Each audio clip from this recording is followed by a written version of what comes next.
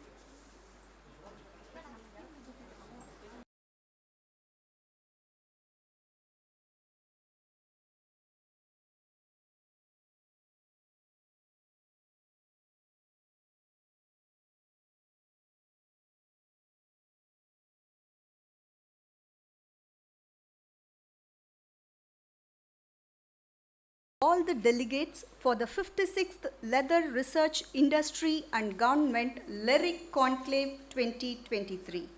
The focus of LYRIC conclaves are on technology trade policy interfaces with research, industry and government, playing three strands of an interwoven triple helix for planning the development of Indian leather sector. We would like to convey that we are now live and the program is being witnessed live by many throughout the world. We begin today's function with the invocation. May I request you all to please rise for the invocation.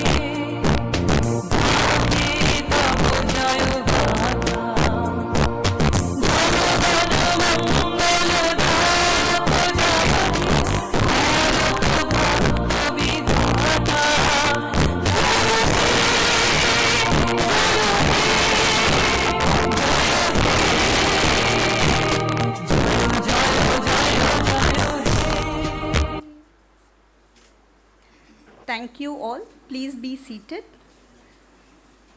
We now give a traditional welcome by presenting Uttorio to our dignitaries. May I now request our director, Dr. K.J. Sriram, to felicitate our dignitaries. Shri Sanjay Lika,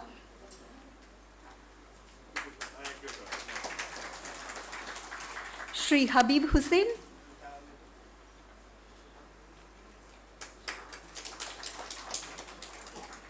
Shri Mukhtarul Amin,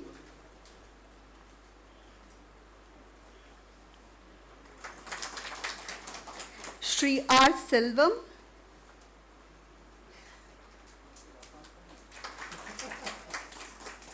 Shri Ramesh Kumar Juneja, Shri Arnabja,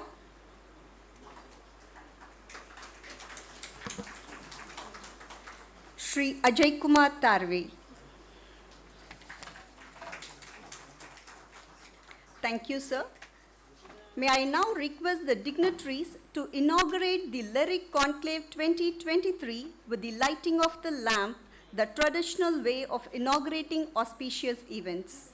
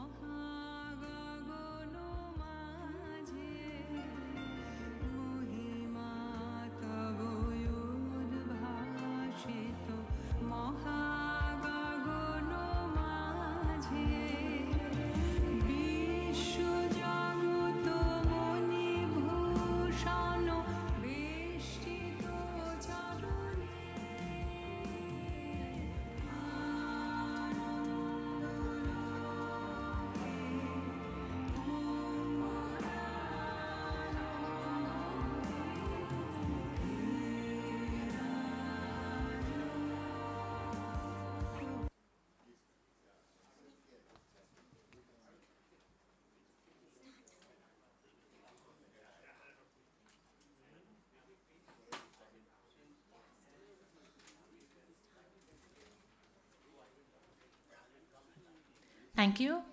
May I now request Dr. KJ Sriram, Director, CSIR-CLRI, to welcome the gathering and introduce the theme of LERI Conclave 2023.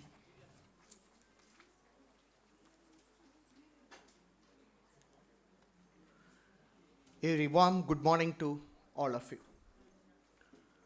Our industry is very unique. We have a very long track record of converting the byproduct of the meat industry into a value-added product called as leather. We have come a long way from the traditional methods of processing, product manufacture and marketing methods to innovative methods that can ensure sustainability not just from the environmental end but also economically and socially. Can we imagine of any other industry that can take the waste from the farmland and convert it into a fashion commodity? Can we do a flashback on what we were 75 years before and what we are now? As Sri Habib Hussain put it yesterday at the CLRI's Foundation Day celebrations, we are today in sync with the environment. We can today proudly say that we care for Mother Earth. In this journey, the Leather Research Industry Government Conclave has paved the path. A no barrier flow of knowledge from the institute to the industry was made possible in 1964 by Dr. Y. Naidamma, who launched the Tanners Get Together. To him, my pranams to make LERIC happen year on year, thus taking the technological growth route for this industry. To industry stalwarts like Sri Imam Hashim, my namaskars for having asked the CLRI leadership to go where the industry needs technology rather than ask the industry to come where the technology is. To the unstinted support and encouragement and forcing us think out of box and traveling with us yesterday at Chennai and today at Calcutta, my gratitude to Sri Habib Hussain, our Research Council Chairman. With the highest level of confidence and faith in us and guiding us move forward, my pranams to Sri Mukhtarul Amin Sahab. To the leader of the Council for Leather Exports and the unstinting support that he has given us and ever willing to come forward to any program that is conducted by this institute, my thanks to you, sir, Sanjay Lika, sir. To the leaders of the Calcutta group and the backbone of the industry here, friends, ever since I met them as director of this institute, until today, they have been believing in us and they have made this happen for technology to come to this industry. My thanks to Sri Ramesh Juneja and all those people associated with the industry here in Kolkata to show their strength behind CLRI. Transiting from leather to leather products was not easy without the support of ILPA, and my many thanks to all of them for their partnership in our journey. Thank you, Sri Ajay Kumar Tarve, Sri Tapandanti, and all those for this support.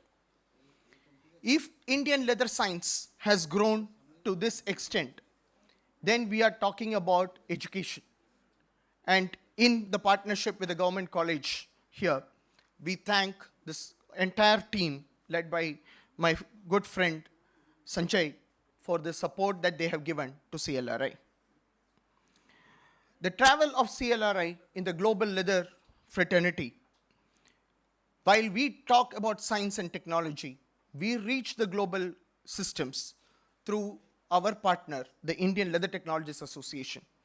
In Sri Arnab Jha and his team, we continue to have inseparable partners, and thank you for being with us. Leather policy is a facilitator, and the one who connects the policy with technology is the Executive Director of CLE. And thank you, Sri Shalvam, for your tremendous confidence in CLRI that we can facilitate the development of this industry.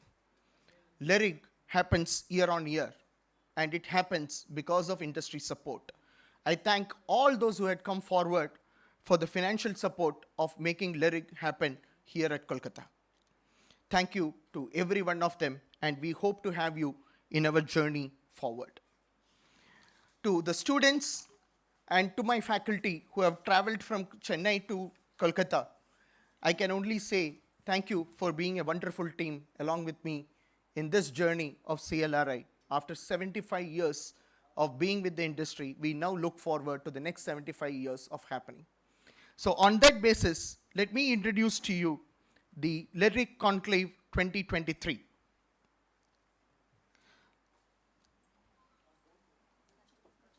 Projector.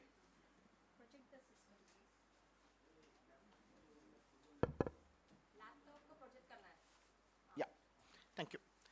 So LERIC Conclave, as you may all be aware, is an industry institute policy connect to bring science, research and innovation system for high trade benefits to India, what we call in today the word Srishti. The Srishti has a great connotation. It talks about the willingness of God to create something. And in this, we talk about creating what we are all associated with, the wonderful leather industry.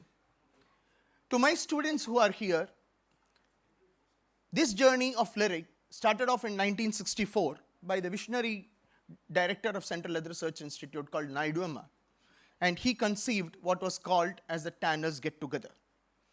Tanners Get Together transformed under the leadership of Dr. Tyagarajan into Leather Research Industry Get Together in 1986, and since 2022, we have changed it further into a Leather Research Industry Government Triple Helical model of a conclave.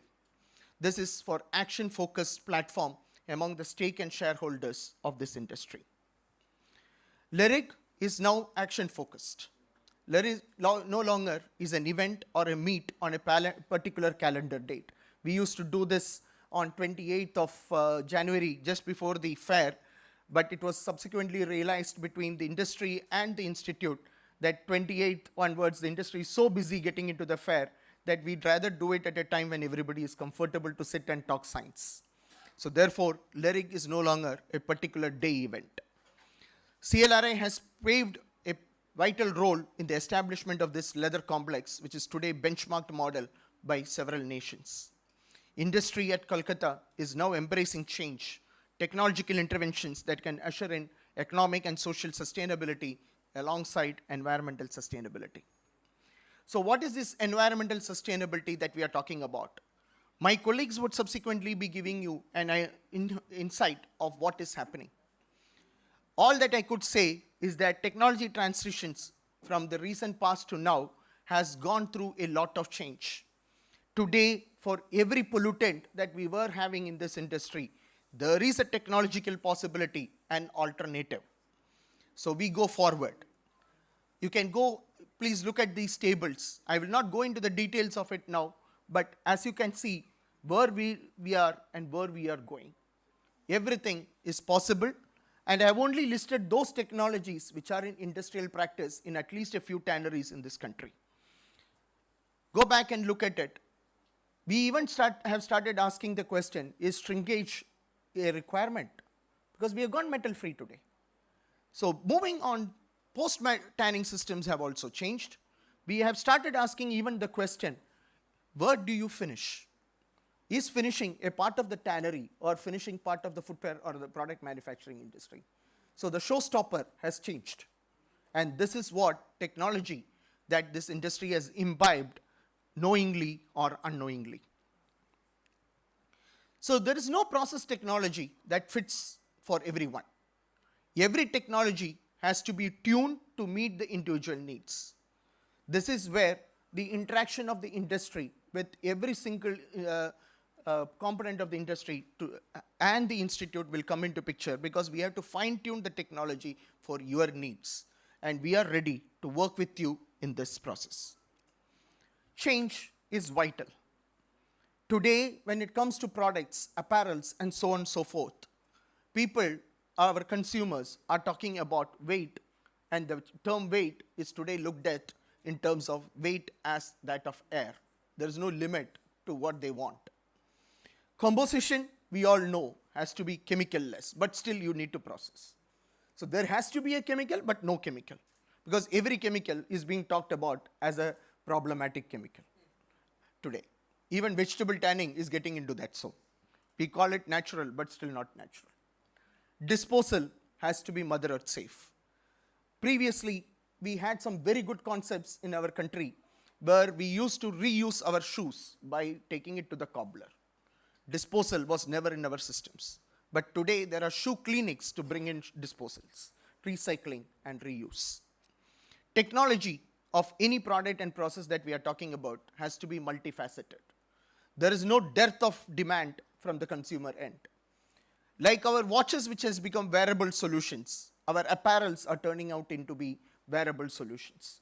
In fact, the textile ministry has even launched a national technical textile mission where one of the component talks about apparels carrying machines or instruments that can take care of your heartbeat onwards to your blood pressure to whatever. Recently, I was even reading an article which talked about our smartphone becoming our ECG device and communicating with our doctor if there is a change in our heartbeats. So these are things which are being demanded from apparels as well.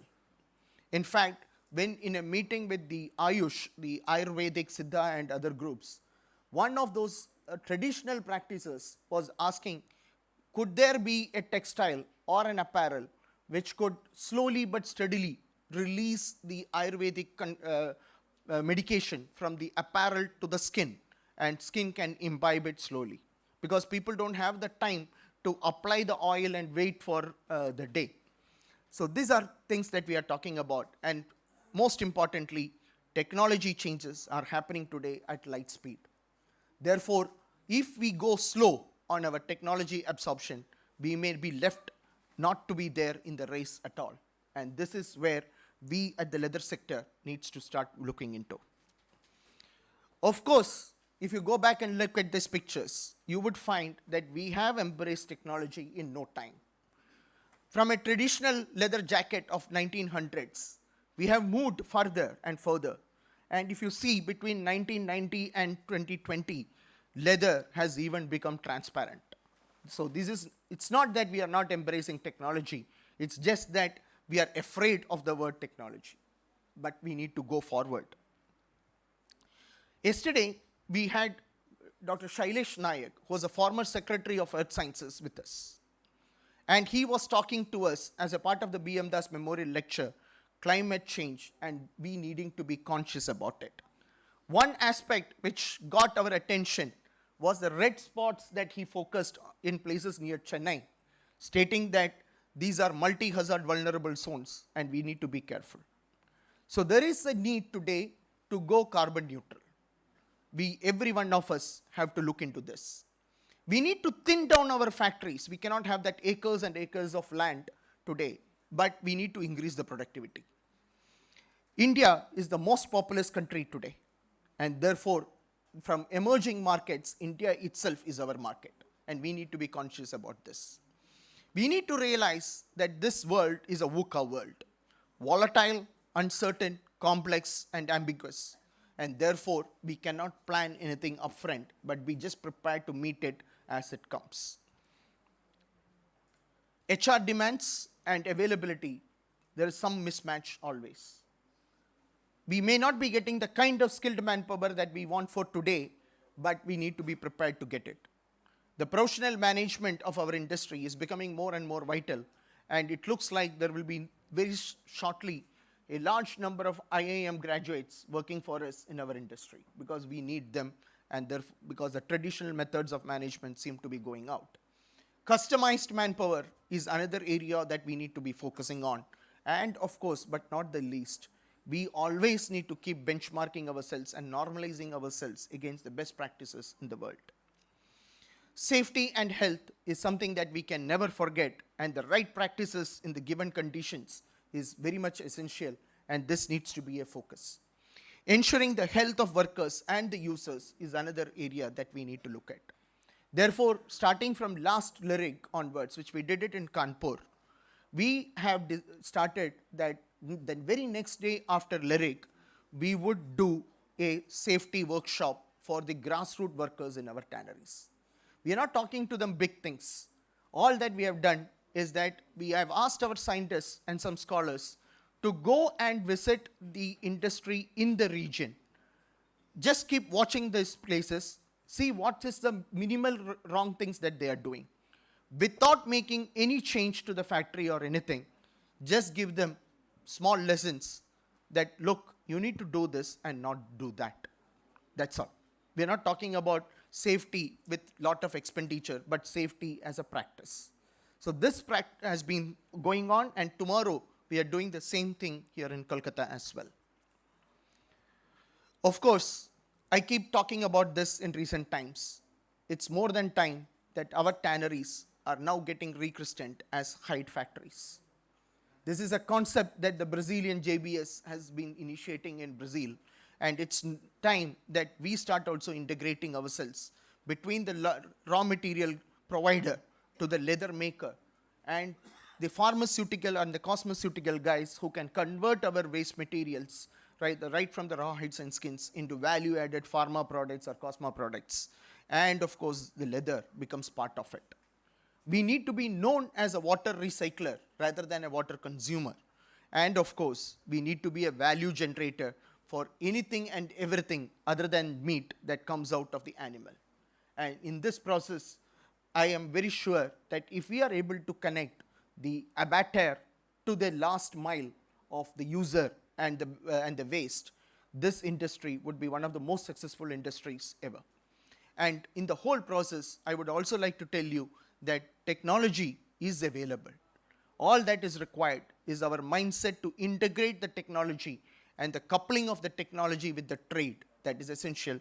And I am very sure that LYRIC 2023 can be a commitment of all the stakeholders to come together on a platform to bring high trade benefits to our country. In this journey, the Central Leather Research Institute will only be a catalyst, bringing the right technology and the technology providers to the platform. Success of LYRIC 2023 is the presence of you all in this platform, and I'm extremely thankful that many of you have been able to make it to this platform, and we are very sure that all of us together can make this industry in India a very successful industry and one which is very much benchmarkable globally. I think it's time that we need to start celebrating leather rather than cry about leather. In this whole process, thanks to an initiative taken by the Honorable Minister for Science and Technology, we have launched what we call as a 1 week, 1 lab in the CSIR, and CLRI commenced its journey on the 1 week, 1 lab starting from yesterday. As a precursor to this whole event, on Sunday, we requested a group called Illusion of the Anna University with which we are partnering to do a kind of mob show, a rapid mob in one of the beaches in Chennai on a Sunday morning. And we also requested them that get this done and also do a skit to tell the people about leather. The kids danced for about 20 minutes, got about 500, 600 people, the walkers of the Sunday morning beach around us, and then played a 3-minute skit. All that they communicated was, we don't kill animals. We are a byproduct converters. We give you jobs. We make money for the country. And mind you, the 400 people who were standing there were at least 300 of them did not know that we are byproduct users. Did not know that this industry was generating $5 billion plus worth of exports and that we are giving jobs to 4.4 million people. And that was an eye-opener to 400 people on a beach for 30 minutes in Chennai. So what if we were to do this across the country in several places? I think we need to capture the mind of the people rather than say that we don't do it, we don't do this. Communicate to them what we are. And I am very sure that this which we put into practice on a Sunday morning in Chennai could very much be possible and really replicatable to communicate the positive feeling about this industry. We are today here in Kolkata as the second day of our 1 week, 1 lab. But at the same time, we are also, from the 2nd to 6th, we are also in Kargil and Leh, where with the support of the government there, we are trying to create a leather product industry. The whole idea of this is that 4 months the women are stuck in the houses because of cold weather and they have nothing to do. The government there is ready to facilitate them with product making facilities. All that they are requiring is that CLRI train them to make good leather products. Leather industry gives them the leather to make the products, and once the winter is over, take the products back and create a selling channel for them. But in that process, we would have given employment to the farthest corner of this country who are otherwise not accessible.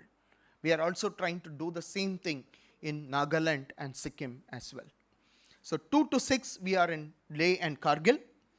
On 4th, there is an industry institute meeting at CLRI, moderated by my former director, Dr. Ramasamy, to look into what this institute needs to do for you in the next 75 years. We are also doing a public roadshow on 5th and 6th. We have, for the first time, the institute has gone and taken a full page ad on the Times of India and also on the various FM channels, just to invite the entire public in and around Adyar, where we are situated, to come and witness the glory of leather. We have asked our alumnus friends who are entrepreneurs to set up stalls and even sell leather products inside CLRI. We have also brought back to life some of those old leather products which which was gifted to CLRI, but one of the leather technologists of that period, Mr. Nagappan, who whenever he traveled used to get leather products of that place and leave it in CLRI. So we refurbished all of them and are now in the process of even trying to create a museum out of that materials. So all these things, we are expecting about 10,000 people visiting CLRI and celebrating leather with us, with the children of BTech program hopping on and converting their usual program, what they call as crosslinks, which is 1 day of science and 2 days of culture, into a virtual leather congress wherein students from 8 countries are participating. In fact, they have set the time zones in such a way that their virtual conference runs up to 11 o'clock in the night so that kids from various parts of the country can participate. And this is also happening there. And the students are also doing a product show or a fashion show for the public to witness and appreciate leather. So this LERIC is for us and the industry to appreciate technology, and the roadshow is for the public to appreciate us. And in this whole process, I would be very much happy if the industry, the students of the future leather industry, all join hands together with us at CLRI and take this journey forward, and we continue to celebrate leather in India. Thank you very much.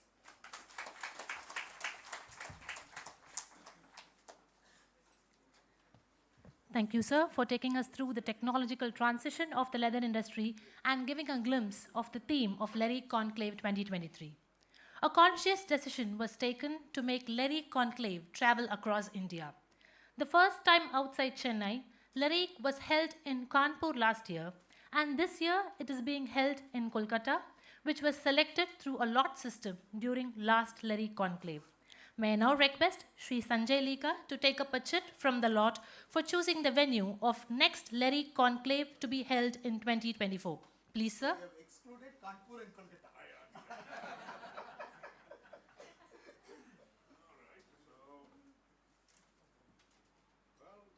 Back to you, sir. So we had here, we had put for as options because this will keep coming: Delhi, Ambur, and Jalandhar. Excellent. So now with Chennai also getting out next year, these 3 people are there to take forward. Thank you very much. Thank you, sir. Believing to see this August gathering in Chennai next year for the LERIC Conclave 2024. The presidential address is being delivered by Sri Sanjay Lika, the chairman of Council for Leather Exports and the managing director of Alpine Apparels Private Limited. Please, sir.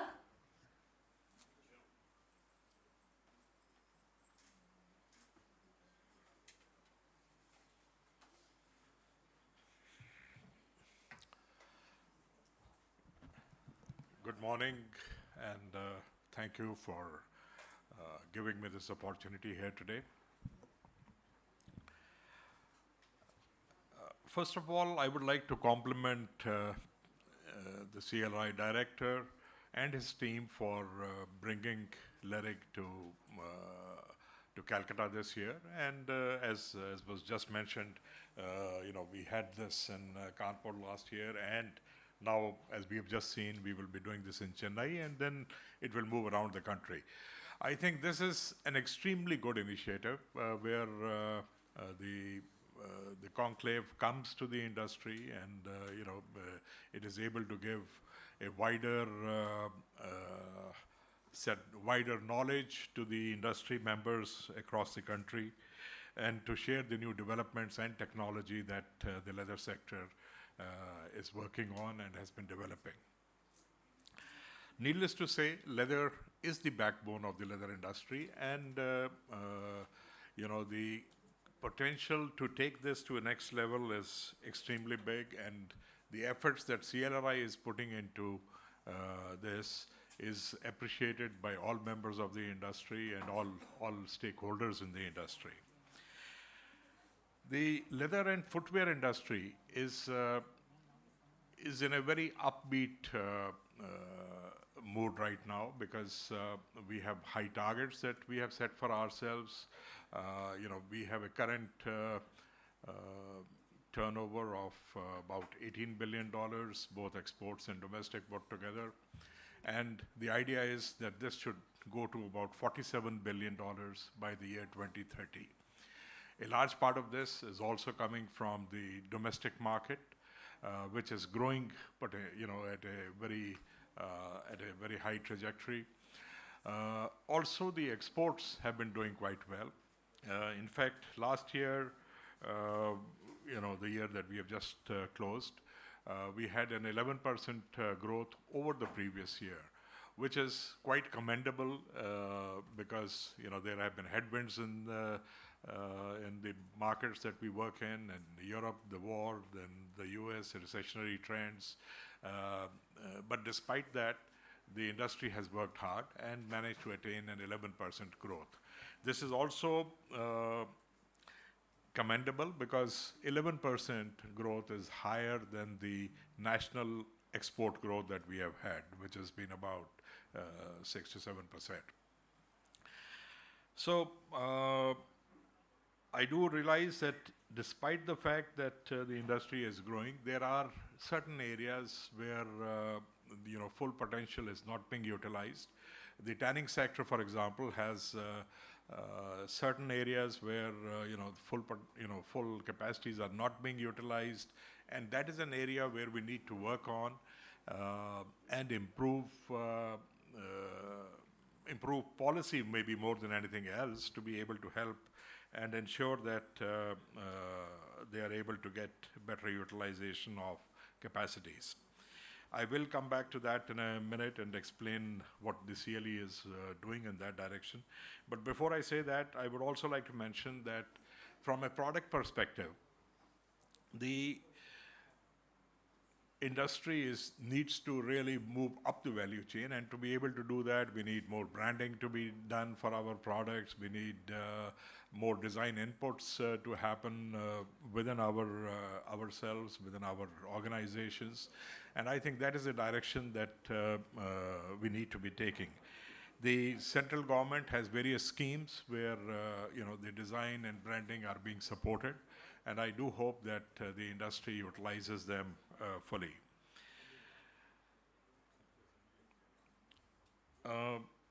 To ensure a complete sustainable growth of the industry, we need the support of both the state governments and the central government. And I understand that the West Bengal state government has been providing adequate support to the industry. The central government also has various schemes which have been working on ensuring that the industry is able to keep growing. We have, in an effort to make the industry grow, we have also been representing to the central government to launch the production-linked incentive scheme for the leather and footwear sector, and I am quite hopeful that something positive will happen on this in the very near future. If this is to happen, I think a substantial amount of investments will start coming in, and the complete ecosystem will start getting upgraded, and we will have perhaps a better ecosystem as far as components and other materials are concerned, which will help us in making the industry grow.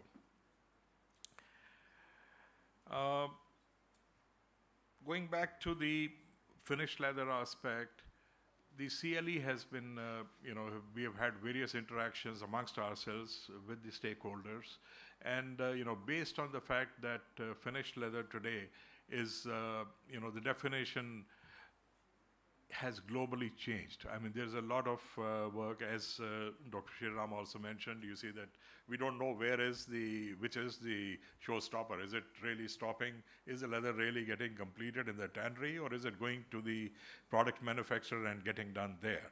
So based on that, there is a consensus that we should relook at the finished leather norms. We should relook at the definition of finished leather, and if need be, there is no if there, with the need having changed to the fact that even leather, which is after tanning, when it reaches the crust level, it is already a finished product and can be utilized in the product manufacturing without any further work to be done on it. And then subsequently, the finishing, the polishing, the whatever can be done subsequently once the product is made. So, and based on this, the global need for finished leather exports from India also needs to be relooked at. And for this, the council has made representations to the government. We have also had lots of interactions and discussions with CRRI, and I think we are all on the same page on this. And we are working hard to ensure that this happens, so that I'm confident that this will not affect the product manufacturers, but it will surely open up avenues for the finished leather manufacturers and for the tanneries, and will bring around, from the council's perspective, from my perspective here today, it will bring me probably another $1 billion of exports, which is what we have lost in finished leather exports over the years. So having said that, I think this is the kind of changes that we are looking at doing, I'm quite confident that with these coming through and the positive approach that all stakeholders are taking in the industry today, we have nowhere to go but up, and the industry will meet the targets that we have set for ourselves. And for that, I request all stakeholders to put in their best, and my best wishes to LERIC today. And I'm confident that the whole day will be a useful interaction, deliberations, and we will all go back with more learnings, with more information, with perhaps some changes to our mindset, and take us all forward. Thank you very much.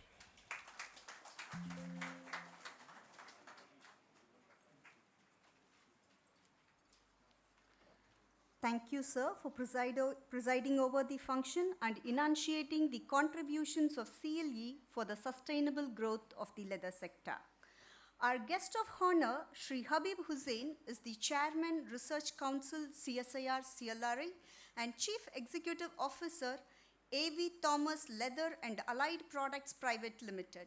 May I now request Shri Habib Hussain to address the gathering, please.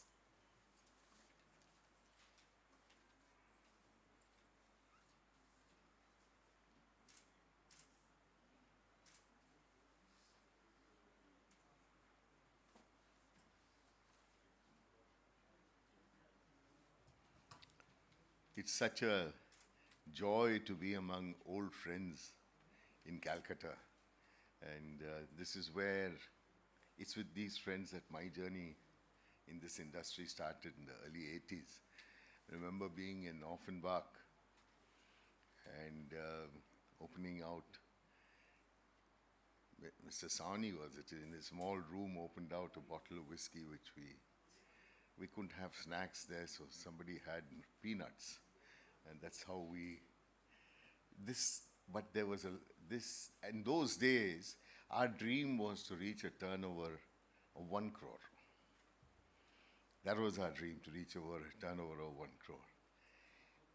I would hope that in my lifetime we have a 5,000 crore, a few 5,000 crore companies, and there is so much passion in this industry. Right here we have Dr. Annabja, Mr. Annabja, who's, I think there's a lot to learn from this gentleman. Dr. Chatterjee, who's there, and Sathopadhyay, who's there, and this. See, you have to there are two things that we need to do going forward. You have to put passion into your product. A lot of us, we cared and fell for it. You have to put the passion. It's a piece. It's a valuable piece. I know it is a byproduct of a slaughterhouse. I know all those things, but for us, it is something beautiful from which we create a product, and that's the way I'd like the younger generation to look at. Take a leaf out of these gentlemen. Tapan is there. He's another very, very passionate person about it. We have Pradeep Botra, who was a big competitor for a long time, who is a big competitor. From that piece, we tend to look at it as a commodity for the most part in the initial stages, chucking it around. Our treatment of that thing is not important. It's not done well. We need to create something beautiful, and it's just like a good chef and what the chef puts into it, and you get a beautiful dish at the end of it. If you're careless and just chuck the ingredients in, it's not going to work, and so what I'm coming to is, the last few years we've been looking at the China plus one. People want to move out of China. They want to come here. Well, they came, and they saw. Some of them are coming in on their own. But we are the same. We have our incremental growth. My submission to all of you is, there is still a giant volume business, but I think we have to partner with the technology creators, and digitize our companies, digitalize our companies. I have been, some of my good friends in the industry, it's a joke. When I get in on this thing, I talk about this digitization. Last week I saw a WhatsApp message where I think in Schiphol Airport, the luggage handling, just with an RFID tag, how it was handled to any destination anywhere in the world, multiple changeovers. The normal thing, that thought process is add another conveyor, add a few more loaders, add this. That is what we have been doing. There have to be intelligent factories which turn out products in smaller quantities but in large volumes, and special products.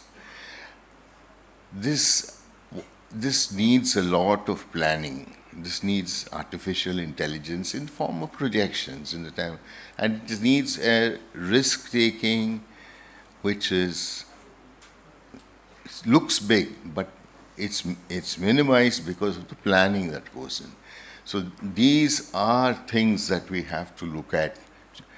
I don't see a problem in creating a few Infosys here and Wipros here and companies like of that scale in our industry. We have the raw material. We have, I shouldn't call it labor. We should really call them technicians and treat them and grow them like that, skill them and grow them like that. Make a special product. What does the customer want? He wants a turnaround. He wants it right the first time. He wants a quick turnaround. So dedicate ourselves to making a 30-day turnaround from the time you get an order to the time you ship. There are people doing it already. To the time you ship, 30 days means 30 days. So then what happens is you reduce the cycle time substantially, and you don't have to look at the China plus one issue. That becomes an India model. So far we've been looking at either the Italian model of high quality stuff, but that is also something we can do, or a volume of the volume-based model that China did. But this India model can be an intelligent factory, and that is the thing of the future. So invest in technology, invest in making your product a much better product in terms of equipment, machinery. Invest in terms of processes, systems and processes. You can have the best Cartigliano 6-plate vacuum dryer for 800,000 euro and then have a misfit handling it, and you can ruin the whole process. So these are some things which other industries have done. Of course, government help now, I think in future, will come only in infrastructure creation. They are not going to hand out any more handouts to you. So they will come to you in the form as it should be. And it will come because they are very result-oriented now. They have to see the benefits right there. So, my friends, personally, I'm committed and I'm investing at this stage my personal money as well as the group I represent, their money. I see a very promising future, but it's a promising future for somebody who has invested in these processes. If you're just a Me Too manufacturer trying to take on the Chinese market, it's failed already. The big shoe guys came here and they went back. They said, you don't have the capacity, you don't have the technology, you don't have the investment. These are all reasons. We have to come, like in other industries, they have to come to us because we are giving something they cannot give. From creativity with NIFs and FTDI and this institute and to the FDDI, the training, to the manufacturing consultancies that we have. We once called somebody called Vector Consulting Group from Pune, who have transformed companies by just making the path simpler. It is called theory of constraints, pioneered by Goldratt, who was an Israeli specialist. And it was just go at the obstacles and remove them. So if you take it as a challenge, welcome the small runs, welcome and plan them better and get a better turnaround. Make yourself special. Your business, I don't see a problem in all of us growing substantially.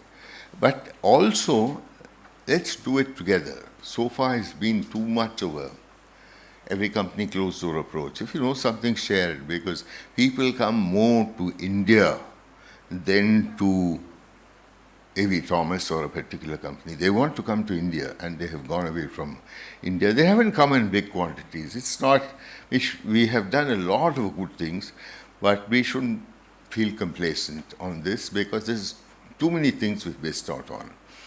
Now, I'm very proud of what the CLRI team has done in this, and Dr. Sriram and Dr. Bala and Dr. Shakil, all, and the whole team. You know, all of y'all, what you've done, this is the way forward. And I would urge my fellow things to look at this business in a different way. It is a great business. There is good margins in this business. It's a great business. We have to change, and we have to welcome change. Thank you all very much.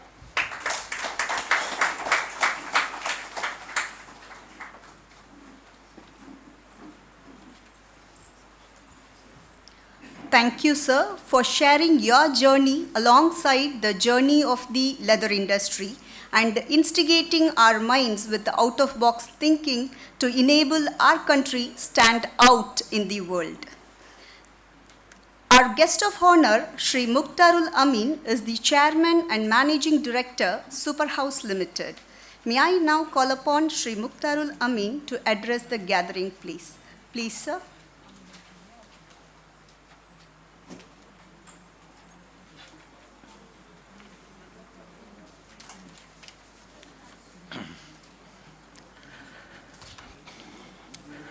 Super morning to all of you. I'm very happy to be here on 56th edition of LARIC.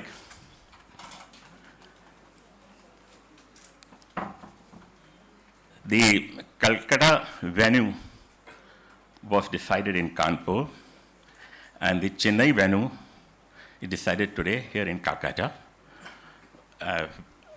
Our chairman, Mr. Likha, he, on the request of the director CLRI, took out the slips, and then it will be decided where should be the next LARIC. But for Kanpur, it was CLRI who decided that they will do it in Kanpur. So thank you so much, Director, for that honor. Thank you so much for that. Long back, I attended a LARIC in Chennai. That was on 2 days event, starting on 28th. I was very impressed. The discussion, the seminars, the lectures were very informative. And I requested, if you, with CLRI, if they can bring this close to the Leather International Fair, the Chennai Fair, because the people coming from different region can also attend. CLRI didn't brought that to the Chennai Fair, they brought to our hometowns. So thank you so much. And I'm sure the different regions will definitely get benefited with the LARIC organizing in different regions. I don't think there is much to say for me after Dr. Srinivasan's presentation. It's so detailed what CLRI is doing, what industry should do. It's very clear, and it's something which for me it's also eye-opening. And the great orator, my dear friend Mr. Habib, I don't think there is much for me to say, but since I've been asked to speak something, so I will definitely have to speak.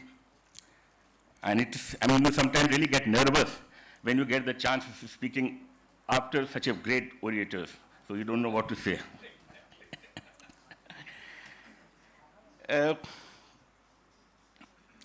If we look back where the industry was in 60s and 70s, exporting wet blues and finished leather, now we move to products. But we have not achieved what we should have achieved. $6 billion export, just 2.2% market share. Is it really what India should have? The capabilities, the raw material availability, the skilled manpower availability, we should have been doing much more than this.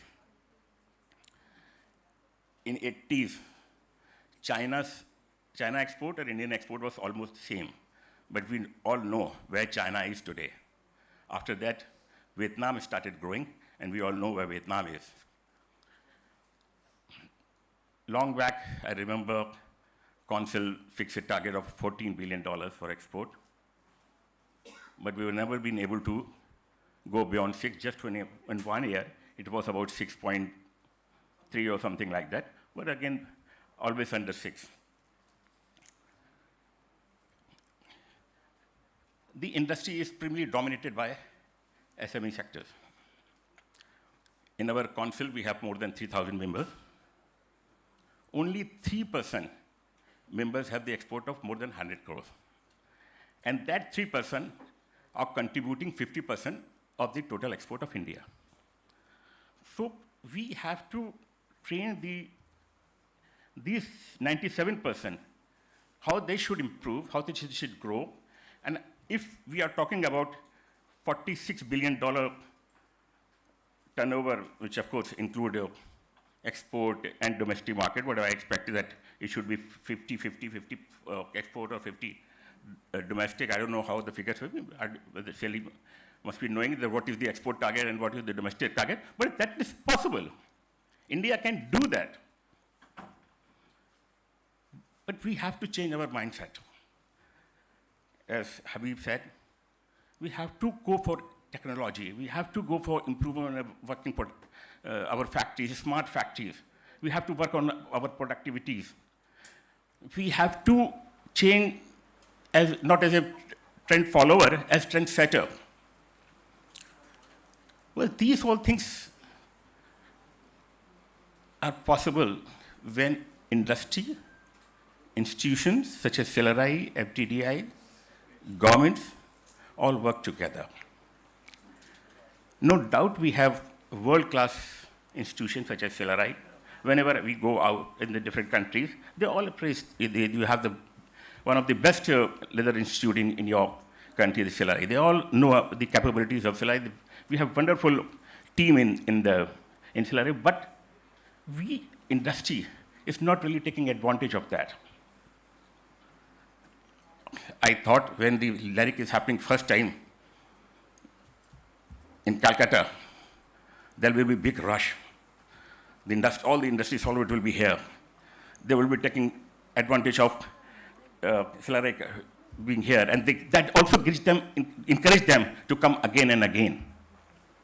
But we are happy what we are doing, so that then we should not blame that government is not doing, institutions are not doing. We have to come forward because this is our industry.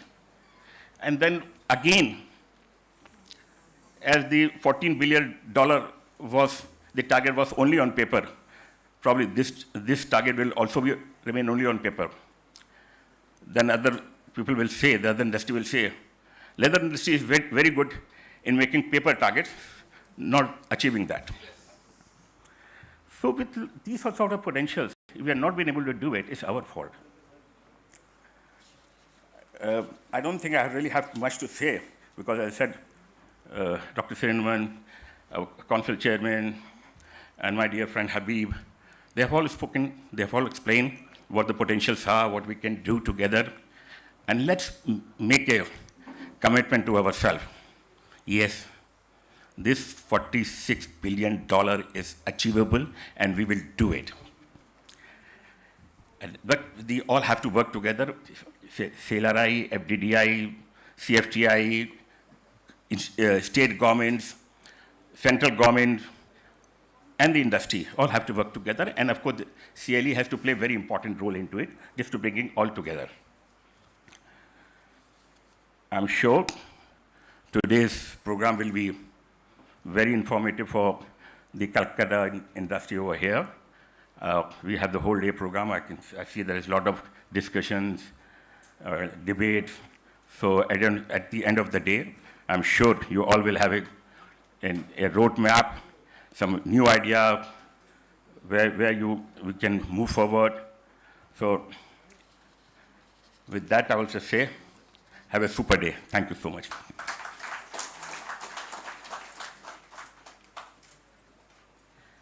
Thank you, sir, for sharing your insights on the targets towards which our Indian leather industry should progress towards and the possible avenues to tap the existing potential of the industry.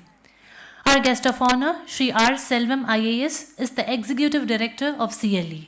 May I now call upon Shri R. Selvam to address the gathering.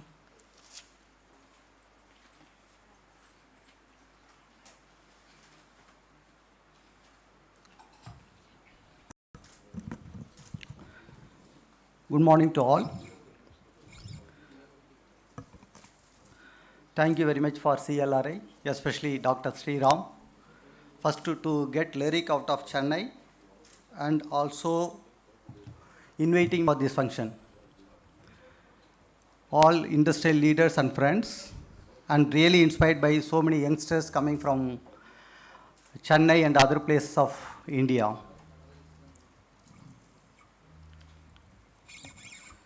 So already all our industrial stalwarts spoke about this entire history, how the industry has evolved over a period of time. My perspective about the industry is, I always think the industry of a billion smiles, a million, not million smiles, billion smiles. How it is a billion smiles? So the industry has the potential to grow 636 billion by 2030. Some reports from Government of India says. And footwear industry alone achieve the target of 300 billion by 2027. Billion smiles, how could it be possible? There are industries which are they are investing on billions of dollars, but giving employment potential only for thousands of people. This is one industry which invest in millions of dollars and provide employment potential for billions of people.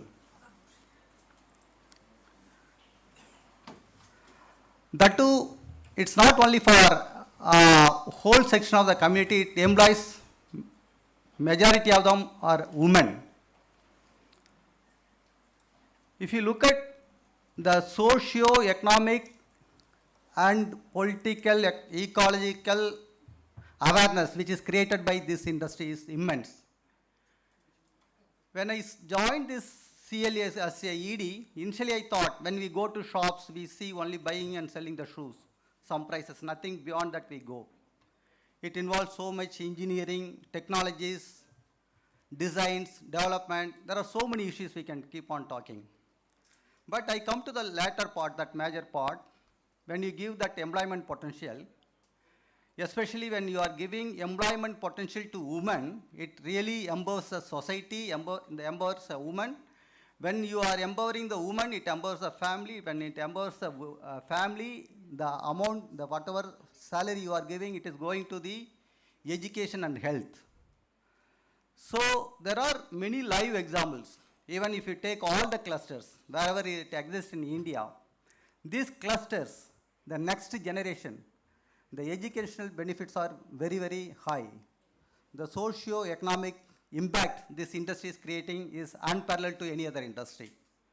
Some of the industry may say, even textile may say like that, but I find it my own eyes. Even one industry in Chayaru, that Nike Fengde Group, which employs 26,000 people, out of that 24,000 are women. Once upon a time, this district was infested with all kinds of sadhus, not sadhus or magic fellows, something like that, caste clashes, communal clash, all those things. Now it is totally transformed. The socio-economic transformation this industry brings out is very, very immense. If you recollect a story, a crazy fellow from Stanford University who passed out and he ran throughout the world. And at last, he found out something in Japan. And he started to sell Tiger. It is in 70s, something like that, many of our industrial colleagues may be knowing. Tiger is nothing but a brand, the true brand he started to sell. And for that he asked $50 from his father. His father refused to give that money. He was of the view that he should earn and get the money. Today with 5,000 employees, 5,000 outlets all over the world, the market capitalization is 140 billion US dollar. Phil Knight, I'm talking about Nike co-founder, Phil Knight. The aim of this founder was create millions of smiles. So what, as an experiment he conducted in Ethiopia, his prime aim is you start the industry, put the industry in the remotest place and collect the woman force, especially in Ethiopia. You collect the young girls, young children, that is employable aged people, young women, and employ them. One is backward area, no other industry can able to go there because this industry doesn't require skilled and skilled labor or something like that. We need only unskilled or semi-skilled manpower. The same thing is applicable to India also. Because when you employ women, in Ethiopia the experiment says they prevented child marriage. They prevented child-related abuses. They prevented women-related abuses. The crime on women have come down. The society transforms. The next generation will go for high-value industrial output for manufacturing or employment. That is how the industry grown. If you look at the history of this industry, when starting from England, then it moved to Germany, then Italy, then US, then it moved to Japan. From Japan, it moved to Taiwan, Taiwan to Vietnam and China. Now this is a time for India. If you don't wake up, actually of course today we are talking about leather, all those things. I am also talking this one, diversification. Diversification also very, very important. Now Nike is planning to source at least 700 million pairs from India. That also they want to put the industry in the very, very remotest places. It is seeing is believing. You should go and see these places. You don't find you are in India. Such a remarkable changes this industry have brought out. This industry also, anyway, of course, the 20th century outlook was totally different. We talked about environmental issues, all those issues. The 21st century is driven by comfort, style, and innovation. This is how this industry is going. Because this comfort, that too in India we have around 400 million younger generation. The youth population is very high in India. The youngest country in the world is India. You look at the youngsters, how many of them are wearing this sports footwear nowadays, all these things. So they look for comfort, they look for style, they look for innovation. The innovation is plays a major role in this footwear industry. In this aspect, my plea or my suggestion to CLRI is to go for more innovation-oriented development, because this industry will be led by innovations and development only. You take these three brands initially, Nike, Adidas, Puma. Now Nike, it is totally green thinking. They whatever concept they develop. Concept developed or ideas generated, everything is, they call it green thinking. They are going for biomechanical works. Adidas is going for biological rhythms, how this do it. And same way, Apple also doing some research on this one. These industries are going in a big way for research and development. There are other industries which are coming to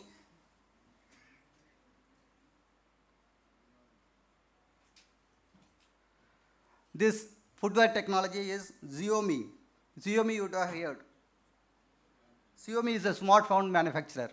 Now they are coming with a new brand called Mijia, smart shoes. Digit Soul. Digit Soul will give you a personalized information about your health condition, BP, so even I don't know about sugar level, even they are telling that the technology may come up. With wearing the shoes, you'll come up with such technologies. and Zootech, Zootech shoes, which is especially for construction workers. While doing the works, the construction workers, what is their glucose level, what is their fatigue level, something is going to happen, it will alert the supervisor. And there is another lethal footwear that is for visually impaired persons. The technologies are coming in a very, very big way. These technologies, we need to follow it up. If we don't follow, we can't be the leader of this industry. Because I already told the history how it moves, that leather and footwear industry throughout the world. Now this is time for India to take up in a big, big way. And there are very many global research institutes. I think Dr. Sriram may give the reply or inform me. I don't know about that one. CTCP Portugal, they are doing major research in leather and non-leather footwear. UNESCO, Spain, they are talking about Industrial Revolution 4 in a big way. International Shoe Competence Center, Germany, and South Cross University, Australia. These are the major universities or research institutes. They are doing very big research for development of leather and footwear. I think on these lines, I hope CLRI will also emerge as a major technological or innovation center for the 21st century. Of course, you are bringing millions of smiles, not by constructing temples, churches, or mosques. By employing billions of women, you are bringing billions of smiles. Thank you very much. Thank you.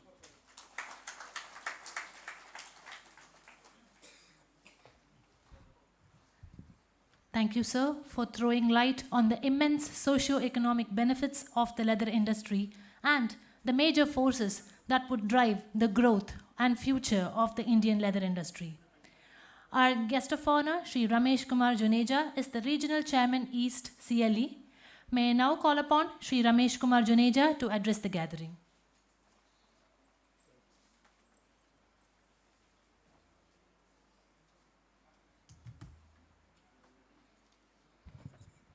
Chairman, Shri Sanjay Likha ji, Habib Saab, Mukhtarul Amin Saab, ED CLE, Arnab Jha ji, Javed Iqbal,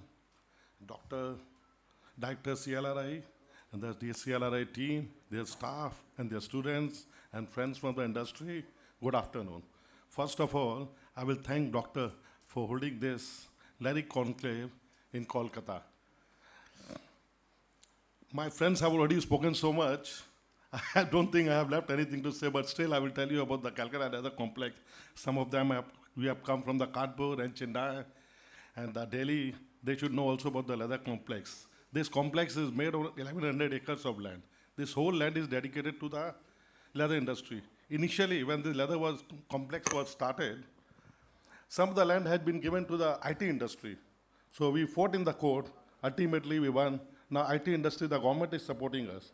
The IT industry is slowly shifting from here. All the IT industry, those who started, they have also shut down operation here. Now it's only for the leather industry. At the moment, this project was actually designed by the CLRI, like our director said sometimes before.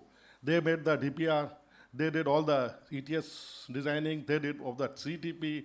Today we have got 8 modules of CTP, 4 are running at the moment. And the old 4 are under upgradation. So we can treat 40 million liters of water per day. At the moment, 400 tanneries are working, and 400 more tanneries are in the pipeline. I mean, the government have allotted the land. And those tanneries will start when those 1, 2, 3, 4, first 4, which are under upgradation, when those will get upgraded, those tanneries will start functioning also. A lot of our friends from Kanpur, Chennai, and even from Calcutta, they have bought the land. Now the government has spent recently 540 crore rupees on the infrastructure. Infrastructure means first 4 modules have been completed. Our government have not taken any money from the under DIPP, from the central government. Government have spent from their own pocket. They are going to make ETS system again parallel. The landfill site they are creating. And now the new footwear park is coming. One leather footwear park. The government has started giving the land, and one the non-leather footwear park.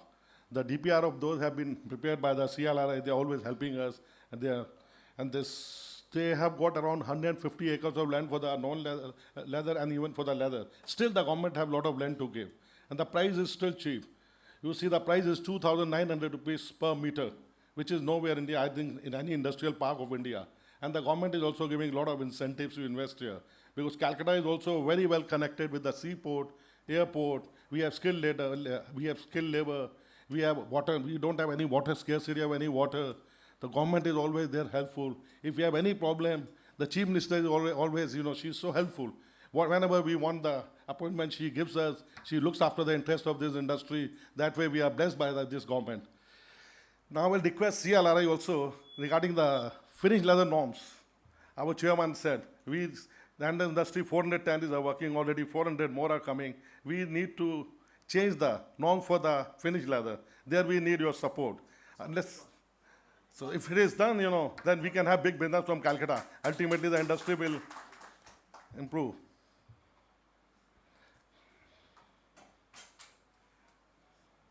I will request chairman that we should have a product fair in Delhi in a big way, like we have regional fairs, okay, but we should have one fair, in Delhi, like the APLF, they conduct, or you can get ITPO, whichever you think is suitable.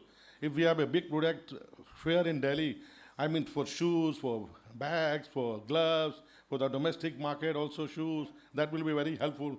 It is my request to you. I won't take your much time. Thank you very much.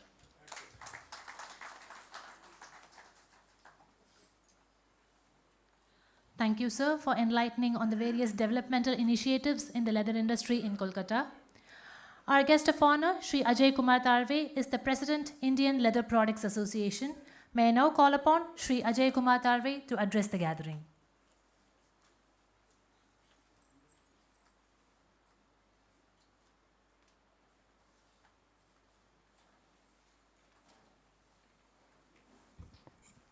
Good afternoon, all dignitaries here, friends from industries.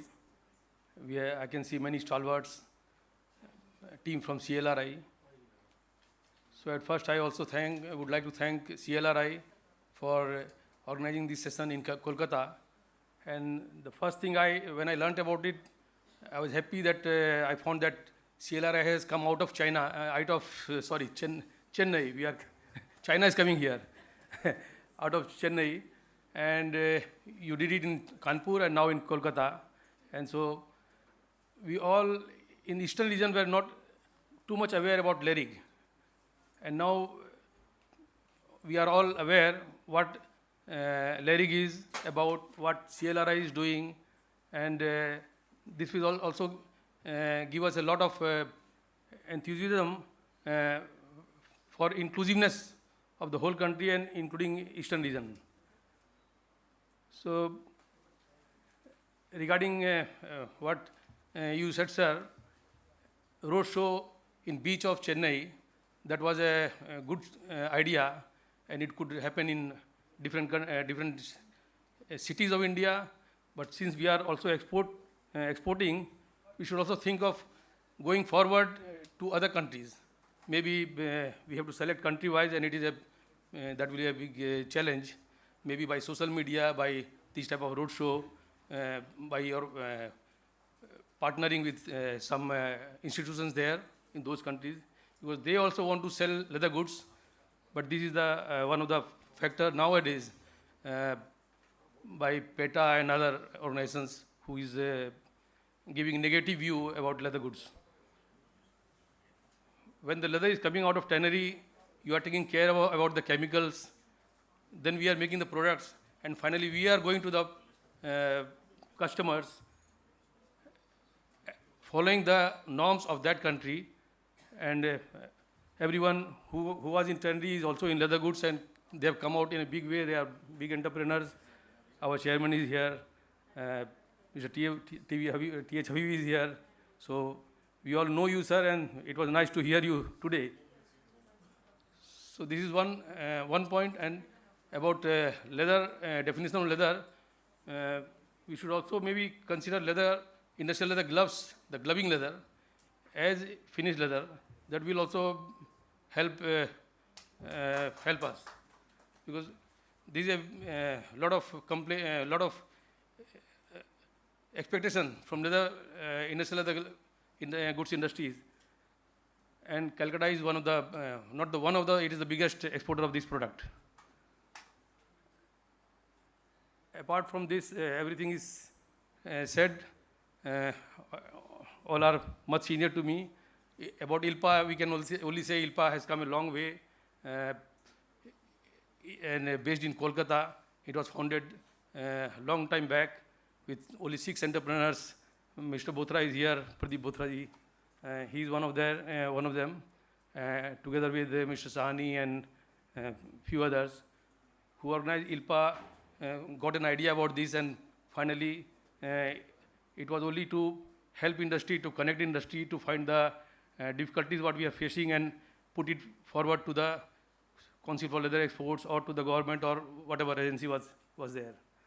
So, and this is Zone 9 in Leather Goods Park. So it is ILPA took the initiative to organize this park because we were missing the manufacturing base here.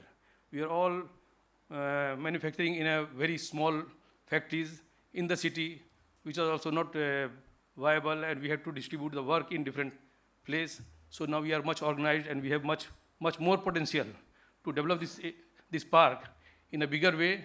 And I hope many factories are still coming up, and I hope in coming year this whole Calcutta Leather Goods Park, ILPA Leather Goods Park and CLC will be one of the example, not only for India but for Asia and people around the world who will be coming here.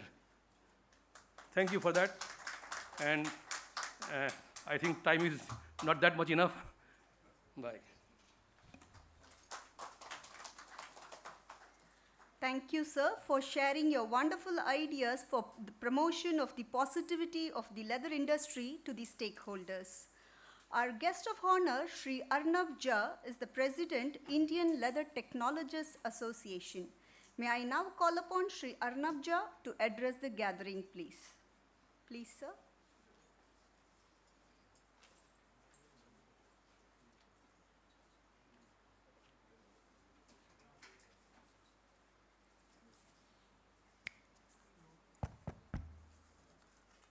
Good afternoon. Sri Sanjay Lekha, Chairman, Expo Promotion Council. Mr. Abhi Hussain, Chairman of the Research Council and CEO of A.P. Thomas Leather Allied Products Limited. Dr. K.J. Sriram, Director CLRI. Mr. Mukhtarul Amin, Chairman and Managing Director Super House Limited. Mr. R. Selbam, IAS, Executive Director CLE. Mr. Ramesh Juneja, Regional Chairman, CLE East and President CLCTA.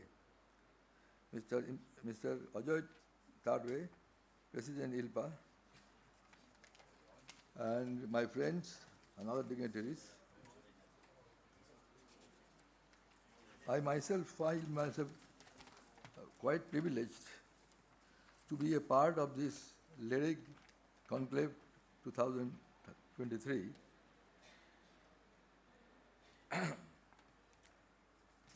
And I give honor to those who took the lead role to execute it. The industry and technology meet starting from Talents Get Together to Lady Conclave 26. Now, now very justifiably giving to be physically widened and throughout the country, that is now being in Kolkata and Kanpur, has proved its perfect step taken so far. OWOL 1 Week 1 Laboratory program is reported to poised to showcase their contribution, present, past and future, and its foolproof optimum practice. The report today at the end, maybe with all possible treated as historic or at least for different approach. Director CSIR-CLRI has very well intelligently chosen the title of the lecture as Science Research Innovation System for High Trade Benefits of India, namely Srishti. Srishti means creation in Sanskrit and Hindi, Bengali. The other subjects under discussion throughout the day, they are novel solution projects for leather and leather goods associated industries, sustainability of leather and leather product sector, growth opportunities for young startups, entrepreneurs, and experience, all sharing on Trinity partnership. And above all, needs of small, medium, large-scale industrial towards the productivity improvement to have the carefully learned, analyzed, and assimilate. In fact, I have come more to listen today, to hear than to say. But I have got one thing very important. For many years I am approaching everybody.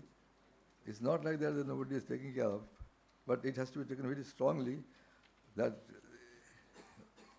a admired leather program, to my opinion at this juncture, is very, very important, and you have to reconsider that how far better it can be modified.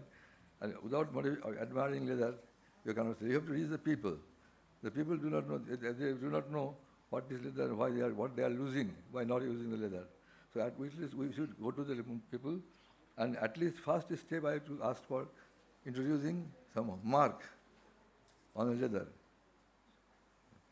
Because a lot of materials are being sold in the name of leather. So if the mark is being introduced, at least the word leather they are using everywhere and say that this is leather. People think when the leather is there, that means it is leather itself, definitely. Because publicity has got very important section. Thank you very much. Yes.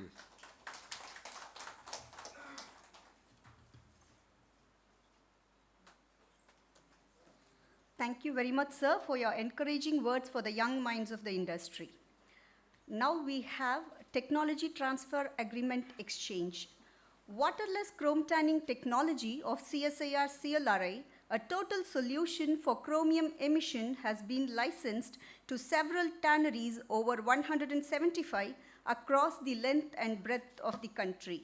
Today, the waterless chrome tanning technology is being licensed to Messrs. Vinith Gloves and Messrs. Sadia International, Kolkata, and this is possible with the support of MSME West Bengal. The leather developed using this technology is displayed in the corridor outside the hall. May I now request the Director CSIR-CLRI and Shri Vinith Kumar Ketan, Managing Director of Messrs. Vinith Gloves, Kolkata, to exchange the technology transfer agreement.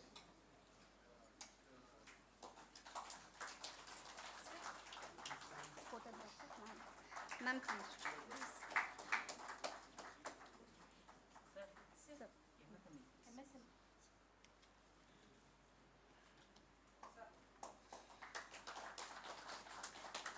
Thanks to the support of Messrs. Vinith Gloves, it had been possible to establish this innovative technology of CLRI in the eastern region. May I now request the Director CSIR-CLRI and Shri Shad Ahmed of Messrs. Sadia International, Kolkata, to exchange the technology transfer agreement.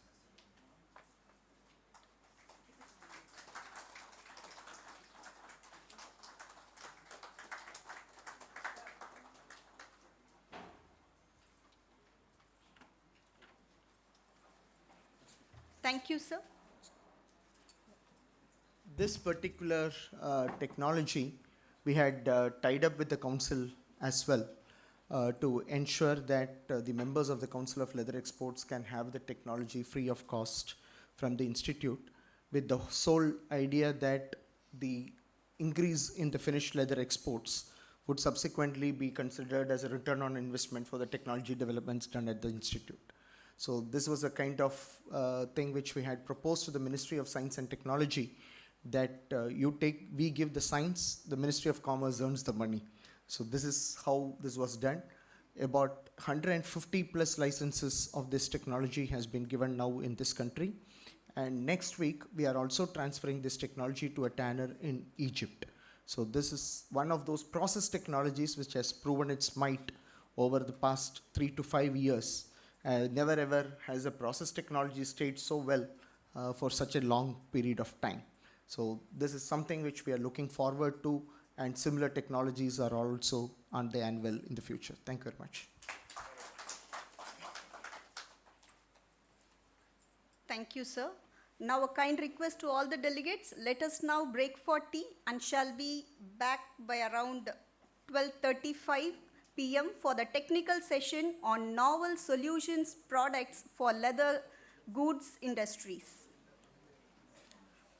A poster session has been organized as part of Lyric Conclave 2023, and the students from FDDI, GCELT Kolkata and Department of Leather Technology Chennai have actively participated and have put up their posters in the foyer. So please.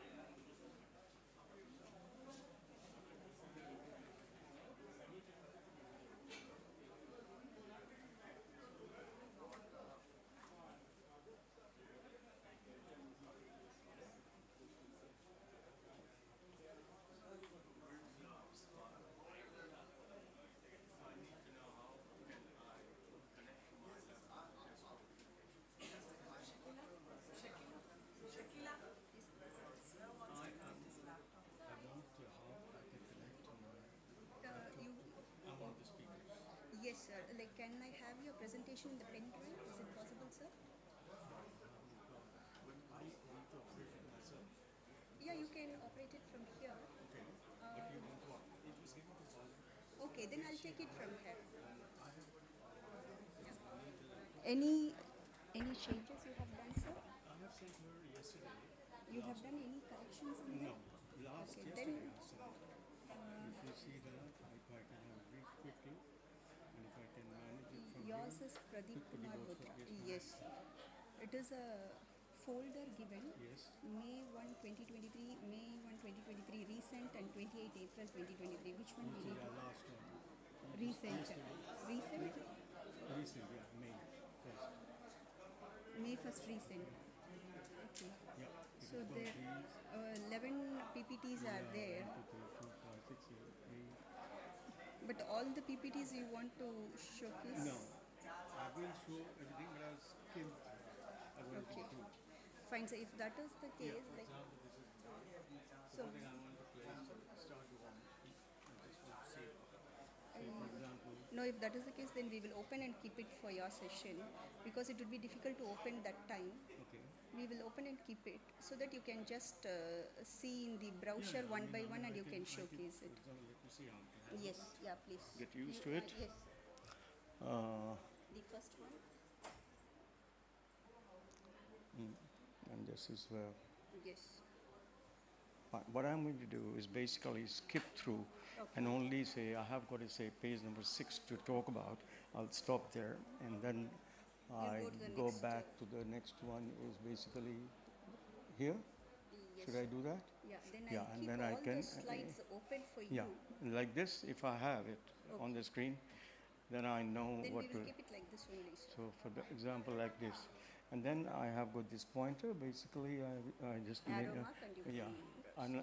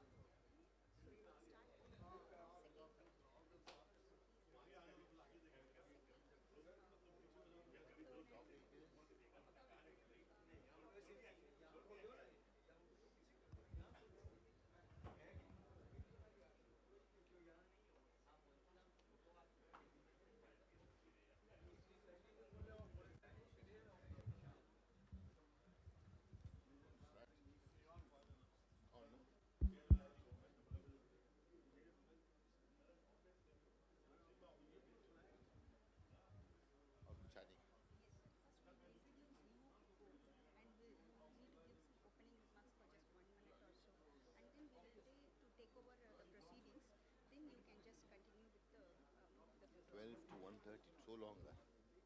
It's already 1. Yes, sir. So now we will limit it to 10 minutes per session, sir. Per speaker. Per speaker. ये अपने ही लोग हैं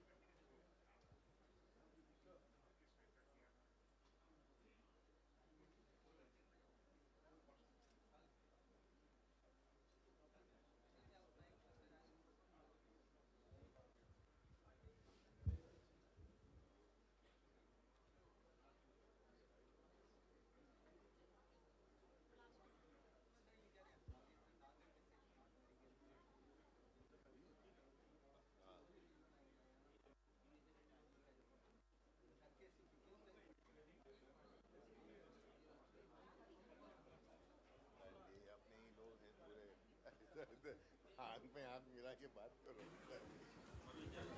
Hello. Good afternoon to one and all. The beginning is the most important part of the work. Now that the LERI conclave has begun well, we move on to the technical sessions of the day to disseminate critical aspects of subject matter pertaining to the leather and products industry. We commence the first technical session on novel solutions on products for leather and goods accessories industries, chaired by Sri Habib Hussain and co-chaired by Sri Vinit Kumar Ketan. We have our speakers for the session who are here to share their insights on the session topic from varied perspectives, industry, research, and academy. I take great pleasure in introducing the chair for the session, Sri Habib Hussain. Sri Habib Hussain is the chairman of the Research Council of CSIR-CLRI. He is the CEO of A.V. Thomas Leather and Allied Products Private Limited. He has rich experience in the leather and leather product domains with deep expertise in merchandising, product development, fashion and apparels, market strategizing, and business administration. He has contributed immensely to the leather industry and occupies eminent positions in many leather and leather product associations. May I now request our session chair to share the opening remarks. Please, sir. Thank you very much. Thank you very much. Welcome to this very interesting session. It's challenging to have novel solutions, products for leather and leather goods accessories and industries. We have got some very dynamic speakers here who have got rich experience in this. One very eminent speaker, he couldn't make it, Gautam Nair, who's a very dynamic businessman, and he would have been a great asset here. But I'm sure we'll hear him sometime soon. Dr. Mohan is the chief scientist at CSIR-CLRI and presently heading the Center for Analysis, Testing, Evaluation and Reporting Services. And he has got 33 years of experience in testing and evaluation, and connected with NABL, SATRA and BIS accreditation. So he will enlighten on the topic significance of eco-label and its impact on the leather good export business. I wanted to give this to Vinit Kaitan to introduce, but I can't resist introducing my dear friend Pradeep Potra. It's a pleasure. Our whole relationship goes back 40 years or more. Pradeep is Managing Director of Creative Limited, Kolkata, a company well versed in the nuances of fashion and leather goods. There's a lot written about it, but what I can tell you is, he is the first person in our industry 30, 40 years ago who would always say why, out of the box thinking, always ask why. And it was a joy. It was a joy, and sometimes we've had cross swords also. But it's been a joy. And Sri Pradeep Kumar is an orator and a philanthropist as well. He has occupied prominent positions in CLE and has contributed many positive changes. Served as the brand ambassador of NIFT for leather goods in early 2000, and he had offered the post of adjunct professor, a founder member of ILPA, one of the 6 founder members, and also that of Freya, which has done excellent work in this industry. He will enlighten the topic trends and fashion forecast for leather products.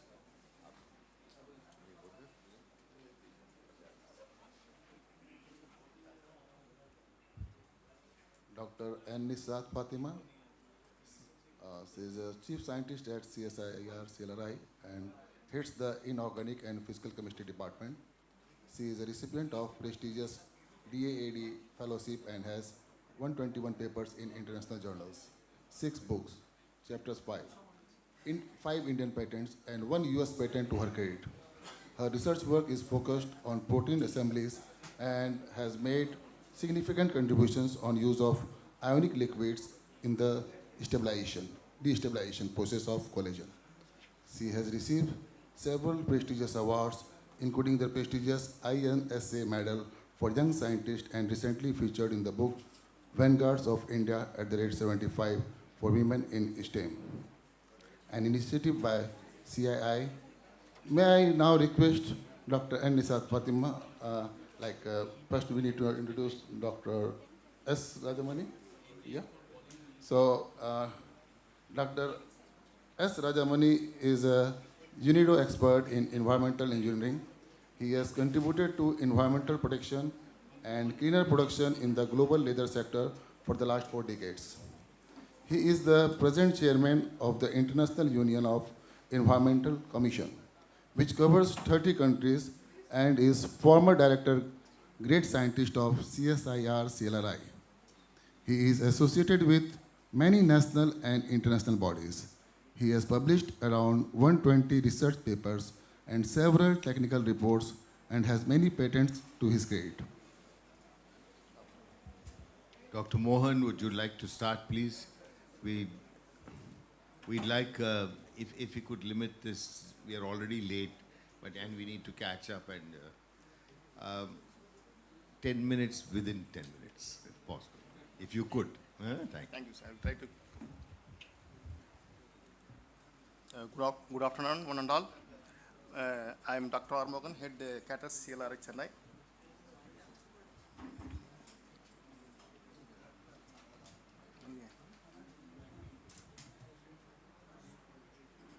So my talk is significance of eco-label and its impacts on the leather goods exports business. Positive impacts of the leather product sector to the nation and the world. The leather products industry occupies a prominent position in the world economy, with the estimated global trade value approximately US under 100 billion per year trade approximately. It is known to be one of the key sector boosting economy and developments providing employment, particularly bottom level of the society in the country. Negative impact of this leather and product industries. Leather and product recognize a major polluting industries. It generates solid waste and industrial sewage waste, various stages processing leather. Tannery waste contain chromium and other hazardous compounds. In the product industry, it generates VOC in the air. The power the machine shifting the goods, fossil fuel are needed to these produce the greenhouse gases when burned and also produce noise pollutions. These pose a major threat to the human health and environment. Pollution affects the environment and human. When the waste dumped into the water systems, it can damage the fish gills, insects, respiratory problem, infection, infertility, and birth defects. It can also instigate a number of series of cancers in animal throughout the food chain. In the human, chromium causes a numerous alignments depending on how it's absorbed. When it inhale, it acts as a lung irritant, carcinogen, and it affects the upper respiratory tracts, obstruct airways, increase the chances of developing lung and nasal sinus cancer. Need of the hour, eco-labeling. There is a need to revamp the leather processing method for a new sustainability leather industry for a synchronizing accomplish of environment, social, economic balance. Now protecting the environment has becoming a global issue. There are many national and voluntary schemes for the eco-labeling leather products.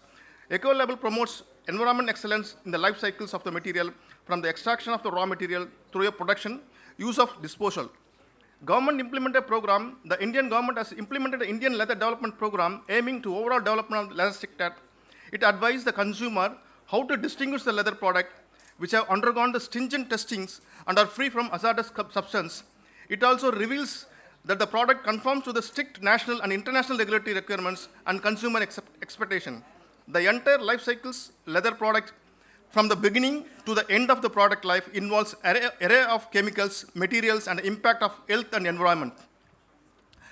The product used in the raw materials in the finished goods such as leather goods, footwear, gloves, garment, and non-leather products are made from the important outer material component, outer and inner material components, leather, PVC and PU coated fabrics, textile material. And accessories used for these components products are buckles, eyelets, D-rings, dog hooks, Velcro, elastics, zip, thread, interlining, reinforcement tapes, and adhesive bindings and stiffness. And footwear outsole also, I'm also including the footwear is an important product. One of the PU soles are PU sole, rubber sole, EVA, and PVC, TPR, other plastics, cellulose, and fabric insoles. So these are the different type of leather goods, heavy goods, leather, light goods, and medium goods. These are the outer material used in the leather products, leathers, coated fabric, textile, and metal component accessories. Purpose of the screening of harmful chemicals.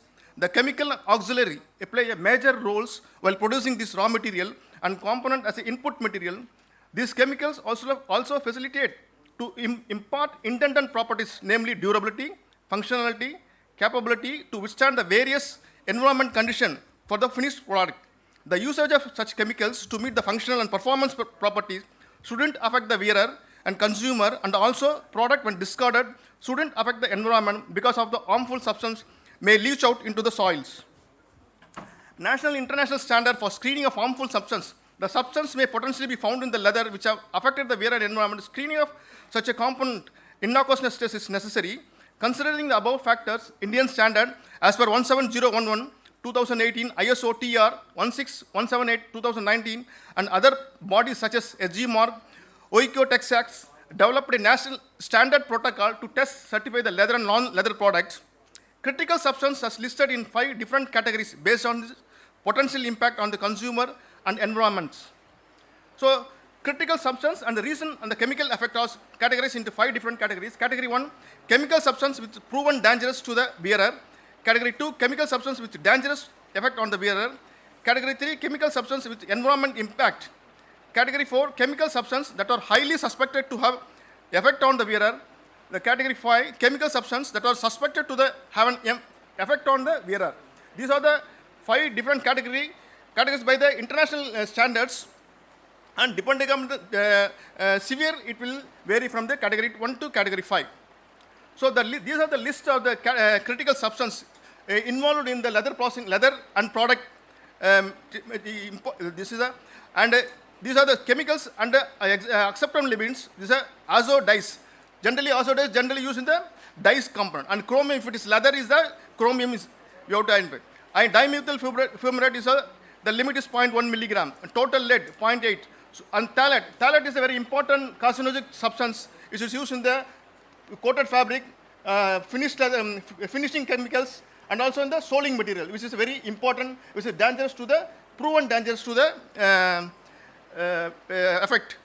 And chlorophenols, formaldehyde, pH, alkyl phenyl, and alkyl phenols. So these are the list of chemicals and what is the limit. We have it is available in the standards. These are the category 1. And this is other important chemical is organotic compounds and biocides. And critical substance in the category 2 list is acceptance limits is flame retardant chemicals and other chemicals, polyacrylic, aromatic carbons, perfluoride compounds, short chain chloride, metal, medium chain chloride, and extracted metal, total metal, phenol, PFOs, pesticides, and volatile organic compounds. And for the non-leather, these are the list I have given the table 1 and table 2 is the leather material. If you comply all the parameters in the listed company, you can free from the hazardous chemicals. These are the chemicals which is used in the non-leather products, particularly coated fabric, textile, and synthetic soles. Azo dyes, DMFU, phthalate, formaldehyde, and pH, and allergic carcinogenic for dispersed dyes. And for the organotics and metal, if it is any metal pot is there, nickel should be free from nickels, and metal pot, lead also 2 ppm maximum. So if you comply the table 1 and table 2, CLRI will give the CLR eco mark on leather. Class A, those leather which satisfy the critical substance category 1 and 2, it will give the entire list of the, including the category 1 to category 5. CLRI will give the class A certification. If class B, those leather which satisfy the critical substance in the category Y only. So in the international standard for the footwear and components, shoe components, the mandatory list, it is developed by the international standard. There they are given the list of chemical components mandatory to comply the restricted by the national, many of the national regulation by the country, proven dangerous chemical. The chemicals that are given in the table 1 and table 2 and table 2 and which are mandatory for screening of leather and footwear components shall comply the prescribed level. For the non-mandatory category, there are the quite number of other chemicals are used in the footwear and components are classified under category 3, 4 and 5, which are for the information purpose only and to create awareness as they may include in the mandatory for the in the futures. So you have to, in the leather industry, we have to keep ready to free from all the hazardous chemical before making the product. First you have to screen all those chemicals before making the product. Once you are making the product, then you have to screening the product where it is sourcing the chemicals and to freeze out the chemical, should not use that chemicals. If you first you have to screen the chemicals in the leather itself. If you are not able to identify which part is coming, then you have to ask which chemical part, either it is fat liquor or it is dyes or it is finishing chemicals. From you have to ask manufacturer to supply the chemicals and identify where are the dangerous chemical involved in that. Then you avoid that chemical and use the for manufacturing process. And then if you make the final product, then before making, once you screening all the chemical components, then you are free from the hazardous chemical. Next, you have to improve, then go for the quality of the material. Not only you have to screen the chemical alone, you have to produce a quality product. How to ensure the quality product? So by testing the inner raw material quality. What are the raw material properties? Basic strength, you have to check the raw material strength, tensile strength, tear strength, stitchability and durability. These are the equipments we are used in the, and the fastness, next important property is color fastness property. Color fastness is a rubbing condition and perspiration, this is a contact method, and water spotting. If you want to make the water repellents product, then you have to do the color fastness spotting and color fastness light. Some of the customers, they will ask the light fastness sensitive dyes, light fastness material. So you have to use the light color fastness light. These are the pictures for lights. And what are the other important properties? Wear properties. Wear and adhesion properties is very important for the leather goods materials. So if it is lining, wear resistance generally for the lining material only. If it is lining start weaken up, then it will start, it will damage the upper material. So this abrasion is a very important property. And adhesion also, how the strength of the adhesion also to ensure the, for the leather as well as the coated fabric. This is the equipment. And other importance is component. Component used in the product is very important to selection of the component, particularly for the leather goods. A zip is a very important component. So you have to see these are the quality parameters to check the, before selecting the quality of the zip. Security of puller attachment, zip lateral store, and fatigue resistance, end stop attachments, slider locking strength. So this is the how we are doing in the testing. And other component fastness, D-rings, O-rings, and dog hooks, buckles, strength of ring and hooks, and strength of fastened buckle, 3-point bending, and Velcro. Velcro also another important component. If it is Velcro is lost, quality is not there, then all the product will gone. So this is the how we are doing the testing image. And the other thread and reinforcement, because reinforcement and thread is a very important component in the leather goods manufacturing. If you are not properly reinforced in the handle, wherever requirements, it will be, leather goods will be damaged. So we have to use the proper quality of the reinforcement and the thread. And once you make all the raw material qualities assessed, then use for manufacturing the final product. Once you make the final product, then you assess the complete product quality. What are the complete product quality? Attachment strength of strap and buckle, attachment strength of strap and D-ring hooks, attachment strength of decorative bow, and seam strength, outer to inner. Seam strength is a very important property. You can check the seam strength. If it is seam strength is not good, you can see this picture. This is the seam strength. You can check the quality of the other leather material as well as the strength of this thread material And also the reinforcement, which materials get failed, we can improve the quality. Where it is failing means we have to assess the where it is failing. If your value is coming low, so we have to assess the quality. Where it is failed, your leather is failed, or thread is failed, or any reinforcement is problem. So you can check the based on your you can improve the by doing this all performance test. And the static loading. Static loading is the load. You have to keep the weight particular load on the bag and see what is the damage after particular hours or so. Similarly, the dynamic load also available in the method. Dynamic load, you have to keep the load and up and down. You have to bring the load at the continuous speed. So how the damage bag handle strength, everything you can decide. And the contact storage. Due to the contact storage, because materials, leather goods materials, having contact with a different material, metal is there, leather is there, lining material. So how the behaving, is there any color is changing depending upon the contact method. So this is also very important property in doing the, and environment aging. When you expose to the shipping the goods into the ship, it will, due to the high humidity and high temperature in the sea, the color may vary, changes. So that also very important property in the environment aging effect. So this is the, and also hydrolysis effect. Generally hydrolysis effect will happen due to the coated fabric only, polyurethane coated fabric only. This also is the effective hydrolysis coating of adhesion of failure. And see how the strap attachment and handle attachments. So the leather goods for eco-labeling product need, manufacturers shall establish and maintain the objective on target to the environment policy to meet the following principles. Use the natural or recycled material wherever is possible. Application of recycle, recover and reuse techniques to reduce the level of pollution at optimal achievable level. Proper treatment wherever applicable and disposal of all type of waste.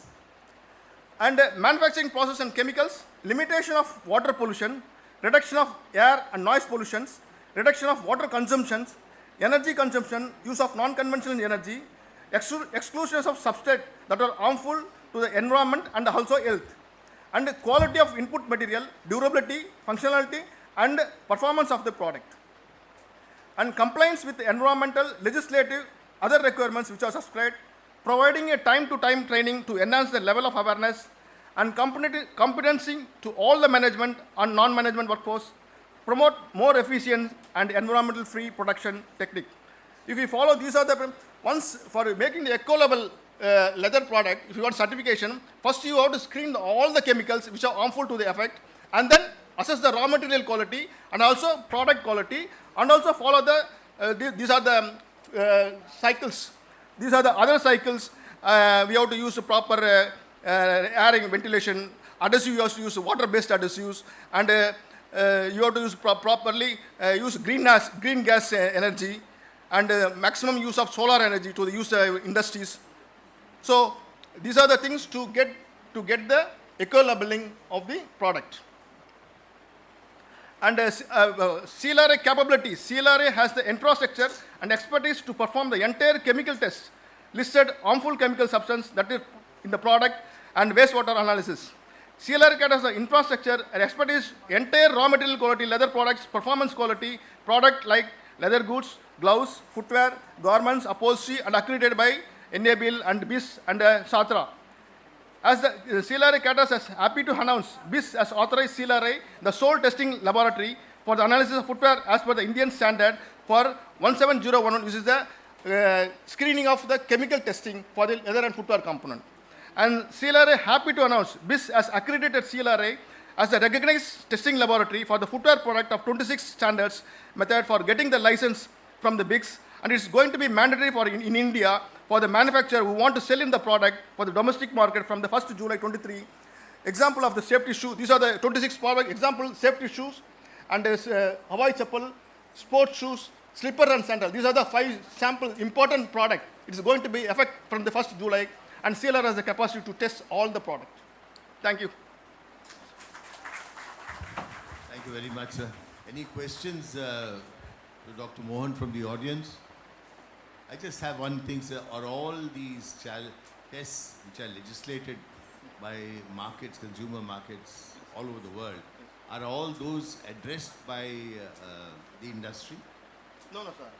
If you want to sell in the European market, people are asking, getting the certificates for the safety issue, suppose example, safety issue. Most of the compost industries, they are complying these tests.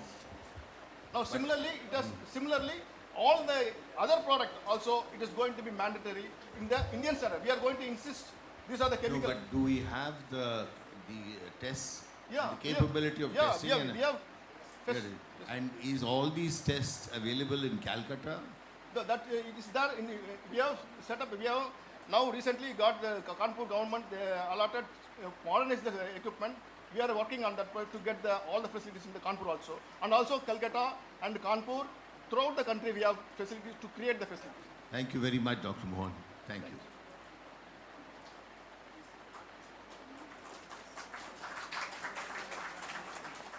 Now, may I request Mr. Pradeep Botra. Somebody had a question, eh? Yeah, please ask. Mr. Mohan, there's a question.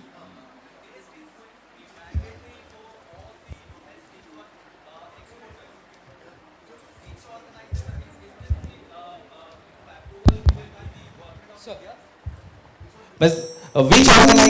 which organization is going to be mandated to all these tests? Is this implementing by a government of India or any other organization or CLRI? This is my question. You said that all the test is going to be mandatory to all the manufacturers, So right? that is BIS is going to give the certification. All right. CLRI is the recognition laboratory. You can test the sample, your sample, and comply all the parameters as per the 26 test methods. Once you comply all the parameters, you can get the license based on our certificates. Okay. Is this going to be mandatory from this July onwards? Yeah. Until now, it is there. So all these facilities is available in Kolkata? We are going to develop or create that facility also. Thank you, sir. I think the BIS thing is only for footwear.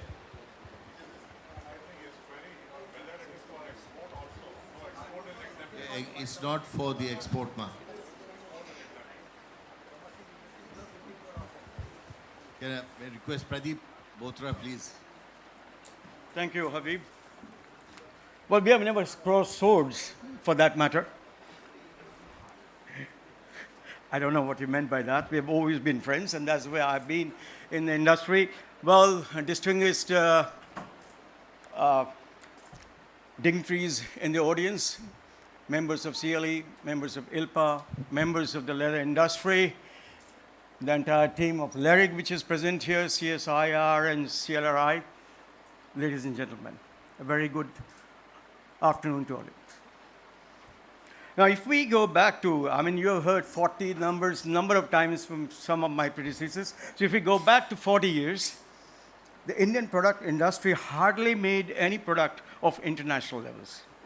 But since then, we have come a long way, and our products are now much better, and many of us are also producing for big brands like Coach, Armani, to name a few.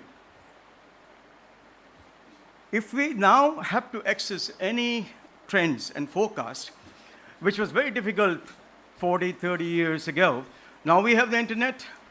We have CLRI providing us all the information.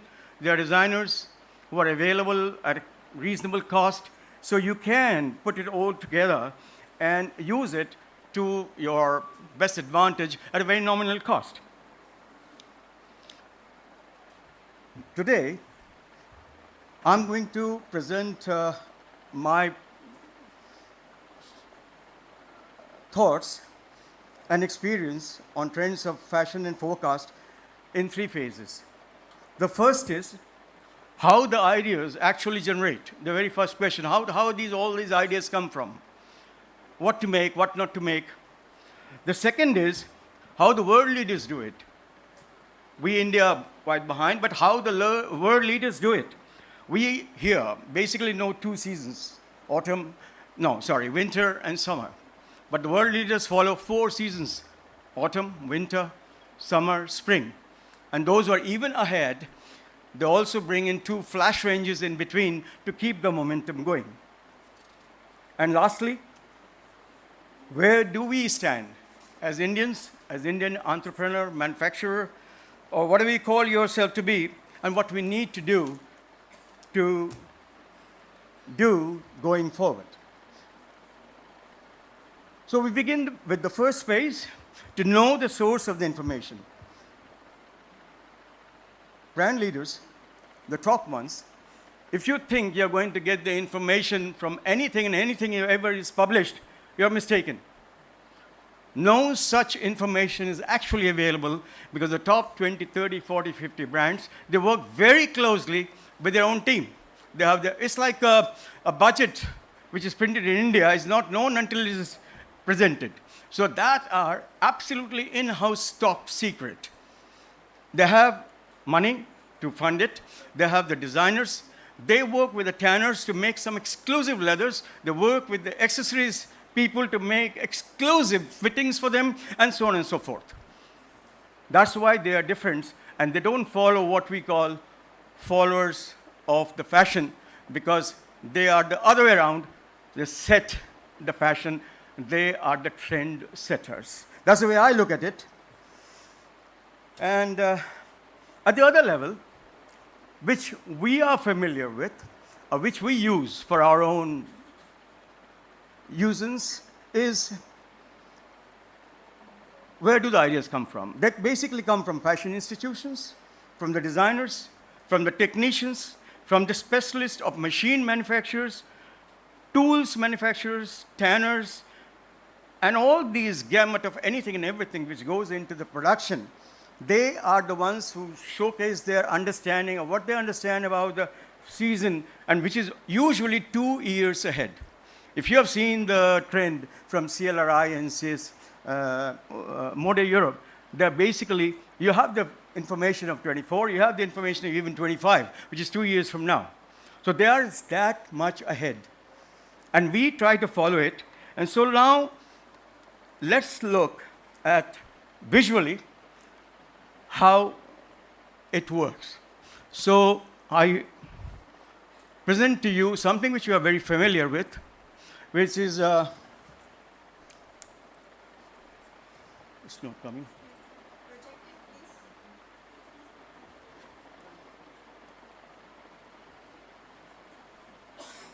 Here. So what you see here is basically the first view of the colors and where the idea originates from. You have all heard Pantone, right? And here you are familiar with these small paper stickers. The Pantone is one of the first things which predicts, and then from there people pick it up, and then they convert into leather. As you see this, this is basically which is coming from Pantone, and the bottom one, these things are coming, they are actual real leather swatches made out of these predictions. That's how it works. Same thing here.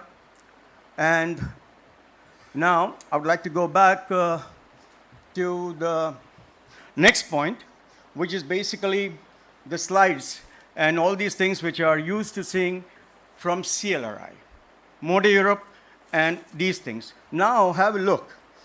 Have a look at this. If you see, CLRI mentions there as many as 400. Do you see? 400 samples being made, out of which 28 are selected. So out of this, there's a lot of hard work which is gone behind. And as you can see here, these things you are being selected. And these are the number of, you can see the colors. And then you see the Indians, there are about 9 out of the 28 colors have been selected from India. If I have to say one thing where Indians have made an impact in the international trade in the leather, this is one area where our help is sought. We provide help, we provide whatever it needs to make a product which is truly international. And thereafter, I would like to move on to the various themes. The various themes because then you have, once you have the colors, you have to have the themes. I'll do it, don't worry, I'll do it. These are the various themes. I'm sure you have also seen these things. There are 4 themes or sometimes 3 themes. Each one has 4, 5, 8, 10, 12 colors. And then from there, people get the inspiration.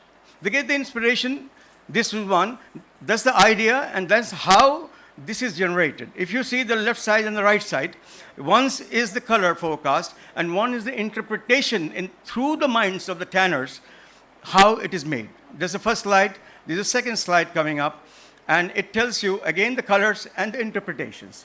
And then this is the third slide, third code, which again talks to you visually that what is possible out of these colors. Now, I move on to the next screen.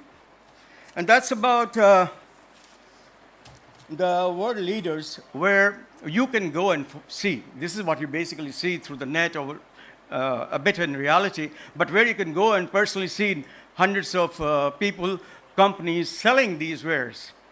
I'm sure you've heard the name of Premier Vision in Paris and Linea Pelle in Milan, right? Is there anyone who doesn't know or heard anything about them here? So, you're all aware? So here is basically, this is a big thing, but I'm just going through very briefly, and I will show you basically, look at these numbers. I mean, there basically are so many ideas. If I go through it, each one is hundreds of ideas are floating. Of course, you can't use hundreds of ideas, but you have to find out what you need to do, because every business is different from one another. Everybody cannot make everything, and it's not required, and one shouldn't even try and attempt doing it. Otherwise, you'll be burning your money and energies. So these are the different kinds of leathers which are being made and shown in the Premier Vision. I'll go to another one, which is Linea Pelle, which is very popular, well respected. As you see the trendsetters in the Linea Pelle, there you see, again, the codes that you saw earlier. I think you have seen this picture.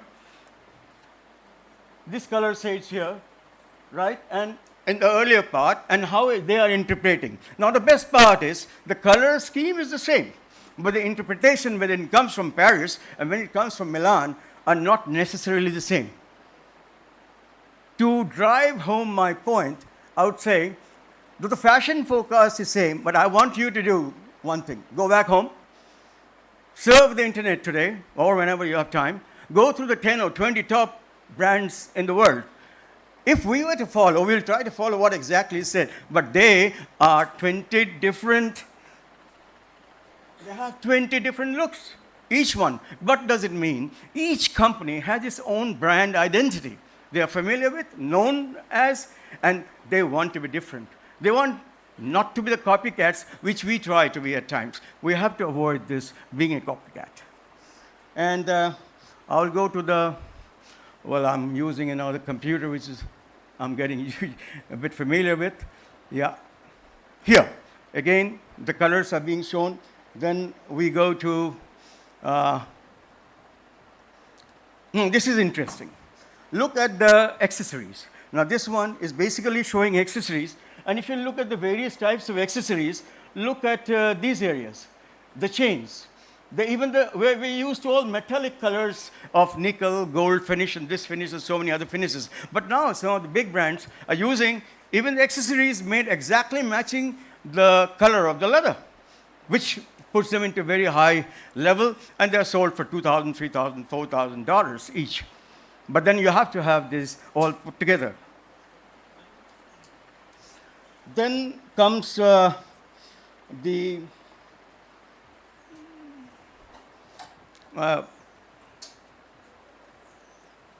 if you look at this, again, here is the interpretation, but in a different way. And so this all goes on, and this is a big list, but I'm trying to be brief as much as possible, giving you the basic ideas. And having done that, now let's move to the products. What we have done is now showing the leathers, the interpretations of leathers, and different kinds of leathers which are there. But did you notice one thing about the leather? That there are many leathers here, many of them which are not in flattened colors. They are very, very interesting. They are very vibrant. They are cut. They are, have holes, God knows what. And you know what they are made out of? The worst possible grades that you can think of. And that's the beauty. The world is shrinking. We don't have the best of the highest kind of leather because that's being bought by the top companies in the world who can pay 8, 10, 12, 15 euros, mind it, per square feet. We struggle the moment we cross €1.5. Anything above 100, 120 rupees becomes a challenge. But over there, for them to make a bag with 600, 700 rupees, even 1,000 rupees or more per square foot is easy because they are selling the bags for a few lakhs rupees. So, my appeal to the tanners here will be to look into this area. Please, convert the 30, 40, 50 rupees of crust into 150, 200 rupees product, which is possible with the technology. It's absolutely possible. And until and unless, what strains we have compared to the others? The strains that we have is possibly the leather and the liver, but that's a misnomer. We live in a false world thinking that's the right thing. And I'll tell you why. But then I request people to basically concentrate on areas of development because Rome was not built in a day. And so the leather industry cannot be built by the owners of each who try to do everything themselves. It's not possible.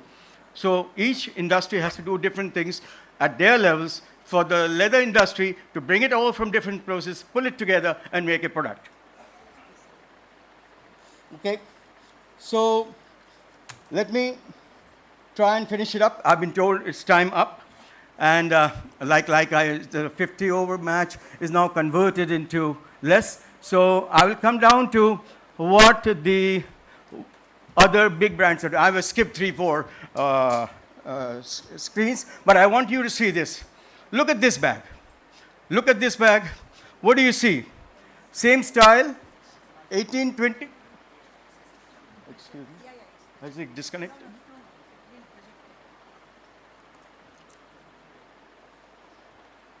If you see this, this is from who? Can anybody say? Which company? Bottega Veneta. Right. And there's no accessories virtually here. It's all leather, woven, famous. They're all selling for $2,000+. And what you have here is 18, 20 colors. That's their interpretation of fashion. They have the colors, but they don't have accessories. Now let's come to do that. That saves a lot of time. And if you have one mold and you make 20 bags out of it, SKUs as we call it, you save money. And then the last one on this is from, again, no guess who it is from? Can anybody say? Hermes, the Paris, the world's one of the top brands. Now, here, same brand, same bag, same thing, but in so many colors. Now, they have gone beyond. They have done, now look at these 6 pieces. Here, only what has changed is basically the metal fittings. On the left is, on the extreme right is etched in red, the other is white, silver, and different things. And that presents a difference. This is smartly done. By keeping everything the same, but by changing a bit, they are saving a lot of their money, time, development, designing, mold making, and everything that goes with it to keep the cost down. And why? Because a lot of things has been said. The reason is the world is now asking these big brands to be eco-friendly, to be sustainable, to be not so expensive, and still affordable. And to do all that, they are also cutting down their cost as much as they can so that they can produce and let the people in the world to enjoy. The last, if you allow me, most important thing I would like to share. I have already cut down a lot of things, but last thing that I would like to share is what we need to do. Okay, the world is doing all this. Great. What we are doing, what we can do. This is my last point. We need, already Habib said, that we need to have a technology. Many others have said, we don't have it. We think our labor is cheap, it's not. Do you know that the belt that we wear is made cheaper in Italy than in India? A plain belt. It takes much less time because it's all automation. We need to understand that. Everything here is not cheap. I mean, inexpensive. The second thing is that we need to have a training program. We don't have much. We think the old-fashioned workers will do. I tell you, one of my friends in Denmark, with whom I work very closely, he took people from where? Who are computer literate, people who can manage the machines and run it well. And we have hundreds and thousands and millions of people who don't have a job. And we can provide the job, and they will do it more correctly than people who have never been to school, can't read, can't write. You need the different mindset to change and bring in people who can run the computer machine. And I tell you, there are 6 machines which are lying. And I tell you, anyone from here can run it. All you have to do is feed, move to the second, move to the third, move to the fourth, move to the 5th machine. It's doing its work. It's cheaper if you can afford the machines. Then, of course, we don't have the tanners supplying the right leathers, which we request with folded hands to our tanners to please come up with ideas. It doesn't cost much money. You need to change your mindset. I want the tanners' challenge is that if the leather is selling for €5 in Italy, make it for under €2.50, which is less than half. But I tell you, you will make more money than what you are making now doing whatever you are doing. It's possible. It's possible. We have done it. And I'm telling you from my experience, it's very much possible. You have to change your mindset. And then, if you have money, NIFT, I have a request. National Institute of Fashion Technology, that's what it says. I don't think there is anybody from here, but I'll take it up from them. When it comes to fashion and technology, there's virtually nothing of technology coming out from there, if I'm not mistaken. And when it comes to fashion, all they're able to produce is the merchandisers. We need designers. Merchandisers, yes, they're a great help to us. But we need designers. Tell me if there's one designer of world fame in India from leather goods. I don't know anyone. Anyone knows? A world-class designer from India. Sabyasachi is only basically a garment manufacturer of classic type, this ethnic group for marriages, right?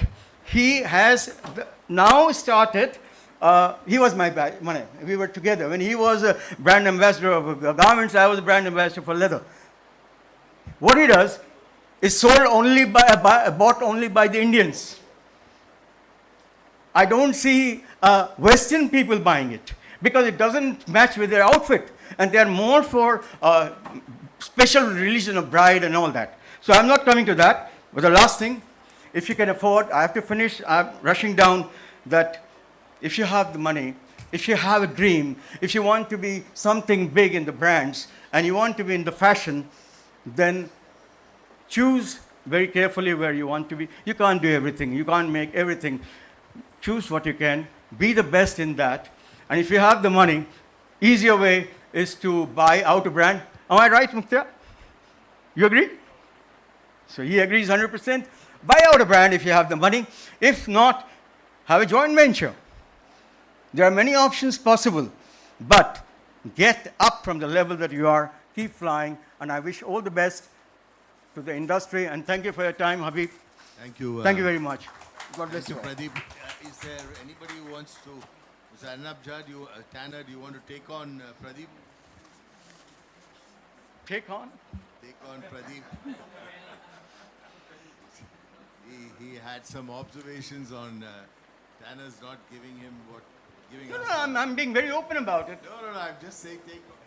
I am very open about it. I tell you, to answer his question, we started with a leather goods manufacturing company. And we went up, going backward, going forward.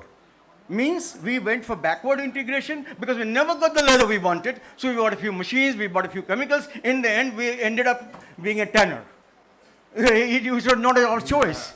And then we were finding it difficult to sell, so we started, I think 30 years ago, we stopped dealing with the wholesalers. We went direct to the retailers. And after that, we even reduced and went for our own retail. So we were R to R, raw material to retail, and it's possible. And I want not one, not two, not 10, 50, 100 such companies to come up, and it's possible. Am I wrong, sir? Absolutely spot on. You are my friend, and you said you cross swords. Here, I'm willing to cross swords with you if you disagree. I'm willing to learn from you. If there are better options, use the better options. I totally, I'm not for, I think a manufacture and a brand and a manufacturing activity are two different businesses altogether. You could be good. No, we know. We have been owning 4 brands ourselves. And more than 15 years ago, we had a turnover of 100 crore plus of our brands only, with a retail sale of 350, 400 crores. It's a fact. I'm not exaggerating ourselves. I don't want to talk about myself, but I am also putting an example because that's the history. Nobody can erase it. Ladies and gentlemen, this It's is possible. the Pradeep I know. This is The possible. Passionate, articulate, everything. This is the Pradeep I know. Thank you very much, Pradeep. Thank you. Thank you. But I want you to grow. India to grow. Made in India label to become world famous. Yeah, he's a painter and he's a good cricketer. Now, I welcome one of the 75 vanguard women of India who's got her photo in that 75 women of India. Thank you. Dr. Thank you Nishad for that. Fatima. Thank you for the compliments. Thank you. Being part of the organizing team, I have to cut down my talk to probably 5 minutes because we are running short of time here. Okay. The title is Fine Gloves for Different Extremities. So what is it that we are targeting? Which extremity are we targeting? We are talking about an altitude of 13,000 to 22,000 feet. We are talking about a snowfall of 1,000 centimeters in winter. We are talking about temperatures which go down to as low as even minus 50 to minus 60 degrees centigrade during winters. And this is the world's highest and the deadliest battlefield. Life is practically inhospitable there, and it is well reported that there are more deaths which happen because of the weather conditions than actually because of the war there. And that is the Siachen Glacier for you, where our Indian army is even posted today and they are guarding our nation. Why is this considered as an opportunity area? Because these soldiers who are there, they need to be given the protection to go through the vagaries of the cold which is there. So for that, it turns out that we are importing a lot of this personal protective equipment for them. And there is a report which says we are spending about 800 crore rupees per day, per annum, in fact, for this protective clothing. So it's a huge opportunity segment. And I'm going to talk about gloves alone here, where the requirement is about 15,000 to 20,000 pairs. And currently it is being imported. While our Prime Minister is saying we need to go for this Atmanirbhar Bharat, I think this is one opportunity segment for us. And when we started this project, thanks to the CSIR initiative, we went to the Kargil. In fact, these pictures were taken from the Kargil Museum there, where we found the presently used gloves. And we went back and saw what are the requirements, what do these gloves require to be used in these conditions. It turns out that they don't give us any technical specification. They only give you a qualitative requirement, like for instance, comfort, very qualitative word. And of course, the cold insulation, which is very important property, the waterproofness, because you're in the icy region, the functional dexterity of the hands, the good grip and ease of washing. These are the qualitative requirements spelled out, and this is the tender document out there, where you could see that they're not giving you any technical specification. They say that you fulfill this, these gloves are given to our soldiers, they will use it there, and based on the feedback, the order will be placed, and then the technical specifications will be made. So from this, what we decided was, okay, let us look at what are the key properties which we would target in these gloves. So of course, the cold insulation, the cold crack, the abrasion, because we're talking about ice conditions, the waterproofing, lightweight. Imagine carrying tons of your supply and you don't move out of your post. Once you reach there, practically for 4 months, you have no way to come down. And even if you want to come down, probably, you'll never make it. So that is the kind of conditions we're talking about. And these are the ISO specifications. And with this intention, we came out with an objective that we will develop chemicals and materials which will withstand these temperature conditions. And how to do it? We looked at the general chemicals which are used in leather processing, the retanning agent, the fat liquoring agent, the flame retardant, and the adhesives, and the impact resistance. I'm not going to bog you down with the chemistry behind this, but all these technologies in the last 3 years we have developed, we have patented each one of them, where we have targeted each of the properties, like how do we increase the cold insulation, which the leather itself is known to give it, but how do I enhance that cold insulation? Then of course, fat liquor plays a very important role. How do I make the leather not crack at that temperatures? You need to have that fat liquor which has the ability to still lubricate your skin. And then, of course, flame retardant, because we're not going to catch fire in ice, but we're talking about a war zone here. So we need to have this property, incorporated into those gloves, and the impact resistance. And one part of our team was also working on designing of these gloves, because we are talking about 2 gloves. One is an inner glove, and other one is an outer glove. The outer glove has 1 component, and whereas the inner glove has 3 layers. And each of these layers are a non-leather material, the textile material. So we went ahead, did the pattern development, and we developed a prototype. And we sent it out again because of our mission program, which was already happening in Ladakh. We gave it to the Ladakh government. They didn't do it at the test trials at the Siachen region. They did it at the plains. Of course, even there, the temperature is minus 20 degrees centigrade. And this is a report which we obtained from them. Based on that, we did further improvements, design corrections, and we then made these gloves. And right now, the trials are going on. It is still winter up there in Siachen Glacier, and these gloves are being tested in those conditions there by the Northern Command, our Indian Army, and they passed the level 3, which is the requirement of the cold insulation. And for this endeavor, we haven't signed a non-disclosure agreement with one of our partners, Mrs. Dandabani. And for doing the trials by the Indian Army, as I said, no point in doing it at the plains. It has to be done by the soldiers at the Siachen Glacier.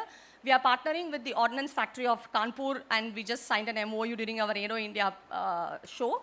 And what differentiates this product as against what has already been used? Even today, some soldier is wearing a glove there. So what differentiates it? All the properties are on par. In fact, it's slightly better. And the most important differentiating factor is that you can look at the price. And this price is something which we have obtained not by doing it in the laboratory scale. This was done at the industrial scale. So we have today a product which is on par with the global benchmark at a very reduced price, and we can achieve the dream of Atmanirbharta. And what is an offshoot of this project was the Border Security Force, which comes under the Home Ministry. The defense, the Indian Army comes under the Defense Ministry, whereas the Border Security Force comes under the Home Ministry, where again you have the requirement for gloves. When we talk about anything in leather, the export is one of our focus areas. But there is a large, huge market, which is domestic market, especially from the government, where it is a order which you get year on year. So I would request the industry to focus on the domestic market, especially for the government, where there is a potential. In fact, when we were discussing about this project with our S&T minister, he was saying the J&K police also require gloves. So why don't you look at their requirements? So this is where we are going forward, and thank you for your listening. I hope I finished it in 5 minutes. Thank you very much, Dr. Nishad. Is that the picture of you on the Siachen Glacier? No, I didn't go there. I wish I could. Is there anybody who would like to ask Dr. Nishad question? Yes, this gentleman there. Yes. I don't know the... Yeah. Ma'am, this is Dr. Mrinal from FDGI, Kolkata. I have just queries. It is right that it is from leather organizations, and I am basically textile backgrounds. So is it possible to make a combination of textile and leather? Because if you make a stick to the leather, probably there is a restriction of objective.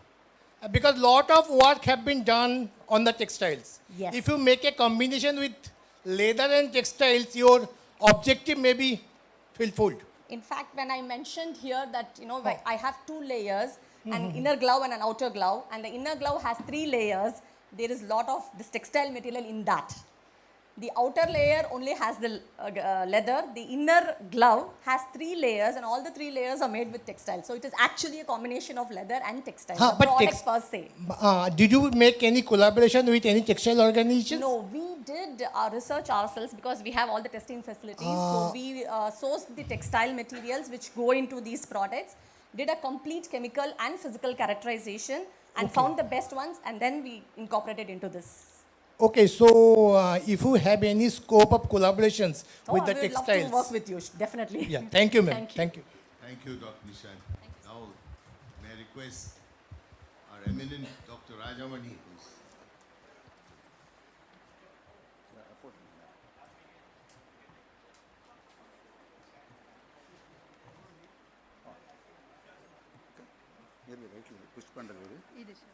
Okay. Good afternoon. I would like to thank CLRI Director and my colleagues for giving me this opportunity to come back to you about the developments and how CLRI has done its contribution of this leather complex. 30 years back, this place was a marshy land, and no one was prepared to come here. A lot of dacoits, and even industry himself, the main objection was you cannot come here. So dangerous. That's why then CLRI took the initiative not only conceive the concept of relocation and the formulation, interact with the government, and also interacted with the industry and a lot of legal issues. Then finally we designed to suit this situation, and we are enjoying, as Suneja was telling, that you have got a lot of fund and you are doing well, more than 30 MLD, you have gone to 40 MLD, but still you have got a lot of scope to get the support from CLRI and technology-wise and organization-wise. Okay. So if you see that, this is the main locations of clusters of tanneries. Mainly, it was initially 55% tanning operations in South India, Chennai. And next was Calcutta, Kanpur, then Jalandhar started.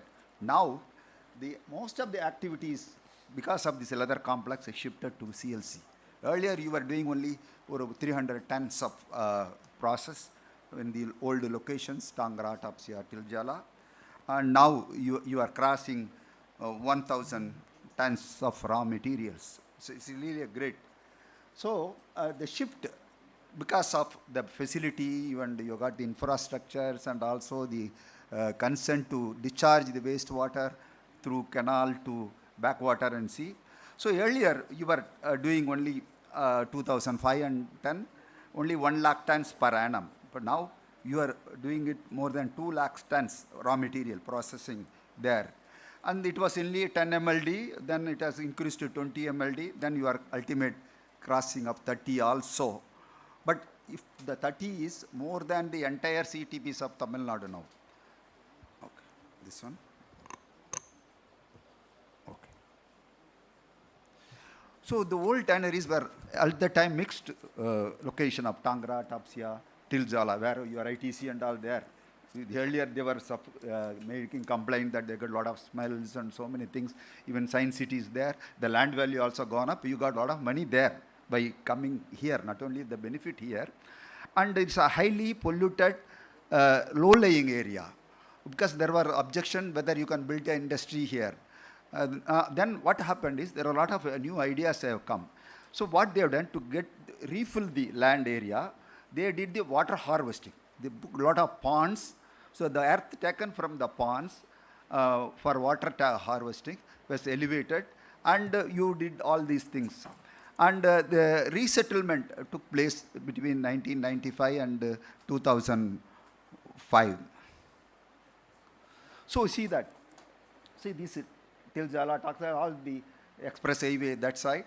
The small tanneries, mostly 8 tanneries and 3 associations. Also, it is not one associations. To making them good together and arranging to bring it to CLC. It was a big task. There were a lot of issues. Even the BOT party was prepared to give whatever land you are already having, only will be given here. So a lot of litigations. Court also, CLRI is involved even in the court litigation. They have become the commissioner, and all the departments were involved, and we moved that. So the coordination and the field study of all the entire area of 1,000 acres to convince the Ministry of Environment and Forest this land is fit for industrial development. At that time, my colleagues, Dr. Srinivas and Bala and all, they used to come here. No, not even my cell phone. So we are afraid whether they will be able to go and come back safely. So these are all the things. Then we finalized the layout and got the funding also from the ministry. For the first time in the history of India, the Ministry of Environment, who is approving the technology and the complex and EAA, they themselves agreed to give money, but they were forced to give money because of the Supreme Court. So then what we did, it was made into zones. Of course, some zones were taken by the Dalmia for the ITC, and probably you are able to fight it and get it back. But now we are in this place is in the zone 9, the eastern part, this side. And all these things were done, and the CTPs were built in modules, 5 MLD, 5 MLD, and 20 totally. Initially, now they crossed 30, and they are going for the 40. So the different process also, at that time, they were doing different process there. Here we have to do a different process, drums, and also the pre-treatment is necessary in individual tanneries. Our scientists, they went to each and every layout, nearly 350 layouts. They went to all the individual units, they prepared the layout, individual layouts, and for the tannery as well as the pre-treatment and also the pipeline zones, it has gone to the CTP. And also the CTP also new developments. This is a marshy land. Even there is no receiving sump in the CTP. We are receiving the effluent in the top. So it is pumped and it is taken. And also chrome recovery system was installed, not only here. Initially, to start with, to share the facility, we have prepared the mobile chrome recovery. The mobile chrome recovery unit was going to different tanneries so that it is serving one day for this tannery, next day like that. So also the secured landfill system. Only here, the secured landfill also developed, a new system design was developed, and we see that this elevated pre-settler, the effluent is not going to the sump, it goes to the elevated tank, so that it goes by gravity to that. And this is the first time we introduced the diffused aeration also here. So the common chrome recovery also first time introduced here. The technology has been improved now. Actually, Zuneja was telling, but this technology has to be adopted in future also. So this was given free, the technology. And also, even if you are having a individual chrome recovery, in future you should have a common chrome recovery. Sir knows. They even Kanpur and all, even though they are having an individual tannery, they are insisting on the new. In your new license, they may insist on that. CLC, kindly take care of that one. So the secure landfill. So this is the unique system developed for the purpose of Calcutta leather complexes. I think my colleagues, Balaka Meswari and Srinivasan, they are the, please stand there. Actually, Srinivasan, why I am telling is, this is the first time a separate secure land system has been developed for the leather industry, approved by the Government of India, CPCB, and also they got the patent. And as mentioned by Dr. Sriram, this technology was given free only to CLC. Other places we charged. So they have prepared and worked and helped them. But this CLC, SLF has been implemented in many other places, even though it is designed, patented for here, but they are yet to utilize this. If they utilize it, they will get about 4 lakh tons capacity secure landfill system. It will be beneficial for them to 400 to 500 crore savings in a year of 20 years in future. So then, one of the important feature, the growth, not only relocation, the consent to get the discharge of the treated effluent through canal to the backwater. If you see that the BOD level is also relaxed. In all other places, they have to treat it to 30, COD 250. The TDS norm is not applicable because it is going to the sea. The seawater itself contains 30,000 milligrams of total dissolved solids. So that is the main benefit they got it. But actually, what are the future requirements? comparing to all other relocation complexes, either in Istanbul or Turkey, Cairo. Recently they shifted to the Suez Canal area. But this is the lowest wind-up cost because of the treated effluent. But they are not spending anything to treat the TDS, total dissolved solids. It goes to the sea. But now they are happy, but they should be cautious. Some of the technologies on upgradation of the CTP. Even though they are getting money from government of West Bengal, the technology should be upgraded. It is the responsibility of the SPV, CLCTA, see that they are adopting the upgraded technology from CLRI or any other organizations. Other one is the secure land system also, even though they are building, you have to use the improved technology. Otherwise, it will occupy more space and you will be able to build only 2 lakh tons. If you adopt the proper technology, you will be able to take 4 lakh tons.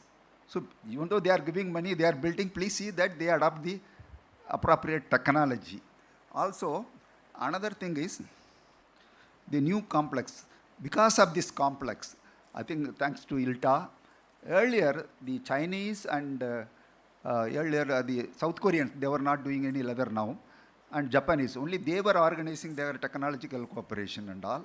After the development of leather CLC, we forced them, I think, to organize the Asian Congress here in 2010.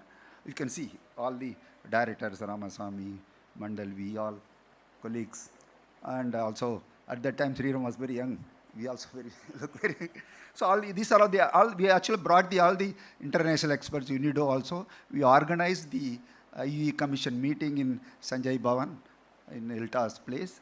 And this is the image. You may be knowing, but this is the most, even though they have got difficulties, this is the most successful relocated complex in the whole world. Even though I involved in many projects, Istanbul, in Spain, in Cairo, in many places. But this is the one successful, but you should be much more cautious. You keep up your image. That's what I would like to increase. And also, these are all the summary and conclusion. It's not a conclusion, but these are all the developments, but the image is built. But what I feel is, you have to upgrade your technology. Even though funding is there, there are 4 points I wanted to give advice. Try to take the upgraded technology because it will reduce the O&M cost. Try to use this, implement the secured landfill of the new design. You will save 400 crores minimum, another 20 years of time. Another thing is, you may have to go in for centralized procurement as per the NGT norms, even though you'll get environment clearance for the 30 plus 40 MLD, they may put them. So see that these provisions are there. Finally, please, there are some issues there in the grant given by the MOF. Please see that you don't require money now from the Government of India, but please see that it is regularized so that you will be eligible for any government assistance. But CLRI knows many our people are from CPCB. Actually, Srinivasan is from CPCB. He is dealing with all the government projects. Bala knows. So that's what I wanted to suggest.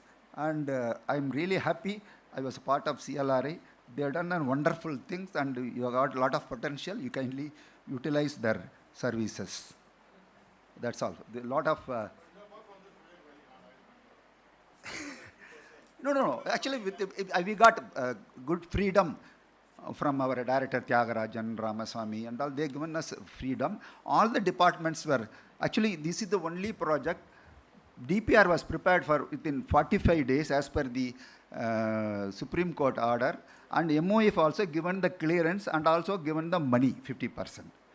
So at that time, of course, you are all extended full support, and we were all working as a team. And it's a good thing. And we also learned a lesson from here. It's because of this lesson, what I learned, I could do something internationally also. Please see that, utilize the expertise and utilize the technology of CLRI or any other things. Keep your image good. But another important point is for the additional 10 MLD also, you have to get the clearance for the sea discharge. There is some query is there. Please see that. Some study is done. the C can receive your treated effluent, and you should get consent for the C discharge. Otherwise, if they push you something ZLD and all, you will have difficulties. Thank you. Thank you, Dr. Rajamani. Thank you very much. I think that concludes this session. I think I hope it was educative for all of you. Yes, sir. So our co-chair for the session, Shri Vinit Kumar Ketan, is the founder and MD of Vinith Gloves Manufacturing Private Limited. He is a science graduate who stepped into the field of manufacturing safety leather gloves at his age of 23 with a vision to be the manufacturer of the best industrial leather gloves in the world. He has been successful in his endeavor by maintaining a technological edge and by offering equal opportunities for growth and self-actualization. We would like to express our sincere thanks to the chair and the co-chair. Thank you, sir. Yeah.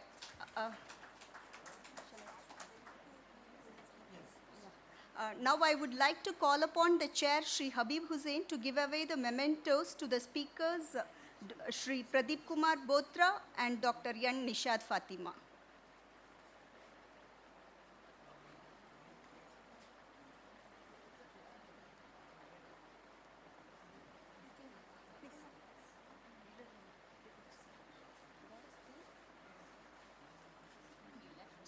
He's there.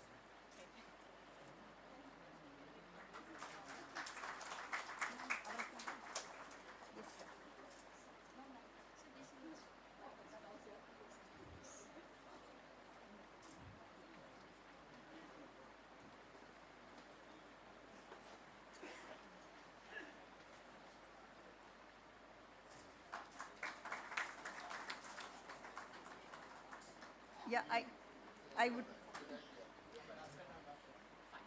Yeah, I would like to request you both to give away the mementos to the speakers, Dr. R. Mohan and Dr. S. Rajamani.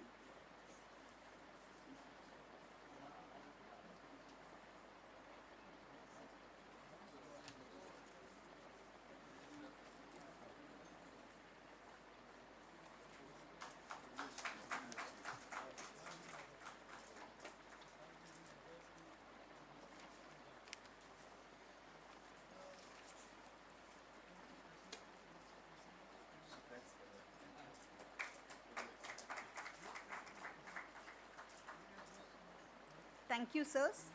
May I now request our Director, CSIR-CLRI, to present the mementos to our guests. Shri Habib Hussain,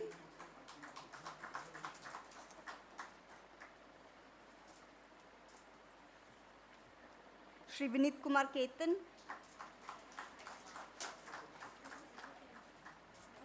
Shri Sanjay Lika,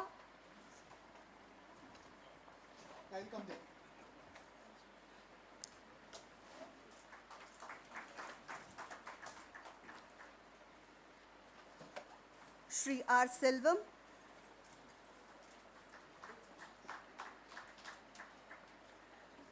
Shri Mukhtarul Amin,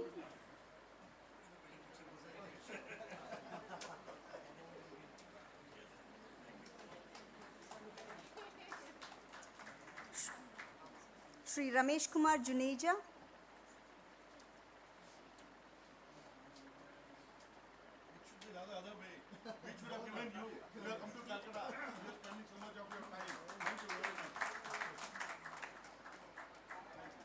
Shri Arnab Jha,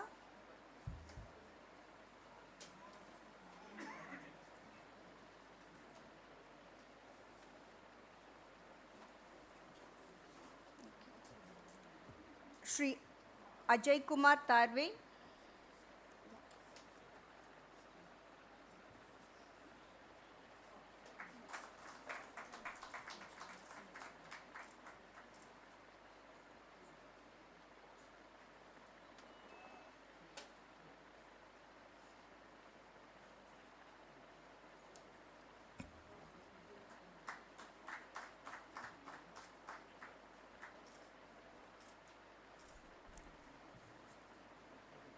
Shri Javed Iqbal,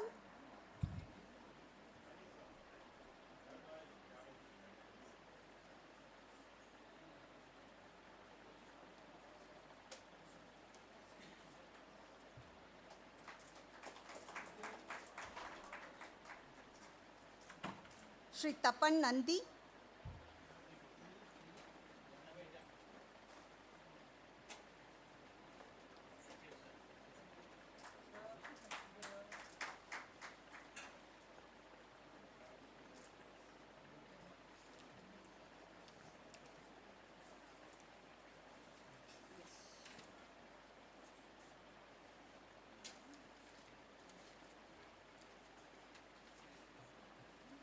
Thank you all for your active participation. We now break for lunch and shall assemble back by 2:45 p.m. for the technical session 2 on sustainability of leather and leather product sector. A kind request to all the participants, feedback forms have been provided as part of the registration kit. Request you to please provide your valuable feedback at the end of the technical sessions. Your valuable comments are at most importance to us. Please.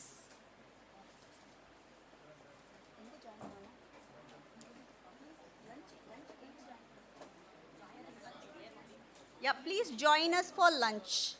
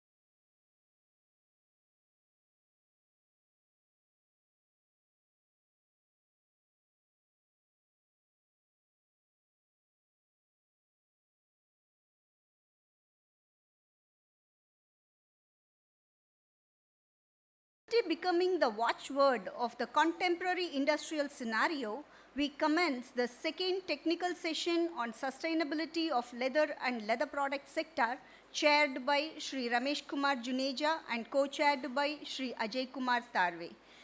I request them to take their seats on the dais, please. We have with us today experts to share their insights in the session and enable the emanation of varied perspectives on sustainability from varied perspectives. We take great pleasure in introducing our chair and co-chair for the day. Our chair for the session is Shri Ramesh Kumar Juneja, the Regional Chairman, Eastern Region Council for Leather Exports. He is the Managing Director of JC International Limited. He is also serving as the President for Calcutta Leather Complex Tanners Association. He has been instrumental in nurturing the opportunities for business and infrastructural development in the Eastern region. Our co-chair for the session is Shri Ajay Kumar Tarve, the President of Indian Leather Products Association and the Director of Tarve Exports Private Limited, which is one of the well-established and trusted companies today. He is actively involved in the manufacture and export of leather goods as well as industrial leather gloves for the past 40 years. Starting with Germany, Holland, and Austria, today the company's export has expanded into Australia and several European and South American countries. May I now request our session chair, Shri Ramesh Kumar Juneja, and co-chair, Shri Ajay Kumar Tarve, to share their opening remarks.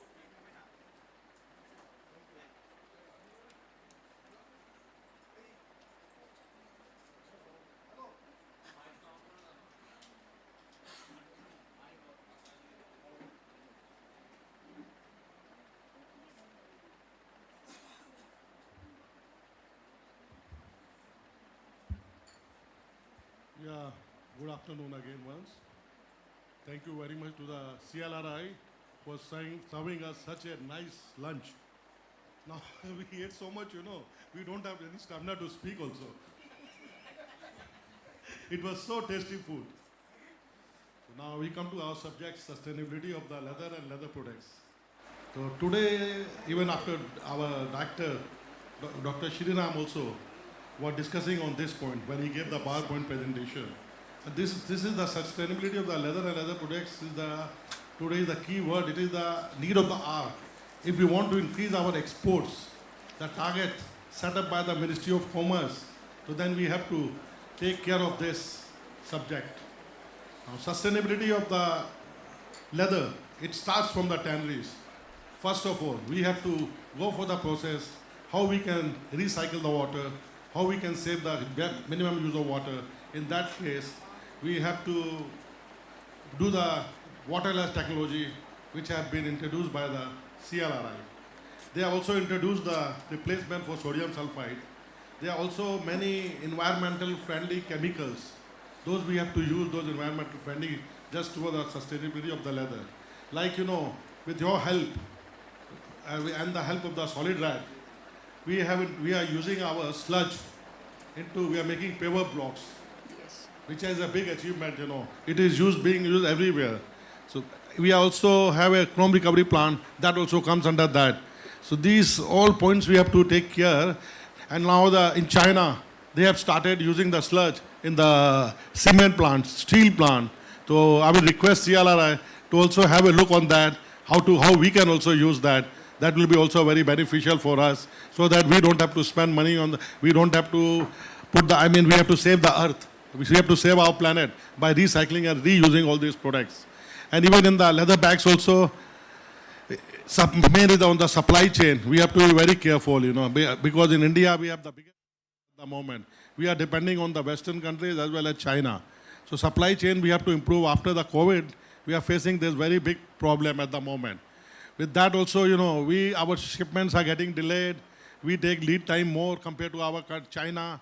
In China, they can they can fulfill the orders very fast because they don't have that problem. We have to import. It takes a lot of time in shipping. These are all problems, we have to take care of all these. We have a lot of speakers here. Even Mr. Mehta is there, then Mr. Jia Nafis is there, and two more speakers are there. I will love to listen to them. They will give us the more in detail all the technical know how to say, how to create all this. Thank you very much. Hello. I thank CLRI.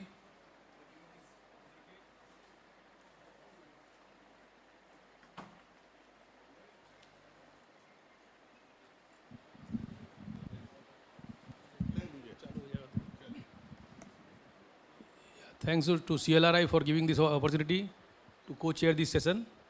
And sustainability is a very vast subject.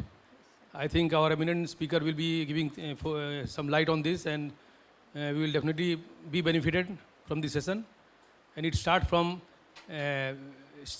raw to even disposing the finished product, which is affecting our Mother Earth, our health, and also the product and what we are using out of our earth. So hope everybody will take home some good information from this session. And I hand over this to you, sir, to Madam. Thank you, sir. Our first speaker is Sri Satyanarayan Maitra. He is the Business Director in Stal India Private Limited. He was instrumental in starting the company's wet end business in India and Bangladesh. Graduating from GCELT as a gold medalist, he has postgraduate degrees related to different aspects of business management. He has rich experience in production of different kinds of leathers and deep knowledge on the challenges faced by the tanneries. He was also previously associated with BASF, the chemical company, and involved in promotion of wet end finishing and dyes. May I now request Sri Satyanarayan Maitra to enlighten the gathering on sustainability and leather industry. Please, sir. Thank you so much. Yeah. Where is the point? Yeah. Pointer, we don't have it. No, sir. We don't have. Okay. Yes, you can Fine. just. I will do it. Okay, fine. That's okay. Yes.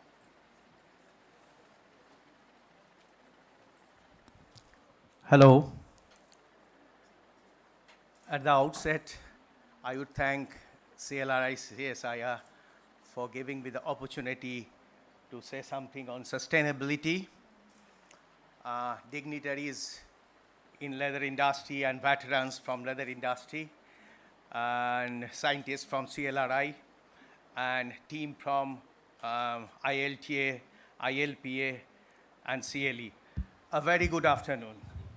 Okay, the title of this seminar is Sustainability and Leather Industry.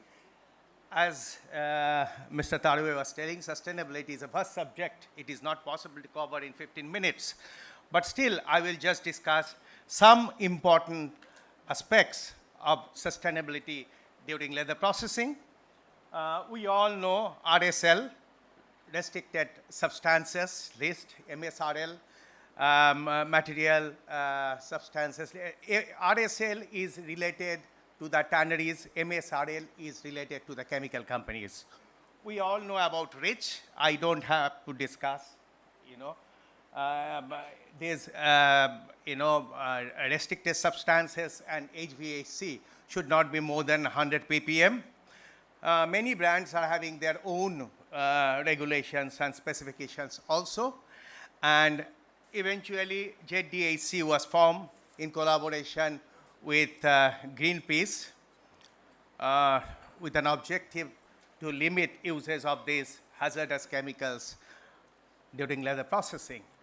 Now, when I talk about efficiency of a process, I always, a simple equation, atom economy. Atom economy is, the efficiency of a chemical reaction. Reactants, from reactants we get the products. Now, if in the products, if the desired product is more, then the efficiency of a reaction is good. Now, the goal of the chemistry is to maximize the efficiency of the reaction and minimize the waste. Now, there are some 12 principles, like, better to prevent the waste than to create. Now, in leather industry, if we see, some waste are bound to generate. Apart from making leather, some waste are bound to generate. If we convert those waste into wealth, then we are taking care of the environment. Now, okay, there are many synthetic chemicals, synthetic products, but if we use onto the leather, I think the uptake should be good so that waste is less. Even synthetic methodologies should be designed to use and generate substances that has possible little or no toxicity to human health and the environment. Sometimes, eventually, I will talk about biodegradability, I touch upon biodegradability. Not all the biodegradable products are good for the environment. So, I don't want to read out, you can always read because the time is short. Raw material feedstock should be renewable rather than depleting whatever technically and economically practical. Like sustainability. Sustainability, the accepted definition of sustainability is meeting the need of the present without compromising future generation to meet their own needs. This is sustainability. We should make leather processing in such a way so that we do not deplete resources in the environment. Now, many complex chemicals are getting developed. Reaction time is more. These are not desirable for sustainability. I think catalytic agents, we should use more catalytic agents than superior, it is better so that the reaction time is less. And, I'll just run through because, and this is the material balance for leather production. We all know, from 100 kgs salted hides and skin, we get only 25 kilos of leather. This is a problem in leather industry. And that's why leather industry is characterized, is considered as one of the most polluting industry. Now, if suppose 500 tons raw materials are there. Out of that, only 1 lakh ton leather is being produced. In the world, we produce around 200 billion square feet of leather, but we don't know how much raw material we utilize and how much solid waste we throw to the environment. Now, the thing is, in leather industry, we know 3-4 kinds of pollutions are there. One is, in the form of solid, water pollution, sometimes in emission also. Now, what is the responsibility of the tanner? We all know environmentally safe substances, improve process efficiency, which I was discussing, reduce emission at source, sustainability, economic development should not be at the cost of the environment. So we have to balance environment, ecology, and economy. And whatever waste is being produced, that has to be converted into value-added products. Like for pharmaceutical industries, different kinds of collagen derivatives, peptides.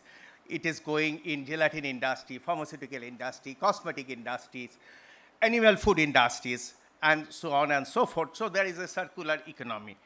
Now, these are all restricted substances. I don't have to go through aromatic amine. Already we have, somebody, Mr. Mohan has presented.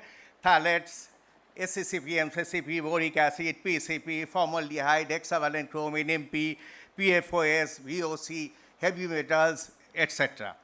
Now, brominated flame retardants.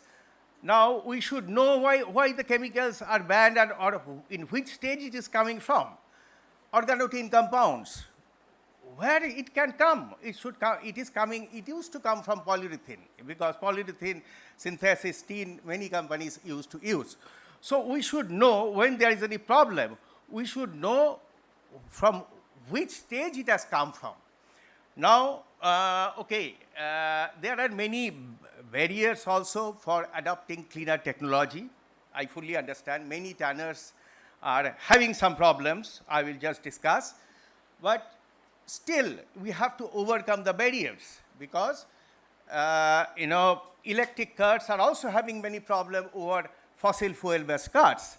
but we cannot tell that, no, we will not change. We have to change.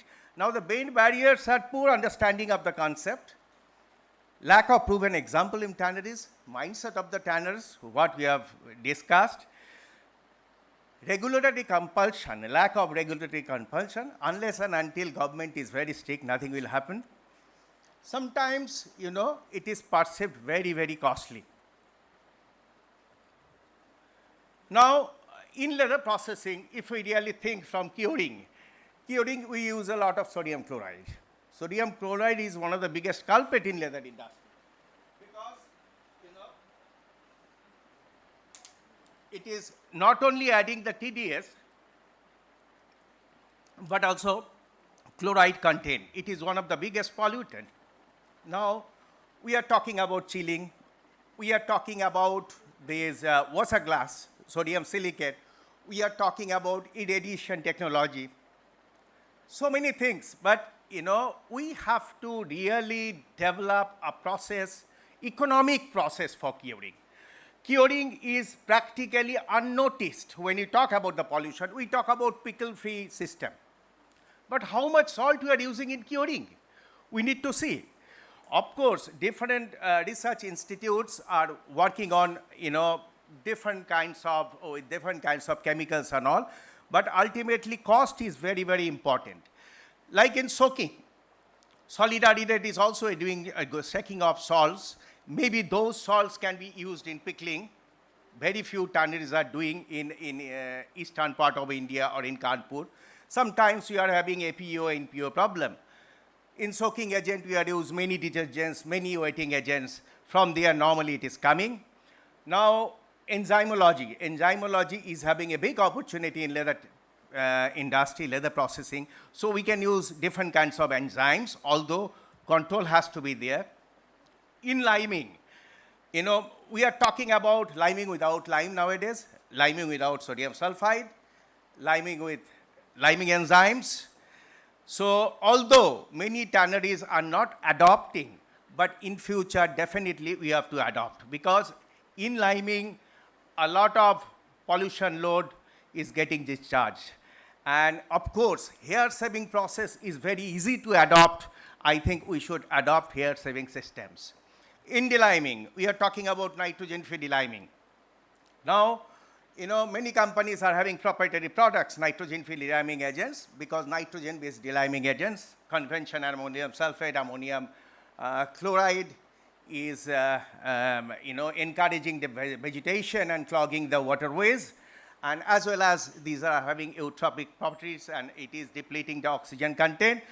But again, you know, the problem is, you know, I have seen all these kind of proprietary deliming agents. The deliming value is not very good. For thick hides in Kanpur, not possible if you use 100% of this kind of deliming agent. So we have to develop nitrogen-free good deliming agent having good deliming values. In bedding, we can use bed having high LVU. We can use liquid beds so that dissolved solids are less. In pickling, of course, you know, aromatic sulfonic acid instead of salt and sulfuric acid. This process is there in the industry. But we can recycle also pickle liquor. Many companies are having this pickle-free system. Degreasing. Degreasing to be done with ethoxylated fatty alcohol instead of ethoxylated alkyl phenol, because it is getting banned. Many enzymes like lipase can do very good degreasing agent.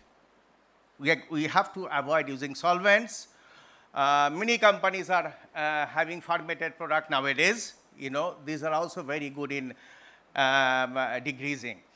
Now, chrome tanning. Now, in chrome tanning also, chrome exhaustion has to be good. So we can use different kinds of dicarboxylic acids. We can do magnesium oxide basifications. We can do proper temperature control so that chrome is getting fixed.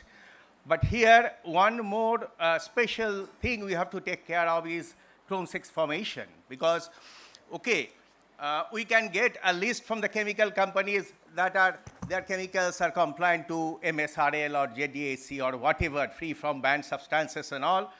But these are the things chrome 6 is getting formed during leather processing. It can be because of bad quality of chrome. It can be because of heavy neutralization, higher pH. It can be because of uses a lot of unsaturated particles.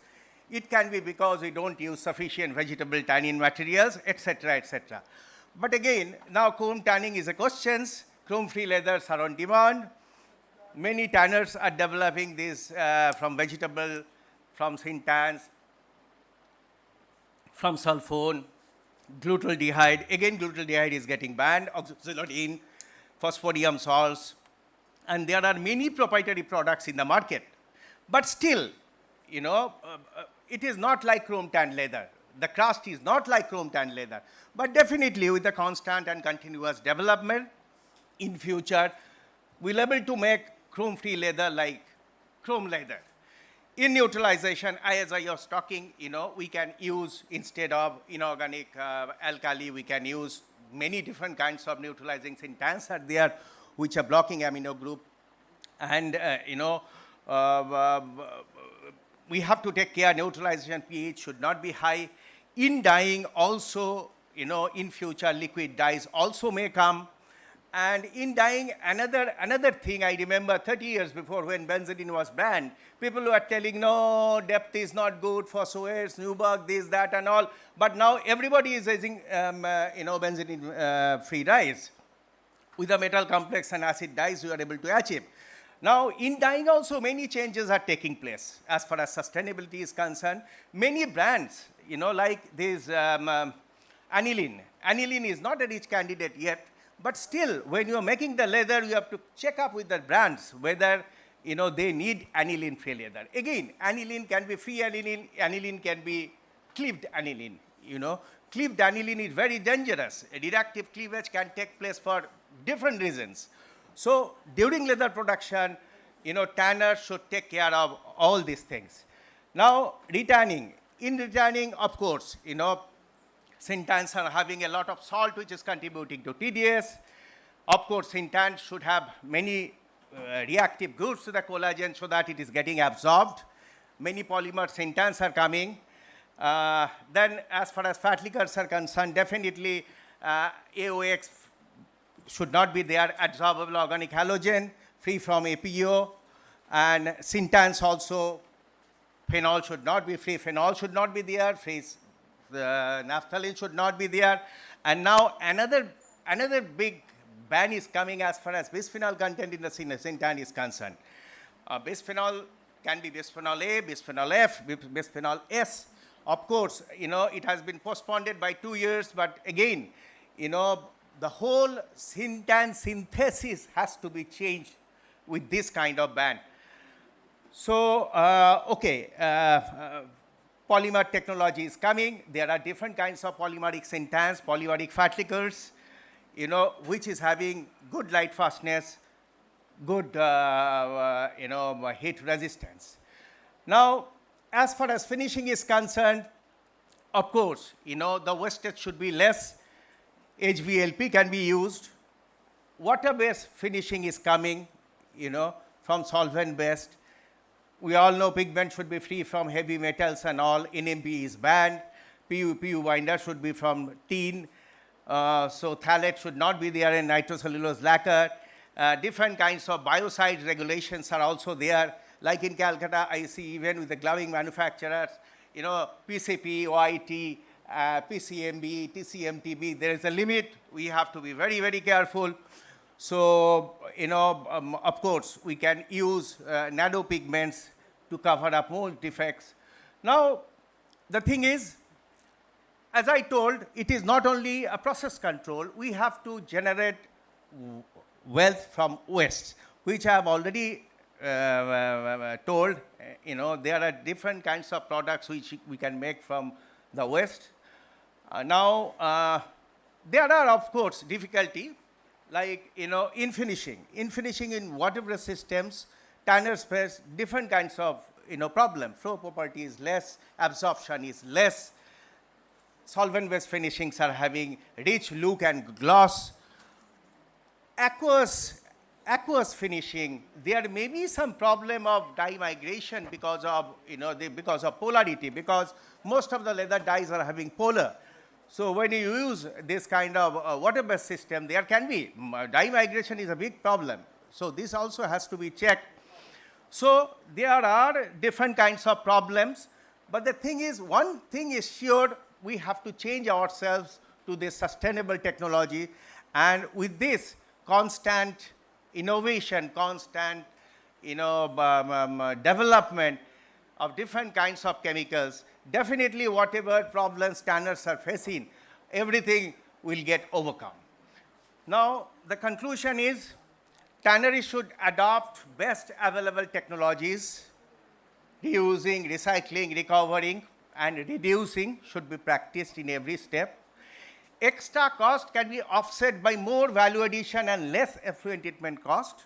Sometimes tanners are telling that this cost, whether it will be borne by our buyers, that is a survey, even in consumer industry. Now 90% buyers are telling, yes, there will be a sustainability cost. I think 2 years before, there was a study, only 40% consumers were telling, no, will not bear. 60% will bear. 60% were telling will not bear. But definitely, consumers are ready to pay. Leather processing is a solution to the disposal problem of huge amount of hides and skins from the meat industry. This we believe, but we have to preach, as Dr. Sriram is telling. Young people, they don't like to use leather articles, leather shoes and all, because they feel that the raw material is from, from an industry for which the image is not good. But this mindset to be changed. Leather industry is not polluting. Leather industry is preventing pollution. Can you imagine if all these raw materials, if it is burnt without any uses, how much global warming would have been there in the world? And we are talking about the global warming. Even some people are substituting leathers with different kinds of synthetics and all. We talk about vegan leather. Mr. Jhao is telling, yes, leather, there will be a mark. In vegan leather or in lawn leather, 100% is non-biodegradable. In leather, 90% is biodegradable, 10% if the chemicals are not biodegradable, only it is 10% not biodegradable. So this is the plus point of leather industry. I think my time is up, and thanks for the attention. And if any question is there, I love to answer.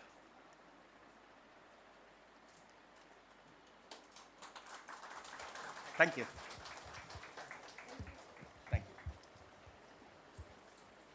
Thank you very much, sir.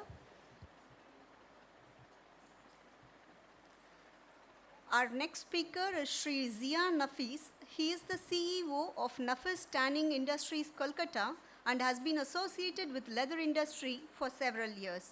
He is also a partner of the Zia Hide Skin Agency and serves as the director of Elegant Fashion Fiber Chemicals Limited, as well as Special Chem India Private Limited.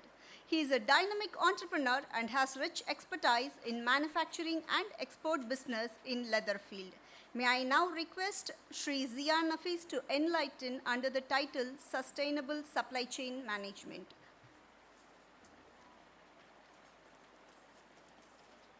Good afternoon, everyone. And special thanks to CLRI to organize LERIC in Kolkata. It has been a long time. This is the 56th edition which is taking place in Kolkata. So I am delighted about that. Thank to Habib sir, Mukhtarul Amin sahab and Sanjay Lika sir to be here. Special thanks to my chairman, Shri Ramesh Juneja, who is here sitting next to me. As my earlier speaker, Mr. Moitro, was talking about sustainability, so I would like to enlighten this house that this subject of sustainability is one of the most apt subject for the industry at the present moment. My General Secretary Imran Ahmed Khan, unfortunately, who is not present here today because of some unavoidable circumstances at the leather complex, created by some ruckus is going on in the complex. I don't want to talk much about it, but he is not here. He is the person behind the sustainability in the leather complex, in the leather world, the work. He's tirelessly working on this subject. How, as Mr. Moitro, I was seeing his presentation that 25% is leather and the rest is solid waste. So how to convert solid waste into value and value into wealth, this is our subject. We are working really hard on it. As our chairman also mentioned earlier that we are converting our solid sludges into paver blocks. We are already doing it on a pilot scale, and very soon we are converting into mass production, and we have already spoken to a lot of people who are willing to buy this product from us. So the motto of converting waste to value is on its way, and that's the way forward for this industry, and I really hope that we'll achieve it very soon. I have been told to speak on a different subject. It's called sustainable supply chain management. So I'll not take much of a time. I'll just I'll give you a very brief know-how about what I think about this subject. About supply chain management, it's a very simple thing, but a very complex subject. It's very simple in the sense, from source to the consumer end, it has to be transparent and traceable. Transparency and traceability is the two main theme words which we really need to think about it.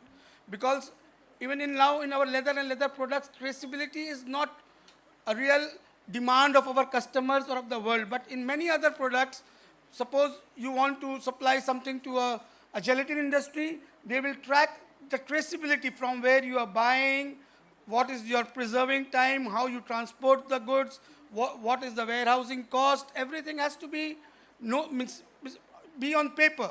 So I don't think for our leather industry also, the time is very short. Maybe in the near future, this traceability will be the need of our customers. So I think we should be focusing on the traceability issue, that how can we manage, because see, leather is a byproduct, and we buy leather from small butchers, from markets, from various kind of mandis.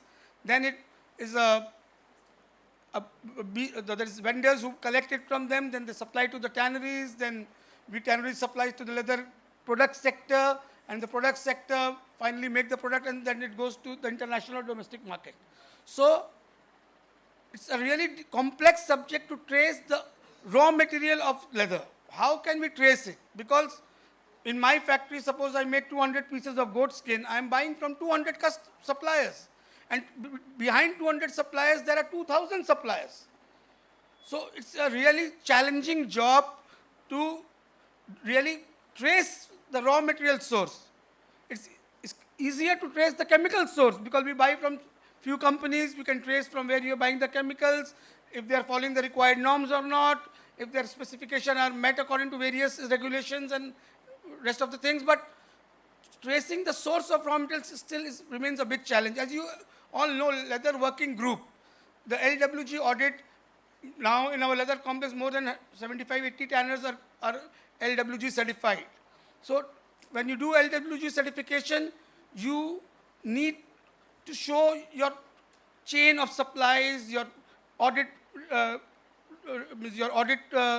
rules and regulation, how you are following, your worker management and everything. So in the supply chain management, the customers are asking these days that what are the norms, what are the regulations, what are you following? There are a lot of challenges in this, so industry should gear up. CLE, I was hearing Habib Saab in the morning, the way he was talking about the way to go forward. These are the things which industry should take care, should start thinking on this. We just come and listen to these talks and then we don't do anything about it. We should really think on these lines. We should concentrate on this subject. We should get expert opinions, expert people to guide you, because supply chain management and sustainable supply chain management is the way forward. As we are talking about carbon footprint, that's the same way we have to be apt with our supply chain management.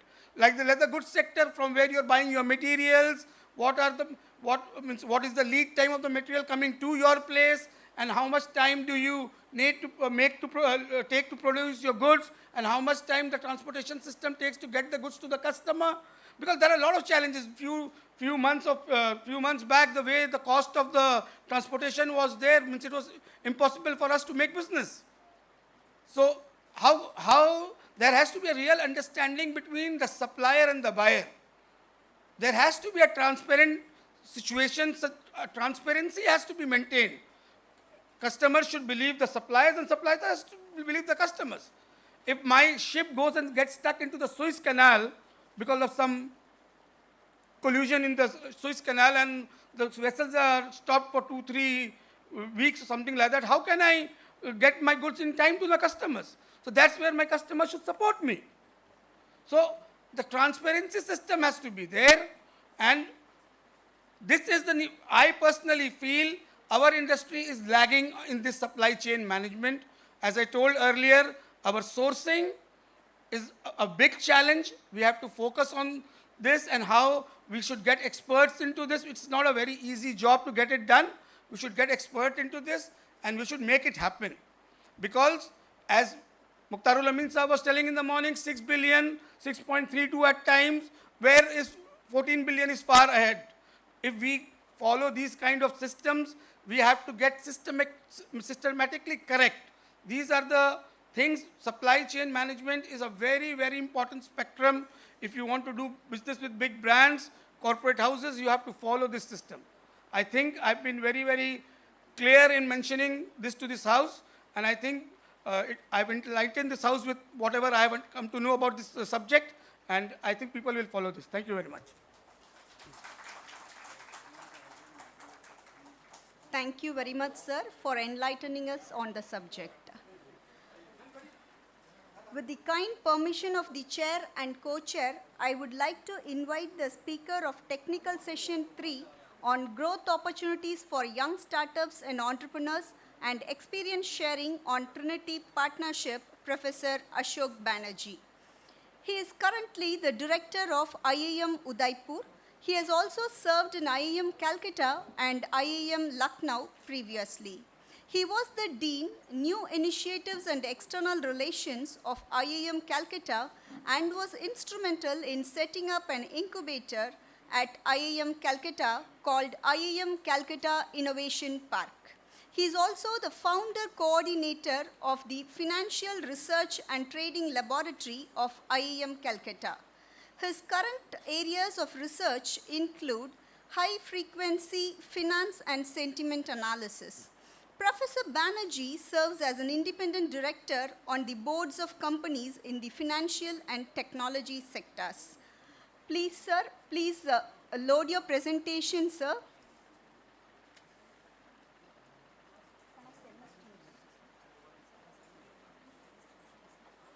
Thank you for giving me this opportunity. I hope I am audible. And it is my pleasure to be amongst you. I don't have a presentation. I'll speak. The problem with presentation is the audience sometimes are unable to decide whether to look at the presentation or listen to the speaker. So I will just talk on the topic. So as the introducer was mentioning, that I have some experience in this whole startup world when I was at IIM Calcutta, and now that I have recently shifted to Udaipur, IIM Udaipur, and I have seen from close quarters, the agony, ecstasy, the tension that the startup goes through. First thing any entrepreneur has to remember, and I'm talking to people who are already entrepreneurs, but I'm talking about young entrepreneurs. First thing they need to remember is what problem are they solving? That's very important. What is the problem they are addressing? Sometimes that is not clear. Sometimes in the hurry of things, in the hurry of becoming unicorns, many startups come up with a solution for which there is no problem. So sometimes solution comes before the problem. For example, nowadays we know that there are some startups which have raised a lot of money, I don't want to name, who has come up with a solution of delivery at your doorstep in 10 minutes. Now, is it a problem they are trying to solve, or they are giving a solution for something which doesn't exist? So that is first thing. What problem are you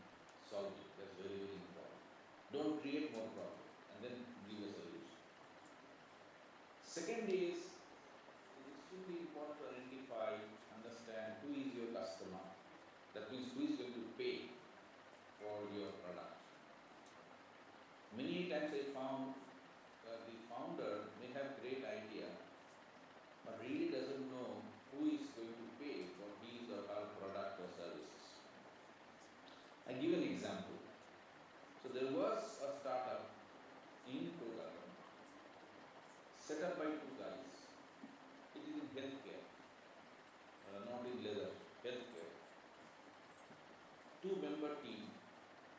One partner or founder was a doctor, actually a neurosurgeon. The other person is an engineer, a mechanical engineer. Now they came up with a product which is, you can say, like a mini brain scanner. You can use it. It's a portable scanner type. And the whole idea was that, if somebody is driving a scooter, a two-wheeler on the road, and there's an accident, if the guy who is driving it is wearing a helmet, the second guy is not wearing a helmet, both fell on the road. The guy who has bruises and blood oozing out will be taken to the hospital. The other guy who is wearing a helmet, apparently no injury, would not be taken to hospital. That fellow would be sent home. And then that fellow might develop some concussion after a few hours, and when brought to the hospital may die. So this is called golden hour. So to find a solution for this golden hour, they came up with this product, which is as I said, is kind of portable Bluetooth enabled scanner. The whole idea was that it can be scanned and the image can be sent to the nearby hospital, so that before that patient is taken, they know what is the problem and thereby might save the patient. Great idea, there is a need. Now when the investors, because they pitched this idea to investors, when the investor asked them, okay, fine, who is going to pay for your product? Now they had no clue. They were looking at each other, the two partners, that the guy who is riding the two-wheeler and wearing that helmet, will he pay? Is it the ambulance wala will pay? The hospital will pay? Insurance company will pay, the helmet company will pay. They have no clue who is the customer. So therefore, the next thing extremely important is identifying who is the customer. And third, extremely important in today's world mostly, is whether you are doing whatever product you are selling, doesn't matter. Whether you are doing a B2C business, where your customer is individuals, or you are doing B2B business, digital marketing is the key. If you really want to scale up, reaching to the customer, the right customer, is extremely important. And the 2.5 years of COVID has shown us that businesses happen online, meetings happen online, even the deal making happens online. So if in today's world, post 2021, if you want to do business, doesn't matter what kind of business, where you are, since the customers are online, you must have your digital presence. Otherwise, if you want to target customer, whether it is an institutional customer or retail customer, doesn't matter. If you want to target them and you don't have your own digital presence, you'll not be able to reach out to them and lose a large section of the customer. One advantage of digital promotion is that there are tools available, analytics available to see whether your campaign is working, and accordingly you can take corrective actions. But what is extremely important, I have seen in many cases that a company in the financial service sector has an app, that means has a digital presence, but customers don't know about the presence of the app, number one. Secondly, when there is a query or a complaint raised on the app, the response time is long. So just for the sake of it, you should not be on digital space unless you can react at high speed, because then it does more negative publicity than positive. And if you are a B2B guy, your business is a B2B business, then it is important that you have social media presence, mostly in LinkedIn, because in LinkedIn you have an advantage of targeting right customer if you have a premium account and so on. So this is the third piece, that having digital presence today is extremely important. And presence mere is not enough. You need to respond to customers' queries promptly and need to resolve. I have seen many such apps who are selling product or providing service. They have a high response time. That means if a customer lodges a ticket or a complaint, you respond immediately. You say, okay, please DM your number, my representative will reach out to you, will call you, etc. That's called response time. So response is very fast. In few seconds, few hours, response comes. But then I find that the resolution time is very long. So just responding to a query is not enough. You have to resolve. So what you need to minimize is not only response time, but also resolution time. Extremely important. Fourth is go beyond your boundaries. So today the advantage of digital promotion is that your customer can be anywhere in the globe. And today in India, many startups have shown that even if you are sitting in the remote corner of the country, if you have a good product or a good story to tell, the market is global.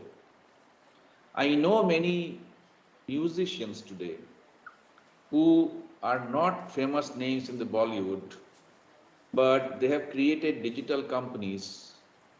They're recording their music, either vocal or instrumental, and putting it on the YouTube and making money. So therefore, if you have talents, today there are ways available to reach out to the globe. So that's the fourth thing, that you don't have any geographical restriction in today's world. The world is at your doorstep, provided you have a nice product or a nice story to tell. Fifth important point for entrepreneurs is it is more cooperation than competition that makes the survival easy. Don't consider other startups of similar vintage, other entrepreneurs as your competitors. And there are, you look at them as people who you can collaborate with, and jointly you can give a much better solutions. And in this respect, the state government and the central government have a role to play. One challenge that the startup faces is getting their first order. Who will place the order? Because they can't participate in RFPs, they can't compete with the big daddies. So if somebody is buying something, but they say float a tender, it is very difficult for startups to get that order. Here, the states and the centers have to come in. Although there is a policy of state and center, but I have found even if orders are placed with startups, they don't get their money. As you know, startups struggle with the cash problem. They have a huge liquidity crisis. If a big company buys some product from them as if they are doing a service to them, but don't pay on time, then they face the same issue. I will not name, I have seen in certain states which are really promoting startups, they have revised their procurement policy, and if startups are certified, they place order, they tell the state arms, it may be department or state companies, to place order with those startups without any tendering, without any RFPs, of a significant amount. It could be ranging from 25 lakh rupees to 1 crore, 2 crore, 3 crore rupees per annum, so that at least the startups, if they have good ideas, they have their initial invoice or revenue generated with the support of the government, and then they can go out to the world and showcase their products. So to improve the ecosystem and to promote the startups to get to the next level, it is the collective responsibility of government, associations, and of course the founders will have to come up with right products. So this is in a nutshell what I wanted to say about the scope of entrepreneurship in any sector. So leather, jute, tourism, financial, name any sector, healthcare, there is enormous scope. One needs to be innovative and come up with a solution which is affordable and which has wider reach. Thank you very much.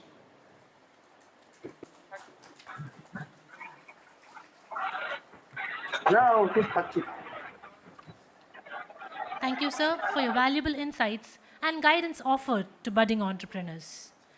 We now again move to the technical session 2 on sustainability of leather and leather product sector.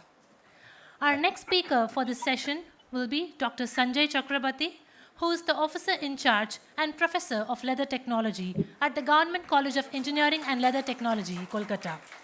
He is an alumnus of AC Tech Chennai and has more than 30 years of experience in the teaching profession. He is attached to academy, research, and industry as well. May I now call upon Dr. Sanjay Chakrabarti to enlighten us on deliming as a means of pollutant removal and EC chrome tannage. Please, sir.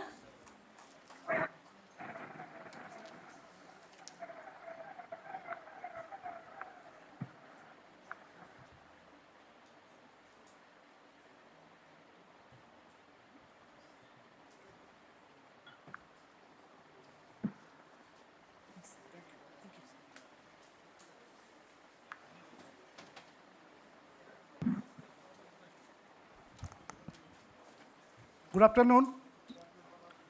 At the fag end of the day, it is really very uncomfortable to listen to a very long training sequence of lectures. So I shall be very much brief. But the topic is really very technical and interesting in the sense that this deliming, the pretending one of the very important pretending operation, which is a very instrumental one for the very dangerous and very,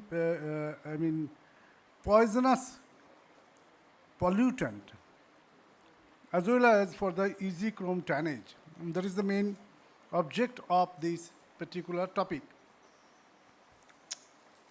Now,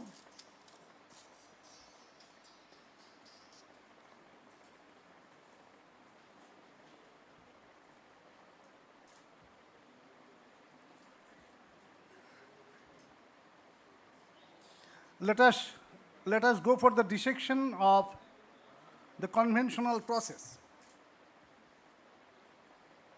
The conventional deliming, in the conventional deliming process, we use ammonium chloride, ammonium sulfate, you all know, and that is nothing but the acid-base neutralization, and that is the usual thing which we used to follow in most of the tanneries.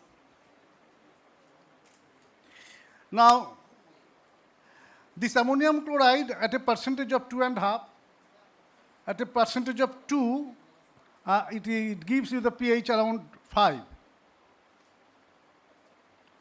By the deliming process, the pH of the pelt also comes down. At the same time, by the removal of the lime during the deliming process, there is some physical transformation of the sulfide which we use for the unhairing process. So, it is the soluble sulfide to gaseous sulfide that is due to pH reduction. And sulfide from the pelt, it goes off from the tannery to the atmosphere and ultimately creates the smell, which you all know. Now, this use of ammonium salt is restricted due to environmental hazard. That is also very clear. That's why the replacement of ammonium salt is welcome to the industry. Now, so many alternatives are there, and naturally we can look for other alternatives. Let us find out a reagent which can give the same pH. Suppose a common organic acid like formic acid, acetic acid, etc. This equation I shall take care of a bit later. This formic acid, 0.1 molar formic acid has a pH 2.4, and the formate, sodium formate, in the same strength, 0.1 molar, has the pH 8.4. Okay. Now, the thing is, we have in our capacity, we can modulate the pH of formic acid and formate solution at any point between 2.4 to 8.4. That is in our capacity. We can do it simply by calculation and by making that sort of solution. So that way we can make a solution of pH 5, which can give the problem, which can ultimately do the deliming process simply by fully eliminating the ammonium salts.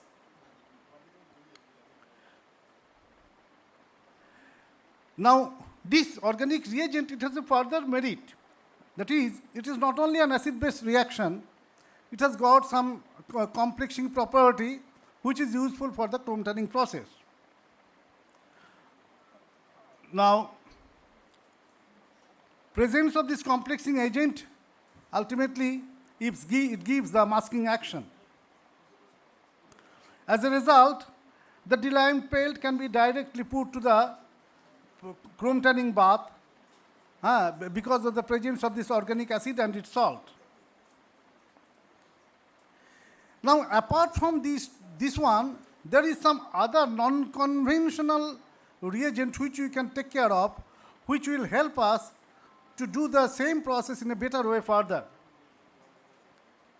And that is a redox reaction, and that is nothing but the oxidation reduction reaction with the potential ligand complexing power. Now, the same thing, such a reagent also can give you the same chrome tanning effect without the application of pickling process in a safer way also. This redox reagent has the complexing property with chromium. It performs acid-base reaction like the previous one, organic acid and its salt. And secondly, the direct chrome tannage can be achieved without pickling operation. And such a redox reagent can also take part directly in chrome tannage.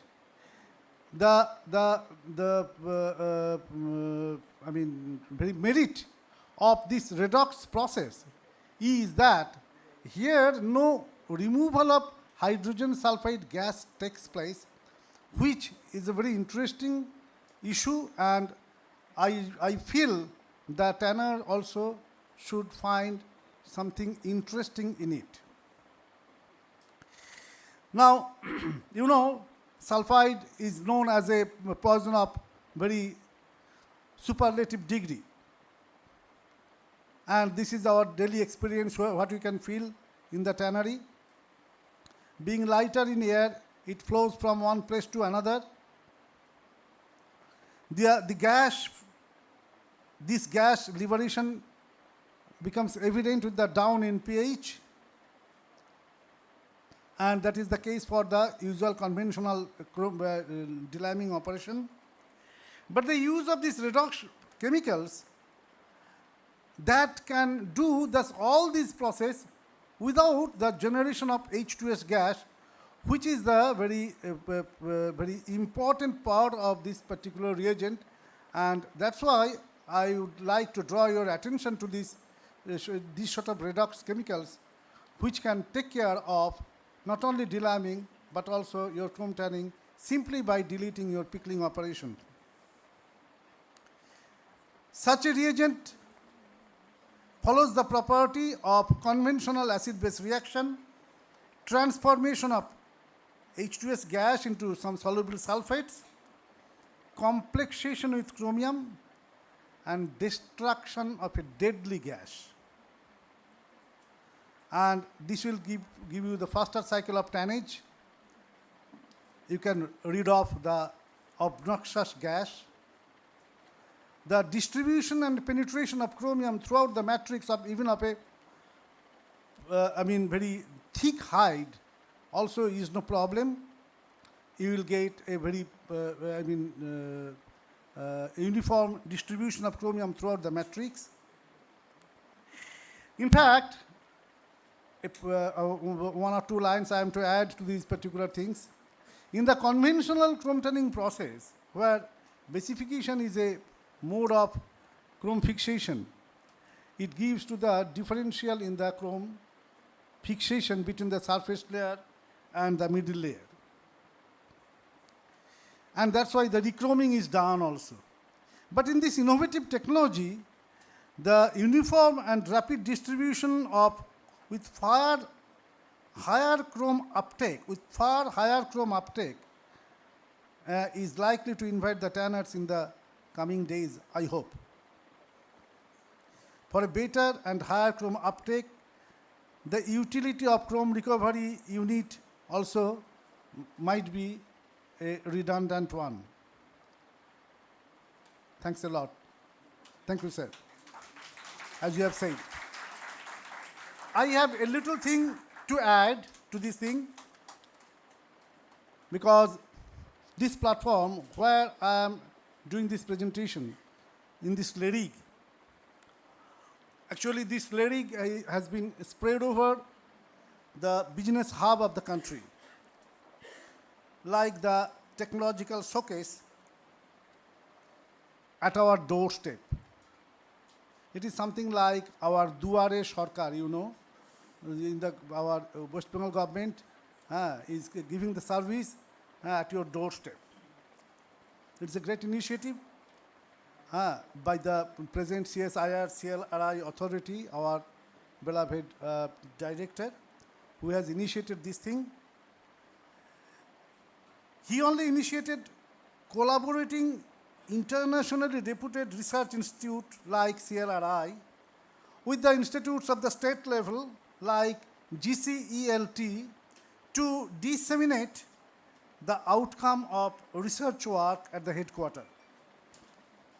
In fact, GCELT, our Government College of Engineering and Leather Technology, and CSIR-CLRI had a memorable move on 2021, 10th August, in the university, Macau University, in presence of the Vice Chancellor.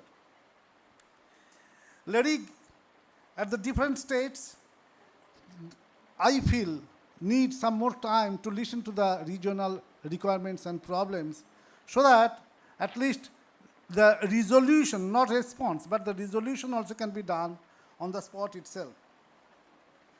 It is quite impressive to move out CSIR-CLRI in the even unreachable regions to explore nurturing of the industry.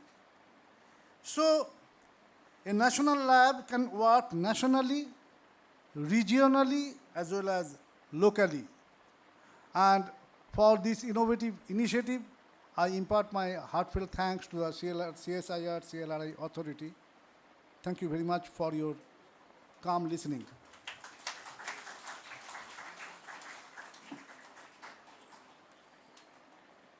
Thank you very much, sir, for the informative lecture. Our next speaker is Dr. P. Saravanan. He is the Chief Scientist at CSIR-CLRI and heads the Leather Process Technology Department. He has around 35 years of experience, and his areas of expertise include wastewater treatment technologies, cleaner technologies, project management system, and ISO standards pertaining to quality management, environmental management, and organizational hazard and safety management systems. He has about 53 publications, 20 Indian patents, 22 foreign patents, and prestigious awards to his credit. May I now request Dr. P. Saravanan to enlighten on the topic Technology-Led Strategy for Sustainability.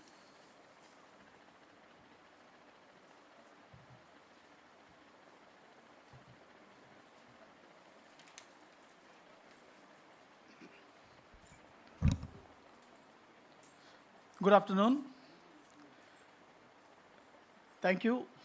Thanks for this opportunity for making this presentation on the technology-led strategy for sustainability. The definition had already been stated by Mr. Maitra very, very clearly. Let me not go into that. Here it is, the development is pivotal. Sustainability is primarily about the resource management, how best we could manage the resource, utilize the resource to produce the products, maximize the yield. Now, utilization of the resources is the key for the well-being of the humankind with the minimum damage to the environment. This is all about sustainability. So the triple bottom line, we all know, profit, people, and planet. Now, what are the strategies? Some of us have listened to the experts talking about the supply chain management, And also, there is one important aspect, management aspect, couple of important management aspects, which in my opinion, the leather industry had not been exploited much, is the case in supply chain management and the quality management system. So these encompasses the systematic improvements. Then comes the corporate governance. Corporate governance is nothing but, governance in simple terms is nothing but taking the decisions and implementing the decisions in the profitable manner. And the third strategy is the employee development. And this is also emphasized in the total quality management. And primarily, it starts with employee engagement, involvement, empowerment, and then comes the development. And all these are related, and this is the third strategy. And the final strategy, which we are going to talk about today, is the innovation. And we heard the executive director saying in the morning that innovation is the key. Innovation is going to enhance, improve the bottom line. How? Particularly for leather industry, the technology or technological innovation or the innovative technologies are the keys to unlock the solution for the problem, also to give us the bounty. How? The economic solutions and technologies for the enhanced resource utilization leads to minimization of the environmental cost on one hand and maximization of the economic sustainability on the other, which eventually could facilitate the improvement in the social sustainability. Therefore, we are improving the environmental sustainability, economic sustainability, and eventually the social sustainability. And therefore, the triple bottom line is enhanced. Now, this also was stated by Mr. Moitra with a bit of difference. Don't worry about the numbers much. Here I have used 6 tons of chemicals, which is maximum. And the bottom line here is the message, 2.5 tons from 10 tons. What happens to the rest? The facts that we have to ponder are the environmental cost is about 7% of the total cost of production. This is very, very minimal. Sometimes it goes to 10%. Only about 50% of the mass of the collagen present in the raw material is translated into the final product. The rest is wasted. And please remember and recognize, collagen is a very, very valuable material, the price of which is $35 to $1,000 per gram. Such a material we are wasting. The material input retention is about 35%. About 390 kilograms of chemical inputs are not taken up by the leather. The sole dependency of the tanneries on the end of pipe treatment is not sustainable. Now, what are the strategic approaches? Optimization of the chemical input, some of which had been dealt by Mr. Moitra, enhancing the uptake, which will lead to the minimization of the pollution load and the reduction in the cost of treatment, then improvement in the economic and environmental sustainability. The second strategy is, this is what we are going to concentrate on. Utilization of the solid waste on coat, reduction in environmental cost, which leads to the financial returns, and finally improvement in the economic and environmental sustainability. How? Turning the solid wastes into solid resources. How? If I may say, a tannery which is producing finished leathers from 5 tons of raw hides and skins could make a profit of 2,50,000 rupees every day, apart from what it is making today. Please listen to me. Let me not get into these details. This budget, you know how much solid waste is generated. A unit converting 5 tons of raw hides into finished leather per day generates about 3.5 tons of solid waste. Environmental cost associated with the disposal of solid waste is about 10,000 per day for the tannery. And what are we talking about? Are these wastes or are they wasted? The raw trimming, when we say it is 60 kilogram, it contains 20 kilogram of collagen, a very valuable material. Keratin, 3 kilogram of keratin. And in all the shampoo that we are using today, we have keratin. And in all the ointments. So we are talking about materials of such great value. And these materials we are wasting every day. Not only we are wasting, we are spending money to dispose these wastes securely. Okay. Now, what are the technologies that we are talking about? Let me not get into all the technologies that we have in hand, but select technologies that will give you more return on investment. Okay, the collagen market, which is about $5 billion today. Currently, it is $5 billion today. And the CAGR is about 6%. They say 5.2%, now it is 6%. And it is used in a lot of industries, nutraceutical, cosmetic. It is used in the arthritic creams, anti-aging creams.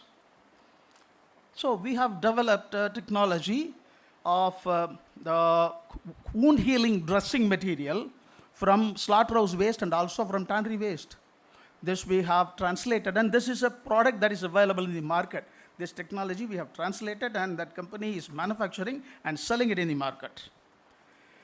The same gelatin, the hard gelatin and soft gelatin. India is importing gelatin and making products, value-added products such as hard gelatin and soft gelatin capsules, and again exporting. And the demand for gelatin as well as collagen peptide is increasing tremendously. Okay, now the collagen production business case. From 5 tons of collagen is waste, which includes the raw trimmings, flushings, or the DLM trimmings or whatever. So the untanned waste from the leather industry, about 1 ton of collagen peptide can be produced. Minimum 20% yield can be obtained. The capital cost for the factory is about 15 crores excluding the land. The profit per day is about 3.4 lakhs, which is about 45%, very lucrative. And the cash conversion cycle is 10 days. Estimated break-even point is 20 months. Next, the global keratin market, which is about $1.4 billion. And the hair is nothing but contain the 95% of the keratin protein, and from which we have made fertilizer, organic fertilizer. And we are, as a country, we are importing a huge volume of fertilizer every year. And this is the demand of fertilizer in India. And we have converted this hair waste, fermented that, and formulated it with other necessary ingredients. And we have found that the yield we could improve, particularly in paddy, about 35-40%. And the crop is found to be resistant to the diseases. Now, the business case. From 1 ton of hair waste, about 3 tons of organic fertilizer can be made. The capital cost for the factory is about 2.5 crores. Profit per day is about 30,000 rupees per day. The cash conversion cycle is 20 days, and estimated break-even point is 38 months. Activated carbon market. It is expected to reach $9 billion in 2026. And we have made activated carbon from the flushing waste. From 25 kilogram of flushing waste, we could generate 1.2 kilogram of activated carbon. And the application of activated carbon is very much varied, from wastewater treatment to deodorization to tire manufacturing. So we have manufactured soles for footwear using the activated carbon. Now, the business case. from 2.5 tons of flushings, about 100 kilogram of activated carbon can be produced. The capital cost for the factory is about 1 crore, and the profit is about 2,700 rupees. Cash conversion cycle is 30, and the break-even point is 48 months. Now, the Syntan. The collagen technology had been translated to Synergil and also one company, Anigel. The organic fertilizer technology was translated to the Dindigul tanning cluster. And the Syntan technology had been translated to Indotan, the chairman's company. The chromium shaving waste can be either used for manufacturing Syntan, or it can be used as a reducing agent in the manufacture of BCS. Both are possible. So here again, the profit is about 24,000 rupees per day for a factory of 1 ton input. The estimated break-even point is 23 months. And biogas from flushings and sludge, the secondary sludge and biogas can be mixed in a particular ratio, and biogas can be produced, and eventually energy also can be generated from that. So from 750 kilogram of combined waste, about 25 meter cube of biogas can be produced. There is a plant running in this very complex itself. And Dr. Bala is the inventor of this technology. And finally, a tannery producing finished leathers from 5 tons of raw hides will be able to reduce the cost of production by rupees 10,000 per day by minimizing the environmental cost, number one. And will be able to make an additional profit of 2,50,000 rupees by venturing into such initiatives. Some of the initiatives could be collective, and some of the initiatives could be individual. We'll be able to address the issue of solid waste sustainably, and therefore, the triple bottom line can be enhanced with no difficulty. Thank you so much.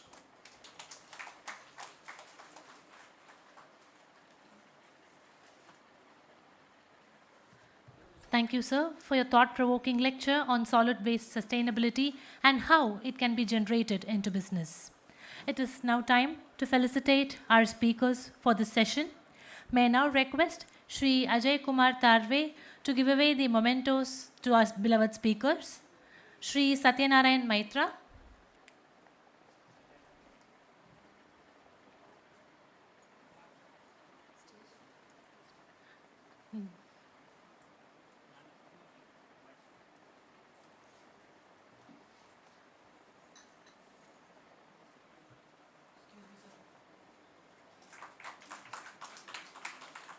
Dr. Sanjay Chakrabarti.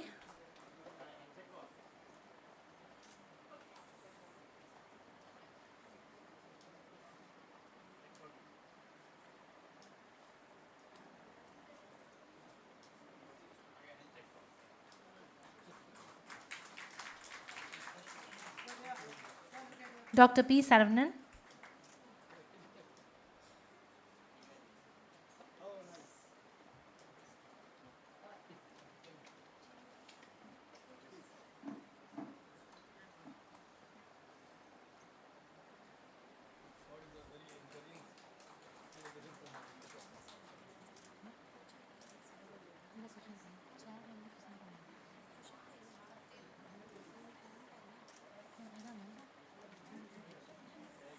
Thank you, sir.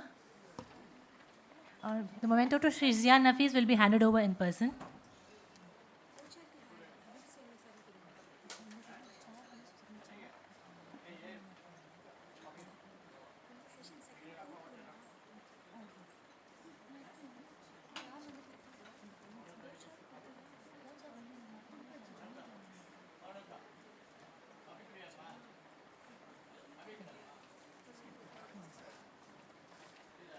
We now commence our third technical session on growth opportunities for young startups and entrepreneurs and experience sharing on Trinity Partnership, chaired by Shri Susanta Malik. May I please invite our chair, Shri Susanta Malik, on stage, please. We take great pleasure in introducing our chair for the session, Shri Susanta Malik, who is an entrepreneur involved in activities of import, marketing, and development of products of several Indian and foreign multinational companies. He is associated with the Indian Leather Technologists Association for the past 40 years and is currently the General Secretary of ILTA. He has occupied prominent positions in many industry associations and academic institutes. He has written several articles on science, technology, and marketing. May I now request Sri Susanta Malik to share the opening remarks, please. Please, sir.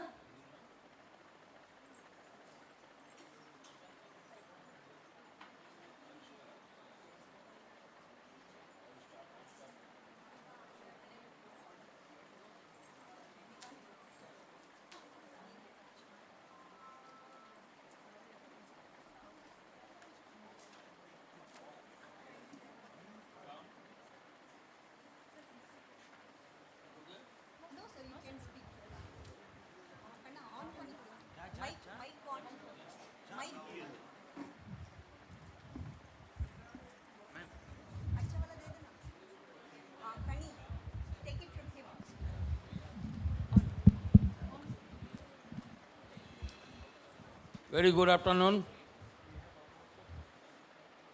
dignitaries of the team of CSIR-CLRI, CLE, ILPA, CLCTA, ILTA, other associations, institutions like GCLT, FBDI, Display Design Studio, students, other guests, and eminent participants from the industry. It is good to be here today, and we are very happy that CLRI has taken this step in bringing the technology to the door of the industry. That is a very bold step, and we all should appreciate and accept it with a big hand. Now our subject of this session is growth opportunities for young startups, entrepreneurship and experience sharing on Trinity Partnership. I must say that we, the ILTA, is proud to be associated with this national seminar, the part of LERIC in Calcutta. So let's start with the lecture. Before that, I want to tell that one speaker has completed his speech, and I will just sum up at the end of the 3 lectures. Now I request to introduce the eminent speakers and invite them to speak. The next topic for this session will be government schemes to promote the growth of small tanners. We have with us Sri R. Selvam IAS, who is the Executive Director, Council for Leather Exports. He had served in various capacities in the state of Himachal Pradesh. He also served in Government of India in various capacities since 2007 to 2014, including serving as Joint Director General of Foreign Trade in the Ministry of Commerce and Industry. He has successfully implemented several state and Government of India programs and has been involved in policy making at national level. May I now invite Sri R. Selvam IAS to deliver his presentation. Please, sir.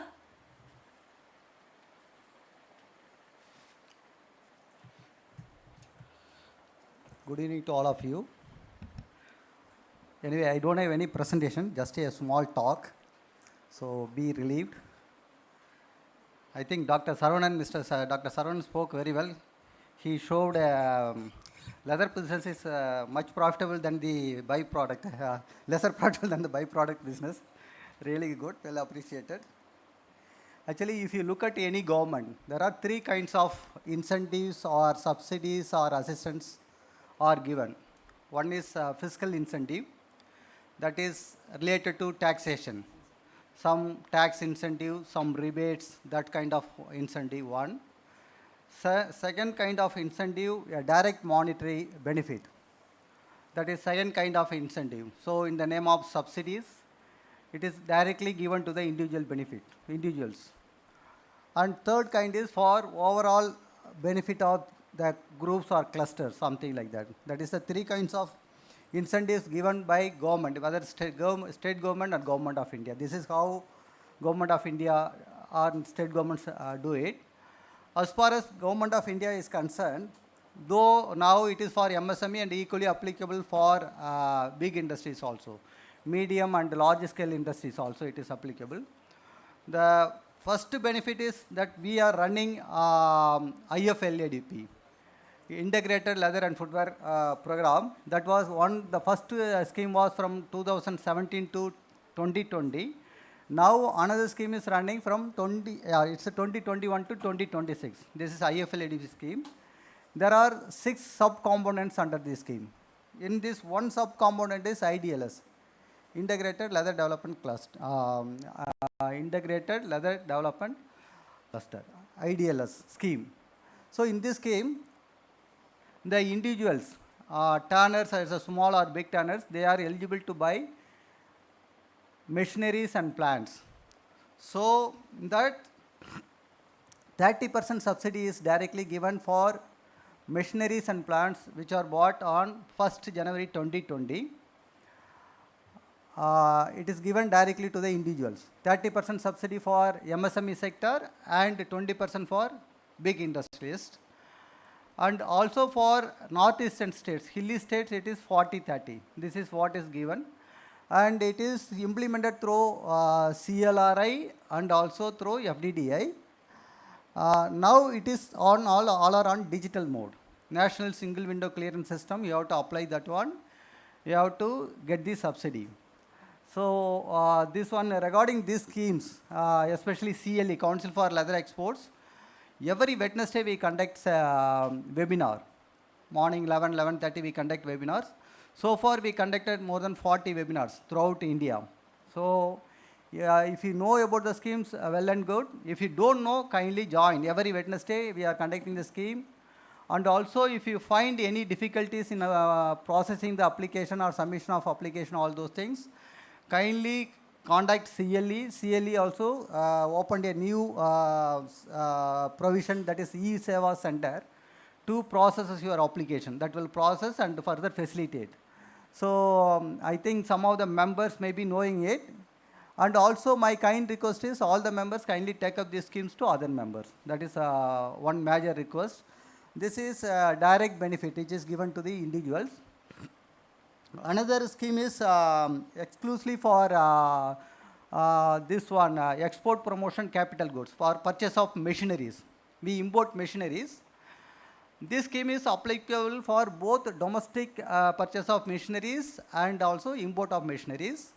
Now earlier that import of machineries was 0 duty, now it is 7.5% duty is applicable for, import duty is 7.5%. And IGST is 18%. That is what's applicable duty right now. So this one is an export obligated scheme. Within 6 years, whatever duty saved, you have to show 6 times export value. That scheme is export EPCG scheme, Export Promotion Capital Goods Scheme. That is applicable right now. It is available there. It is implemented by DGFT, Directorate General of Foreign Trade. This scheme also, but it is not applicable to purchase of second-hand machineries. This scheme also applicable for all players. So medium, micro, small entrepreneurs and everyone, they can buy it. If you can also buy the local machineries which are manufactured. So new machineries you can buy from domestically also, you are eligible for that scheme. Another scheme is advance authorization. This also it gives fiscal incentive. Under advance authorization also, based on the SIA norms, standard input output norms, whatever import duty you want to save, you can save. That is, whatever import you are importing, the same value export you should show. So these 3 schemes right now, any member can avail for establishment of plants and machineries, which are one is through DGFT, another one is through CLRI and FDDI, and another advance authorization also through DGFT only. So these 3 schemes are available. Apart from that, brand promotion, all are applicable for the bigger scheme, brand promotion, cluster formation, all those things. And This is done through DOC, Department of Commerce and DPIT, Department for Industrial Development and Internal Trade. That is DPIT is implementing these schemes. And DOC, another scheme is there, Market Development Assistance. For if you develop the product, you produce a product, you want to market abroad, you want to participate in international trade fair or domestic trade fair also, the market assistance is available. The same way it is available for reverse buyer seller meet. There are two marketing schemes.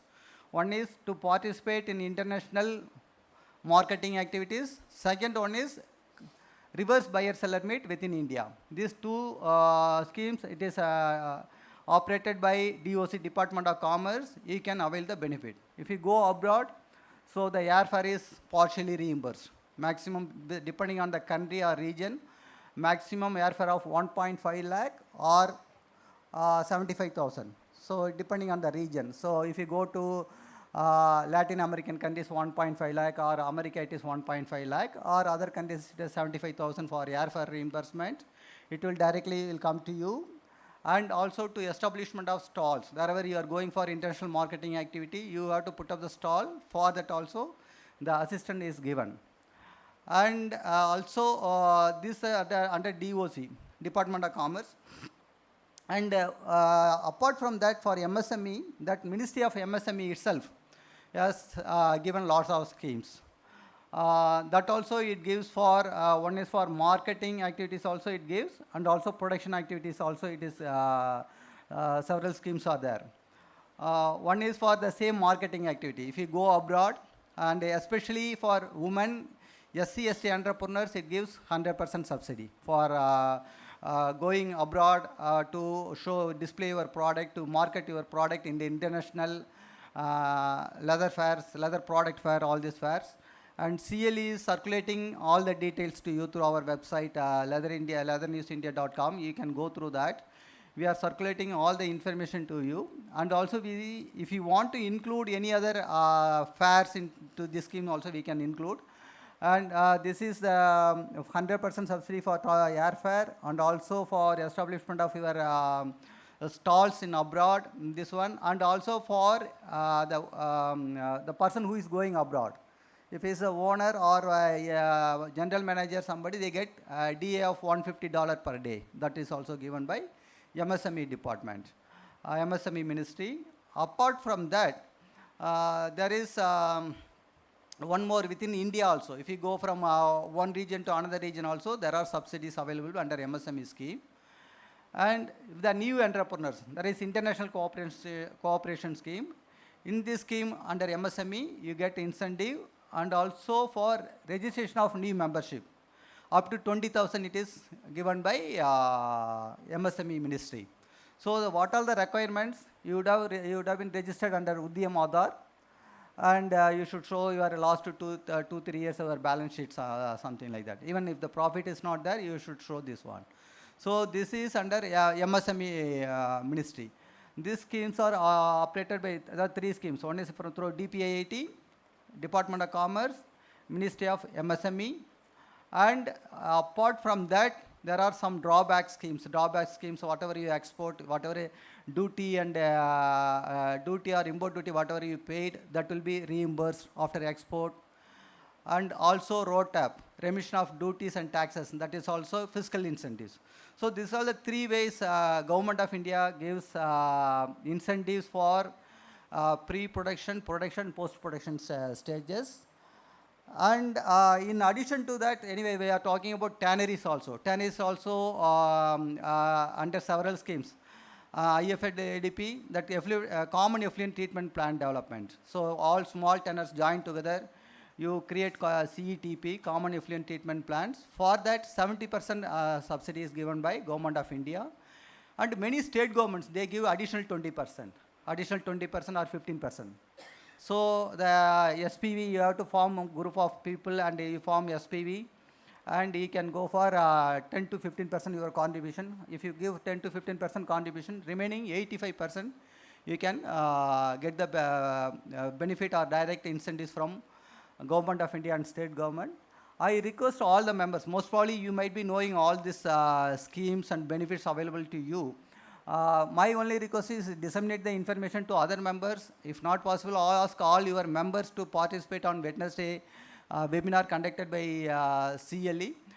This is a highly beneficial scheme, and also it is overall development of leather and footwear industry. So if you take especially tannery sector, there are several advanced development. If you come to south, there are many CETPs, they gone for zero liquid discharge. I think this highly advanced technology, thanks to CLRI, over hard work done by them over a period of time, they come up with a zero liquid discharge. Even single droplet of effluent is not allowed to be dropped in the soil. And now next stage, they want to recycle the salt also.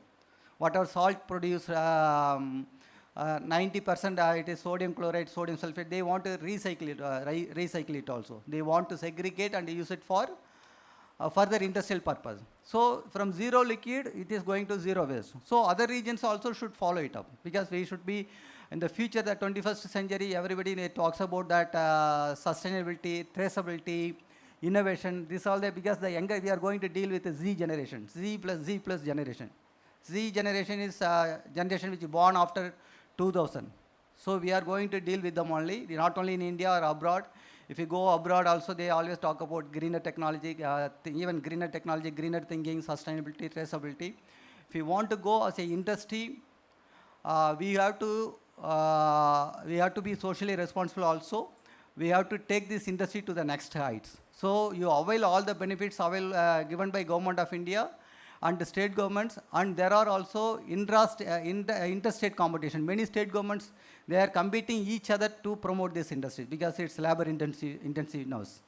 So in addition to that, if you need any specific assistance from the state government or Government of India, kindly write to CLE. We will take up your cause. We will work for it. We will find a solution for you. With this, I conclude my remarks. Thank you very much.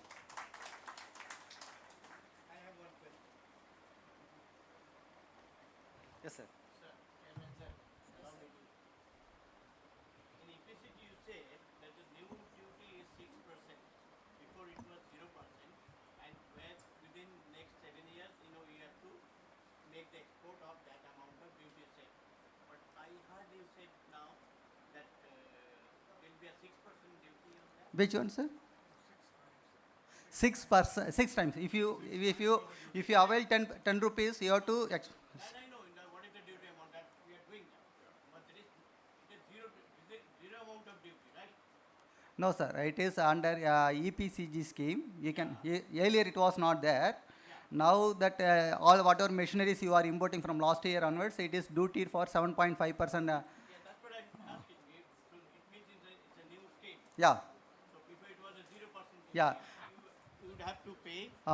You would have to make the export of 7 times of the duty saved. No, 6 times only. 6 times, Yeah. yes. Yeah. So now it is a new one. Okay, And new also the amnesty scheme is there. Now under EPG. No, but in this in EPCG, can I import a reconditioned second-hand machine? Second-hand machines are not allowed. Okay. But one condition is you can purchase locally produced machine, locally manufactured new machine. Those it is also. That means always it has to be a new machine. Yeah, new machine. Okay. Yeah. So, but even then, if there is a not duty saved, like I can import a old machine with a chartered engineer certificate. Yeah, that's what we are doing. We are importing machine, but it's paying duty. Paying duty, that's not a problem. But there is no duty saved. Yeah. But it is possible that if the machine is a good condition, reconditioned, and there is a chartered engineer certificate, that this machine will be further 10 years can give a service. Now, at this point, I will check it, sir. But second-hand machines are not allowed right now. But you are telling that with the CA certificate, you can buy it. Yeah. So I'll clarify it. Yeah, I've just done that, like only a couple of months before, Okay, okay. EPCG is not allowed. I'm not talking No, actually, he is purchasing. That's okay. No, to avail the benefit under EPCG. Some confusion, Salvamji. It is still exempted. I think it is 0%, but 6 times. Export dikana. Yeah, 6 times export karna. No. EPCG is 0%. No. What I want to say, sir, earlier the machineries were allowed to. So it is 0%. Okay. Then it's okay. Yeah. There is no fun if it is No, no. Now government also announced the amnesty scheme. Whatever export obligation you could not meet out in the certain period, now the scheme has been announced by Government of India, so you can sort it out right now. That amnesty scheme also available right now. Okay, okay. Thank you. That is it. Thank you, sir. Thank you.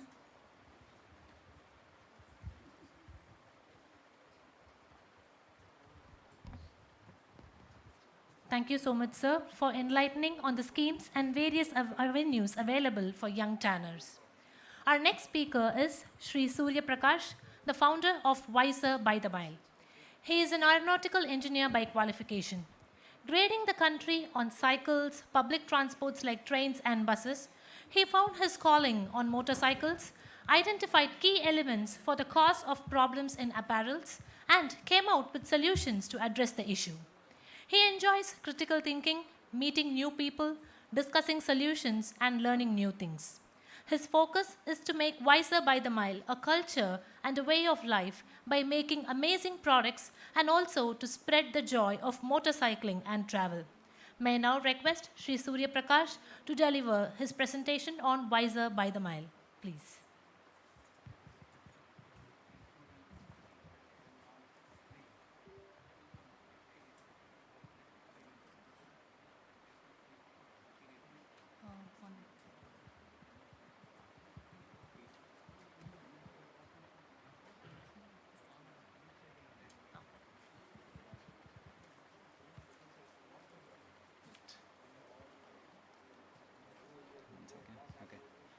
Hello.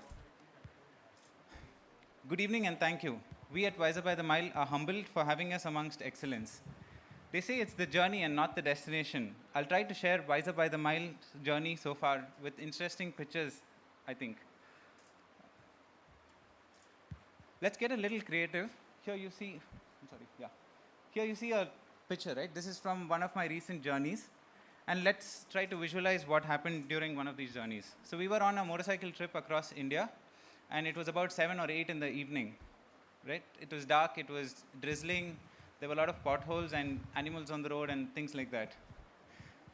And because of the low vision, we were doing only about 30 or 40 kilometers per hour.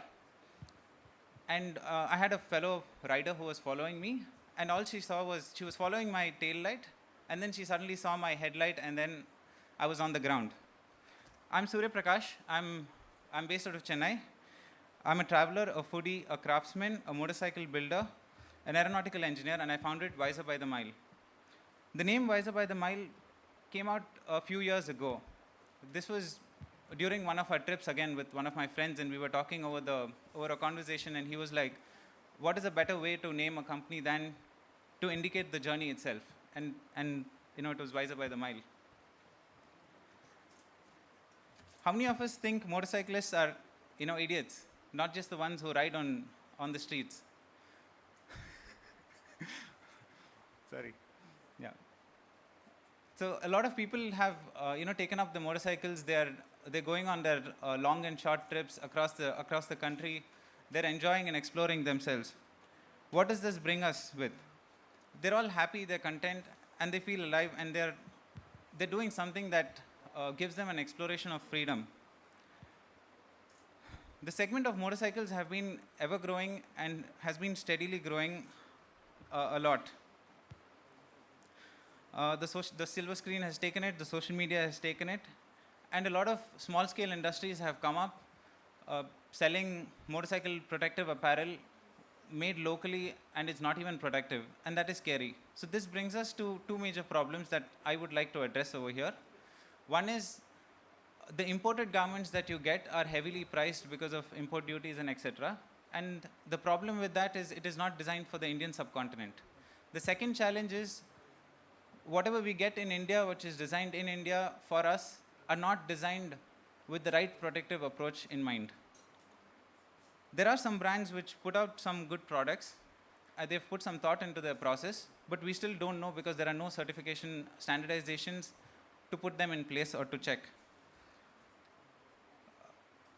The subject of protective gears brings us to armors. A lot of people are aware of the armors that we put on the impact points.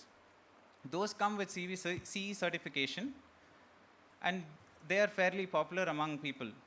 The problem is people do not know that the apparel itself needs to be certified for, let's say, seam burst strength, the tear resistance, and the abrasion resistance, just to name a few of them.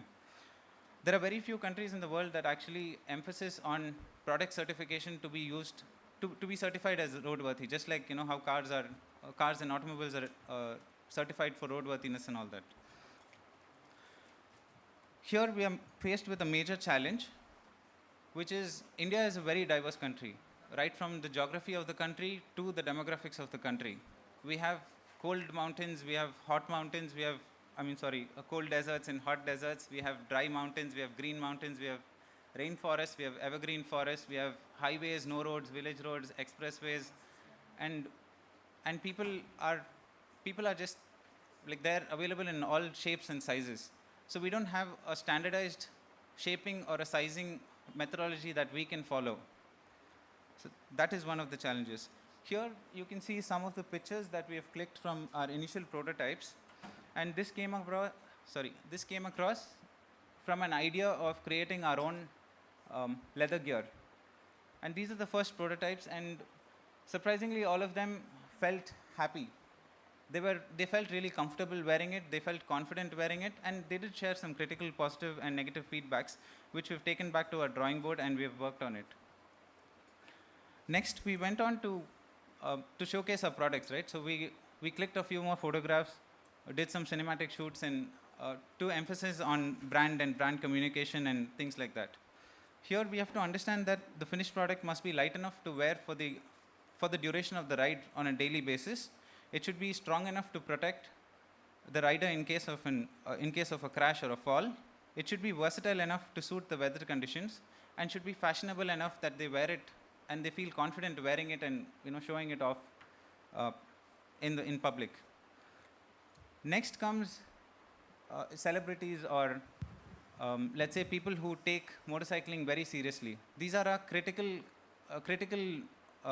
judgments of the garment. They put it to use what it was intended for, and they give you very critical feedback. It can be challenging sometimes, and they've given us a lot of opportunities and scope for development to shape our dream to what we are. There was a time during my college that I would pass through, you know, that time I knew it as a Leather Research Institute, and I thought maybe I should, you know, try and approach them. What would they possibly say? They're not going to refuse me. So I tried sending them an email, and to my surprise, they really responded back, and we started our discussion. I'm sorry. We started our discussion, and I must, you know, take this opportunity to thank them for continuously supporting and encouraging us. And within a few prototypes and a few trials, we had our first field-worthy prototype jacket ready. Sorry. Okay. We had a field-worthy prototype ready for testing, and it was really nice.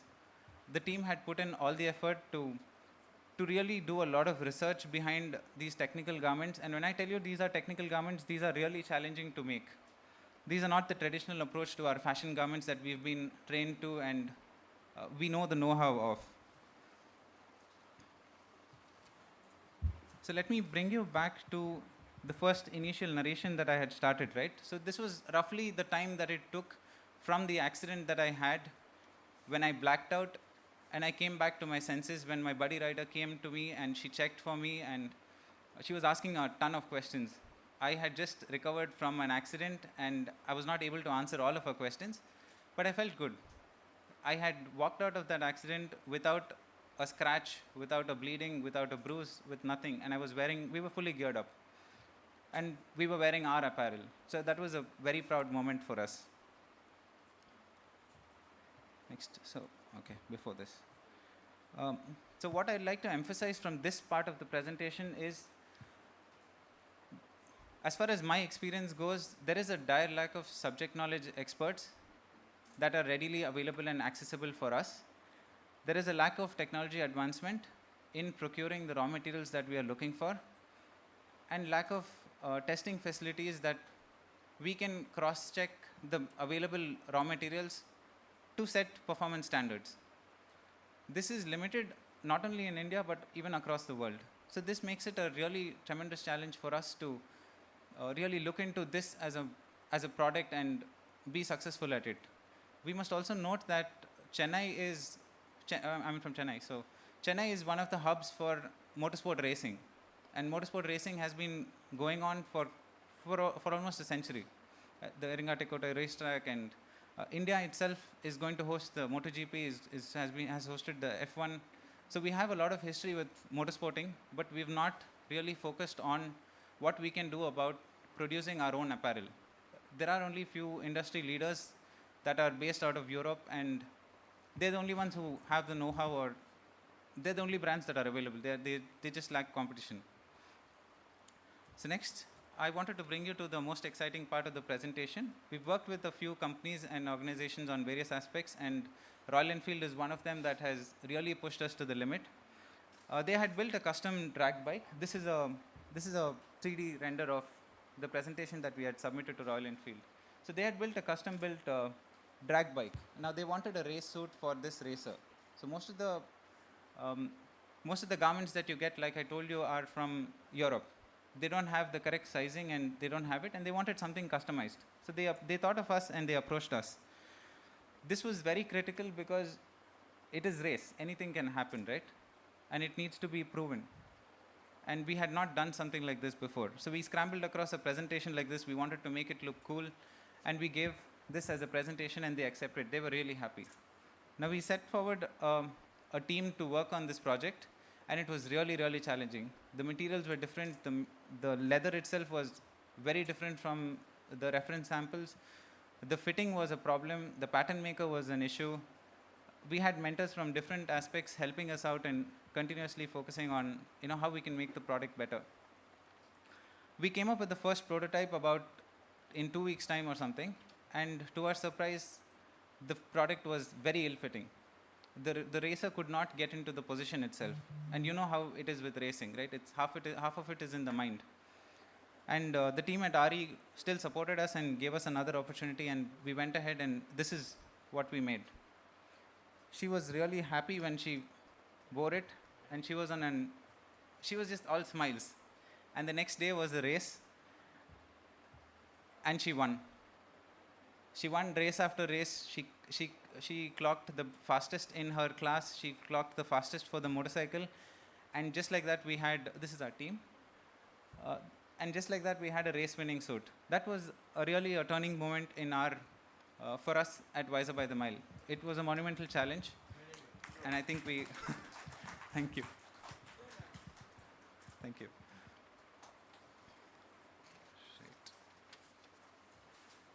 So there is a small race clip that I'd like to show. It's just like 12 seconds or something. So this was at the track on the day of the event, and this was her first race after wearing the suit.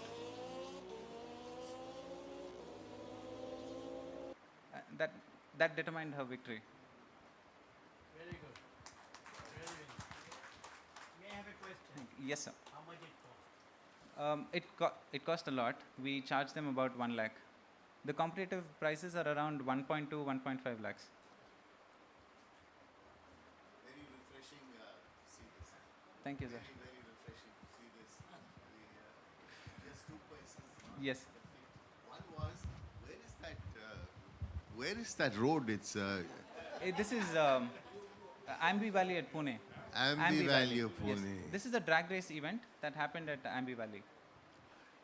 And just for our the knowledge of we have a member in our fraternity whose son is he's a youngster now, must be 16, 17. Okay. He's a Formula One racing. Nice. Okay. His Sharu Mohsin's son, Shevu Mohsin's son. He was a go-kart racing champ. Now Okay. he's the racing champ. Wonderful. So, yeah. I'm And glad to hear anyway, that. it's a pleasure to see all this and this kind of thought going in. It's one of our another person who's done very interesting thing is, I don't know how many of you all remember, I know Bachi Gopal Krishna. He has got swimwear and things like that. He has gone cycling. gym thing, those stretch clothes, light. Correct. He's pioneering that. Correct. So it's very, very nice to see this. I'd love to Thank you. see you grow. Thank On this note, this is another thing that I personally noted when I had an idea and I approached CLRI and we were discussing, and this is something that struck to me. I think the landscape in India is kind of changing in terms of how young entrepreneurs like us are coming up with new perspectives and new ideas, and maybe creating brands rather than focusing on the traditional approach of manufacturing and production. And we would really like the support of research institutes and industry to work together towards bringing this idea into a reality. And I think we really have the scope and the skill set to do it. Maybe in the future we'll have the resources also. Support from 100 of it. Yes. You tell one and give one free and another prize, another prize is the buy. You understand? Yeah. It's a 16 lakh, 20 lakh. Yes, yes. So who can afford a 16, 20 lakh buy can afford another 1 lakh. So you tell them, you get 40% out of my product, send my product.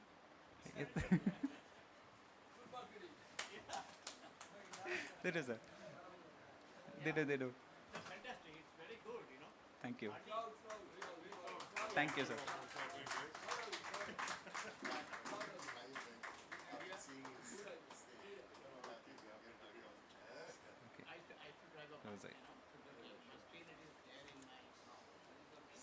Some of us had the opportunity many, many years ago, I think 15, 20 years ago, to sponsor Sania Mirza. 4 of us in Chennai. And we said we couldn't do it, we wouldn't do it. It was not a great amount. 35 lakhs it was at the time. Okay. But, afterwards, we had missed out on a huge, huge thing. True. In that aspect, I think Royal Enfield does bring in a lot of the motorcycling culture among people. They did give us the opportunity. They could have definitely got another suit from somewhere, from a different country. And Royal Enfield, when you drive, you don't feel like that you are... correct, but Royal Enfield sells because of their the culture that they've built. I don't know. Sorry? No, not yet, sir.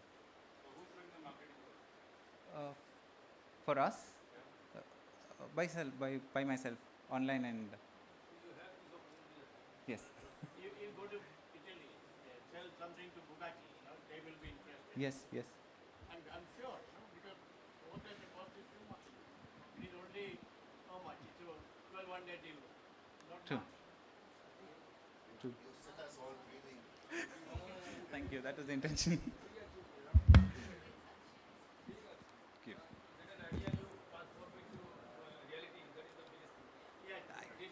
Maybe because I came back from...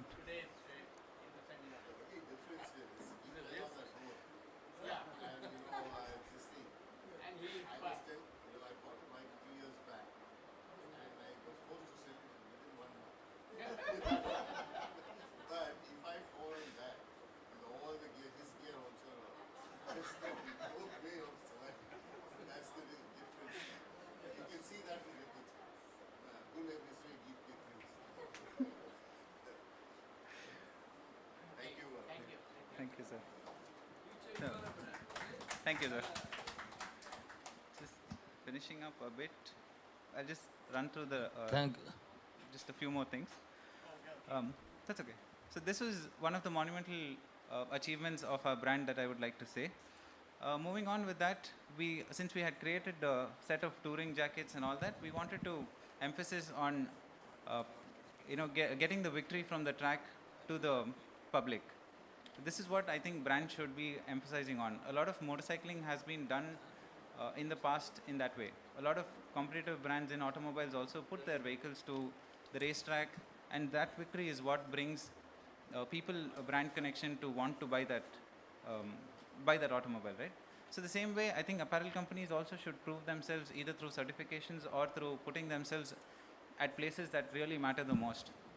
Though it is a little risky, but with the correct approach and with the correct standardization, I think this will be a good opportunity to set a level playing ground and create a brand from India itself.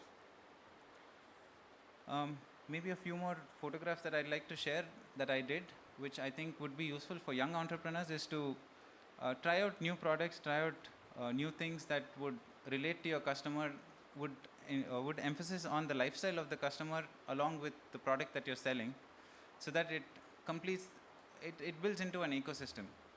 So we're not in the motorcycle business, but we're in the motorcycling business. So it's something like that. And we wanted to... Thank you.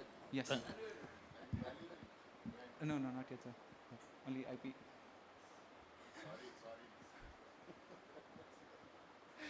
So these are some marketing ideas that we tried out, and some photo shoots and things like that. So yes, that's about it. This concludes my... Thank you, Mr. Prakash. Jacket you made it by yourself or with the help of some factory? With the help of our factory, we have a small tailoring unit in Chennai. We of course had the help of CLRI also. No, why I'm telling you, we have seen today they shown on the Kargil, in the glacier. Correct, glacier. correct. Is that over there in its minus 50 degrees? Correct. And the minimum Correct. and the maximum is minus 30 degrees. Correct. So that means, if you can make those kind of jacket also, Correct. can protective jacket, also can help. Yes. I think CLRI had recently developed a glove for the purpose. Yes. I got it. Thank you. Sorry, sir? Thank you. Thank you, Mr. Prakash. Thank you, sir.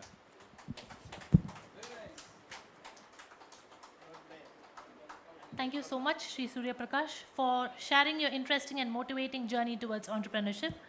May I now request Sri Susanta Malik to summarize the key takeaways of the session.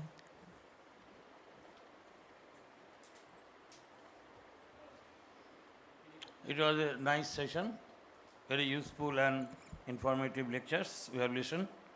Just to summarize, Dr. Banerjee said digitization is extremely important for a good product and a good story, with a good product and a good story. The story is also very important nowadays in the world. And quick reaction to any action of the customer and immediate resolution. That is also very important. Where we are lacking actually from India. Mr. Shelvam, there are numerous subsidies from state and central government, and those subsidies and schemes and incentives are directly reaching to the beneficiary. That is also very important. And many of the schemes are directed to the startups,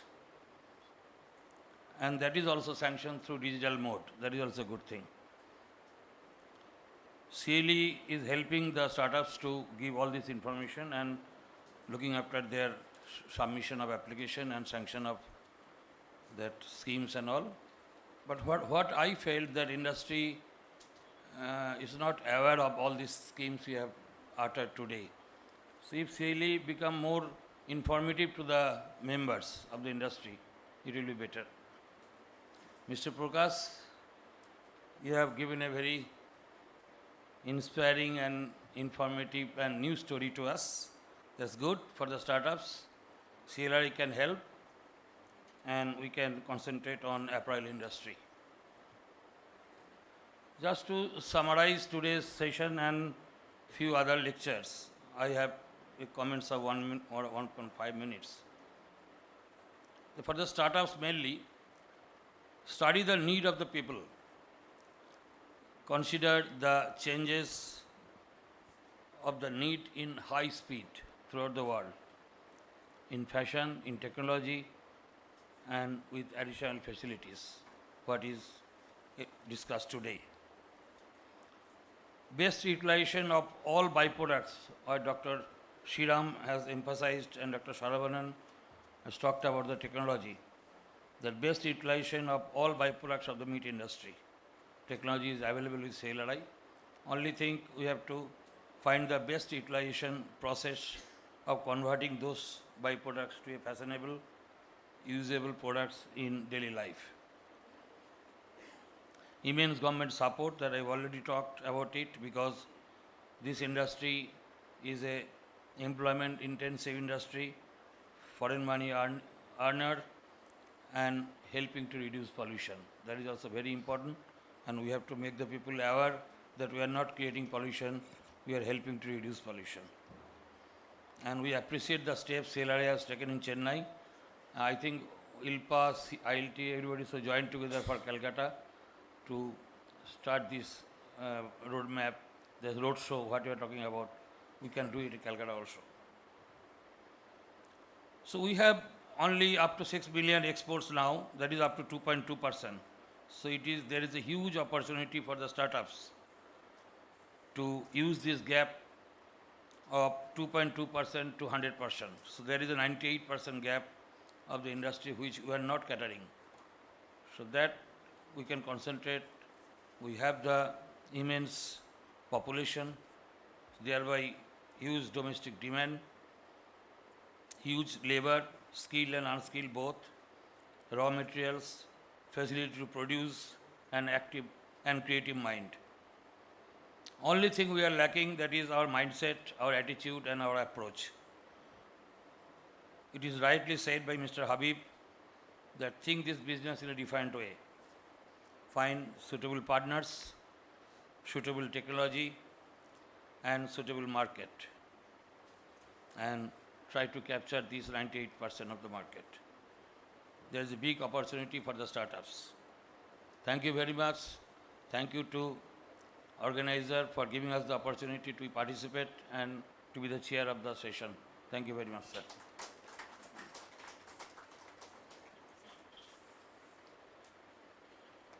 May I now request Shri Susanta Malik to present a memento to Shri Surya Prakash. Please, sir.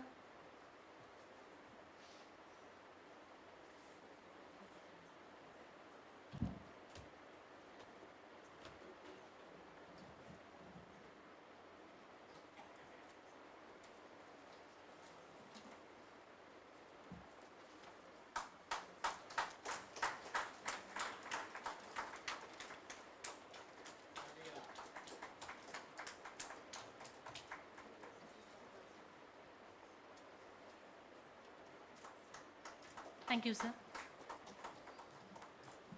There was a poster presentation held as part of LERI Conclave 2023. May I now call upon Shri Habib Hussain on stage to deliver the prizes to the winners of the poster presentation.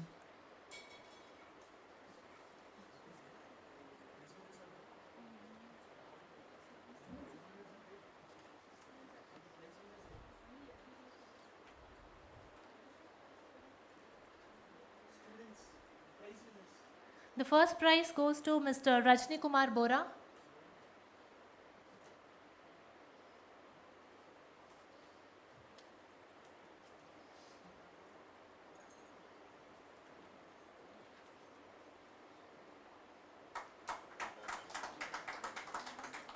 The second prize goes to Shri Parna Das.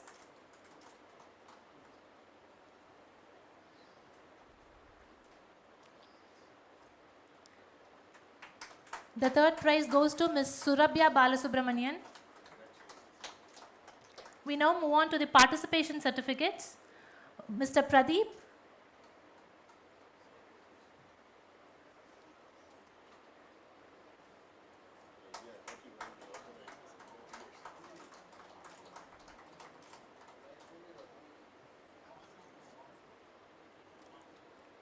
Mr. Dinesh Kumar.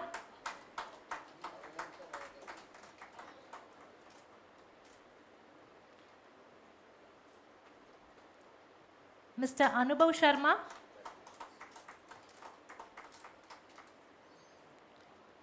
Mr. Debjit Sen. Mr. Jui Kundu. Mr. Saumjit Manna.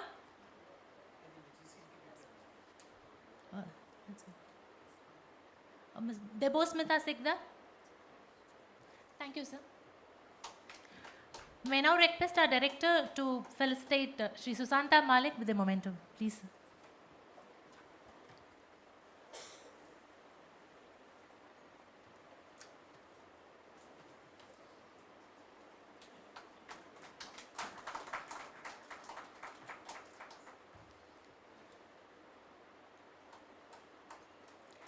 Thank you so much, one and all.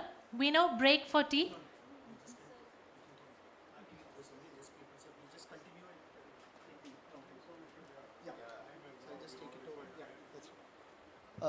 but we actually wanted that we look at a roundtable for the specific needs of the sector here in Kolkata.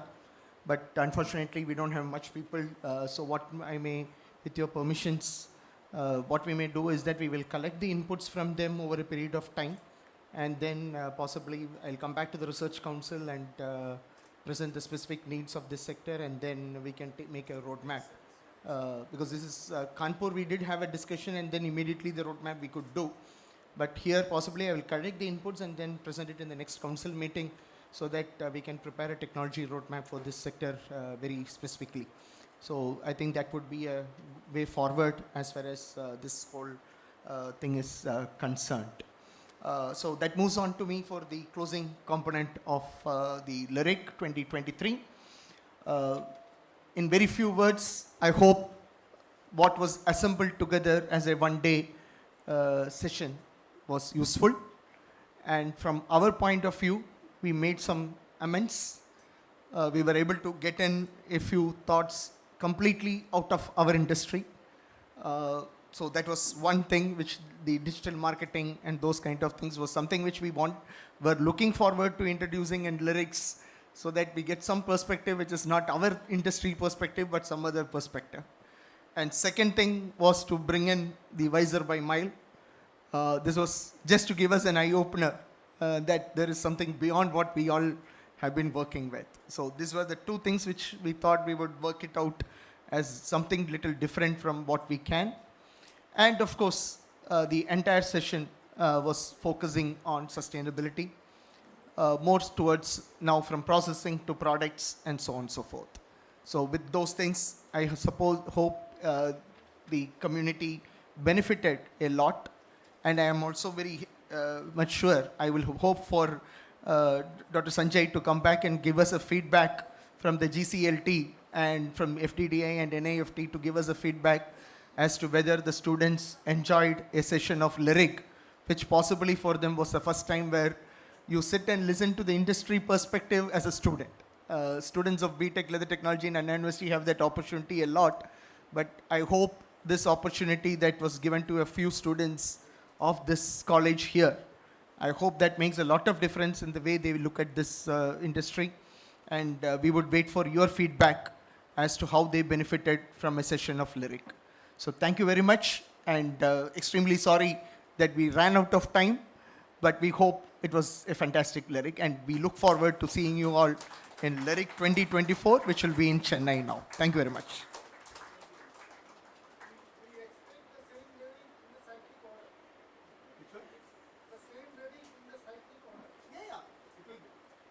It's not cycling, it is by boat. By lot.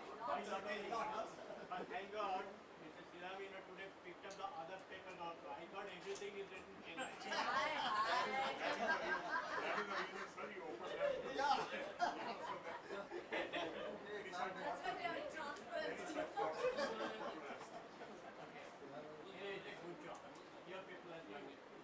With all your permission, I should say it's thanks to my regional center colleagues here. A very small thing, but did a marvelous job. Yeah, I think it should take a...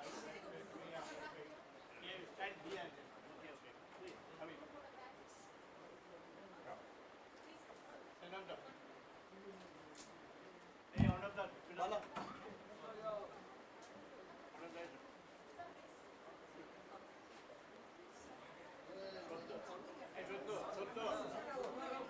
Come.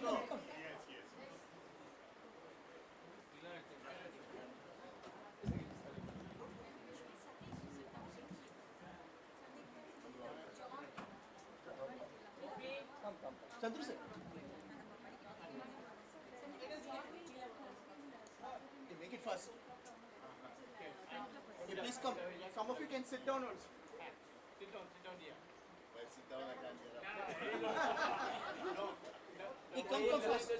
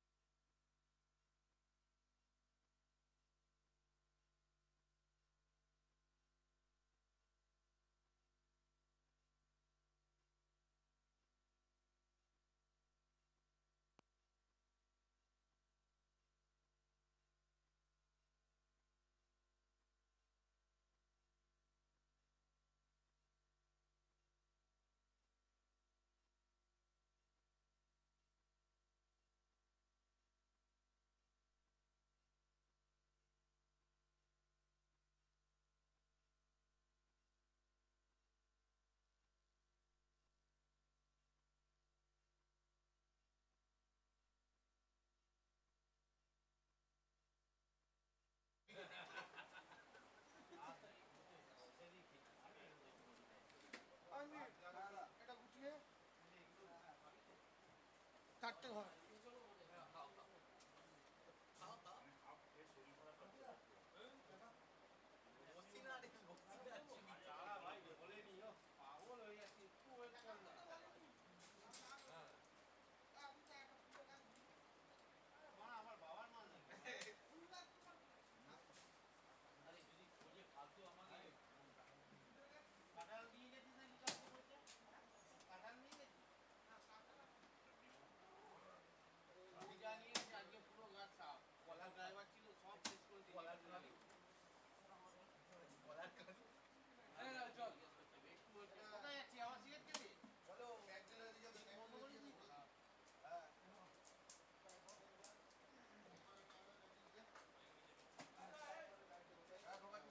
একটা camera রাখ না centre একটা রেখে বন্ধ আলগুলো pack করলো আরে ম্যাডামকে না জিজ্ঞেস করে বলেছি হ্যাঁ তাহলে স্টিম কেটে দিই যাই হোক আগে করতে হবে একবার সিস্টেম করেছিল আমি আটা দিয়ে ধন্যবাদ হজম করার জন্য একটু টক দই আছে একটা দই করে নাও কিন্তু হচ্ছে যে এটা ব্যাকআপ দাদা সবগুলো ব্যাগ বের করে নি হ্যাঁ ব্যাগগুলো বার কর জায়গা নেই জায়গা প্যাক করুন যে ব্যাগগুলো দেওয়া এটা লেদার এই ব্যাগটা শোন শোন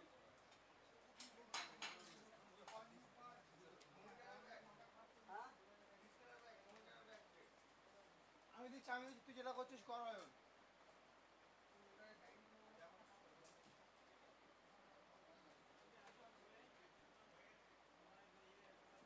দাদা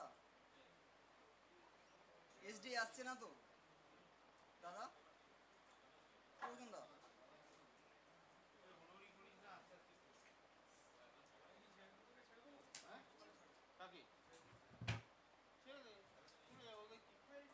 যদি লাগে আবার দিন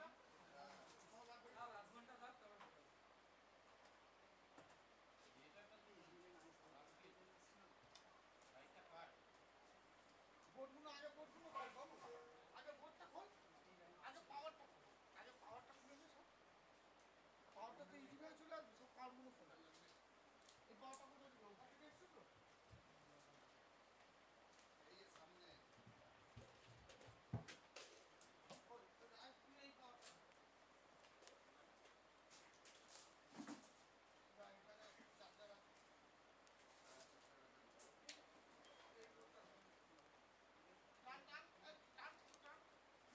আস্তে টানিস না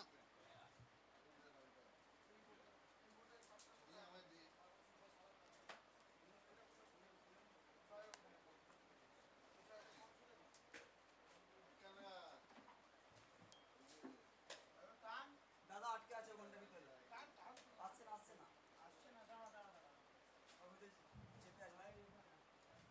চেপে আসছে একবার টানা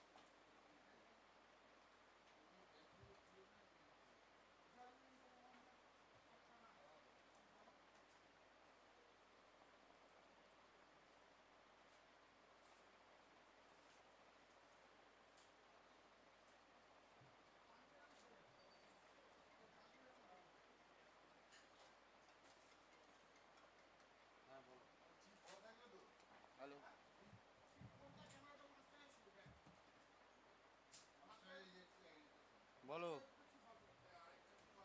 এই সংগ্রাম তোকে পাচ্ছে না নাকি জয়ন্ত দা ফোন করছি তো ধরছিস না কেন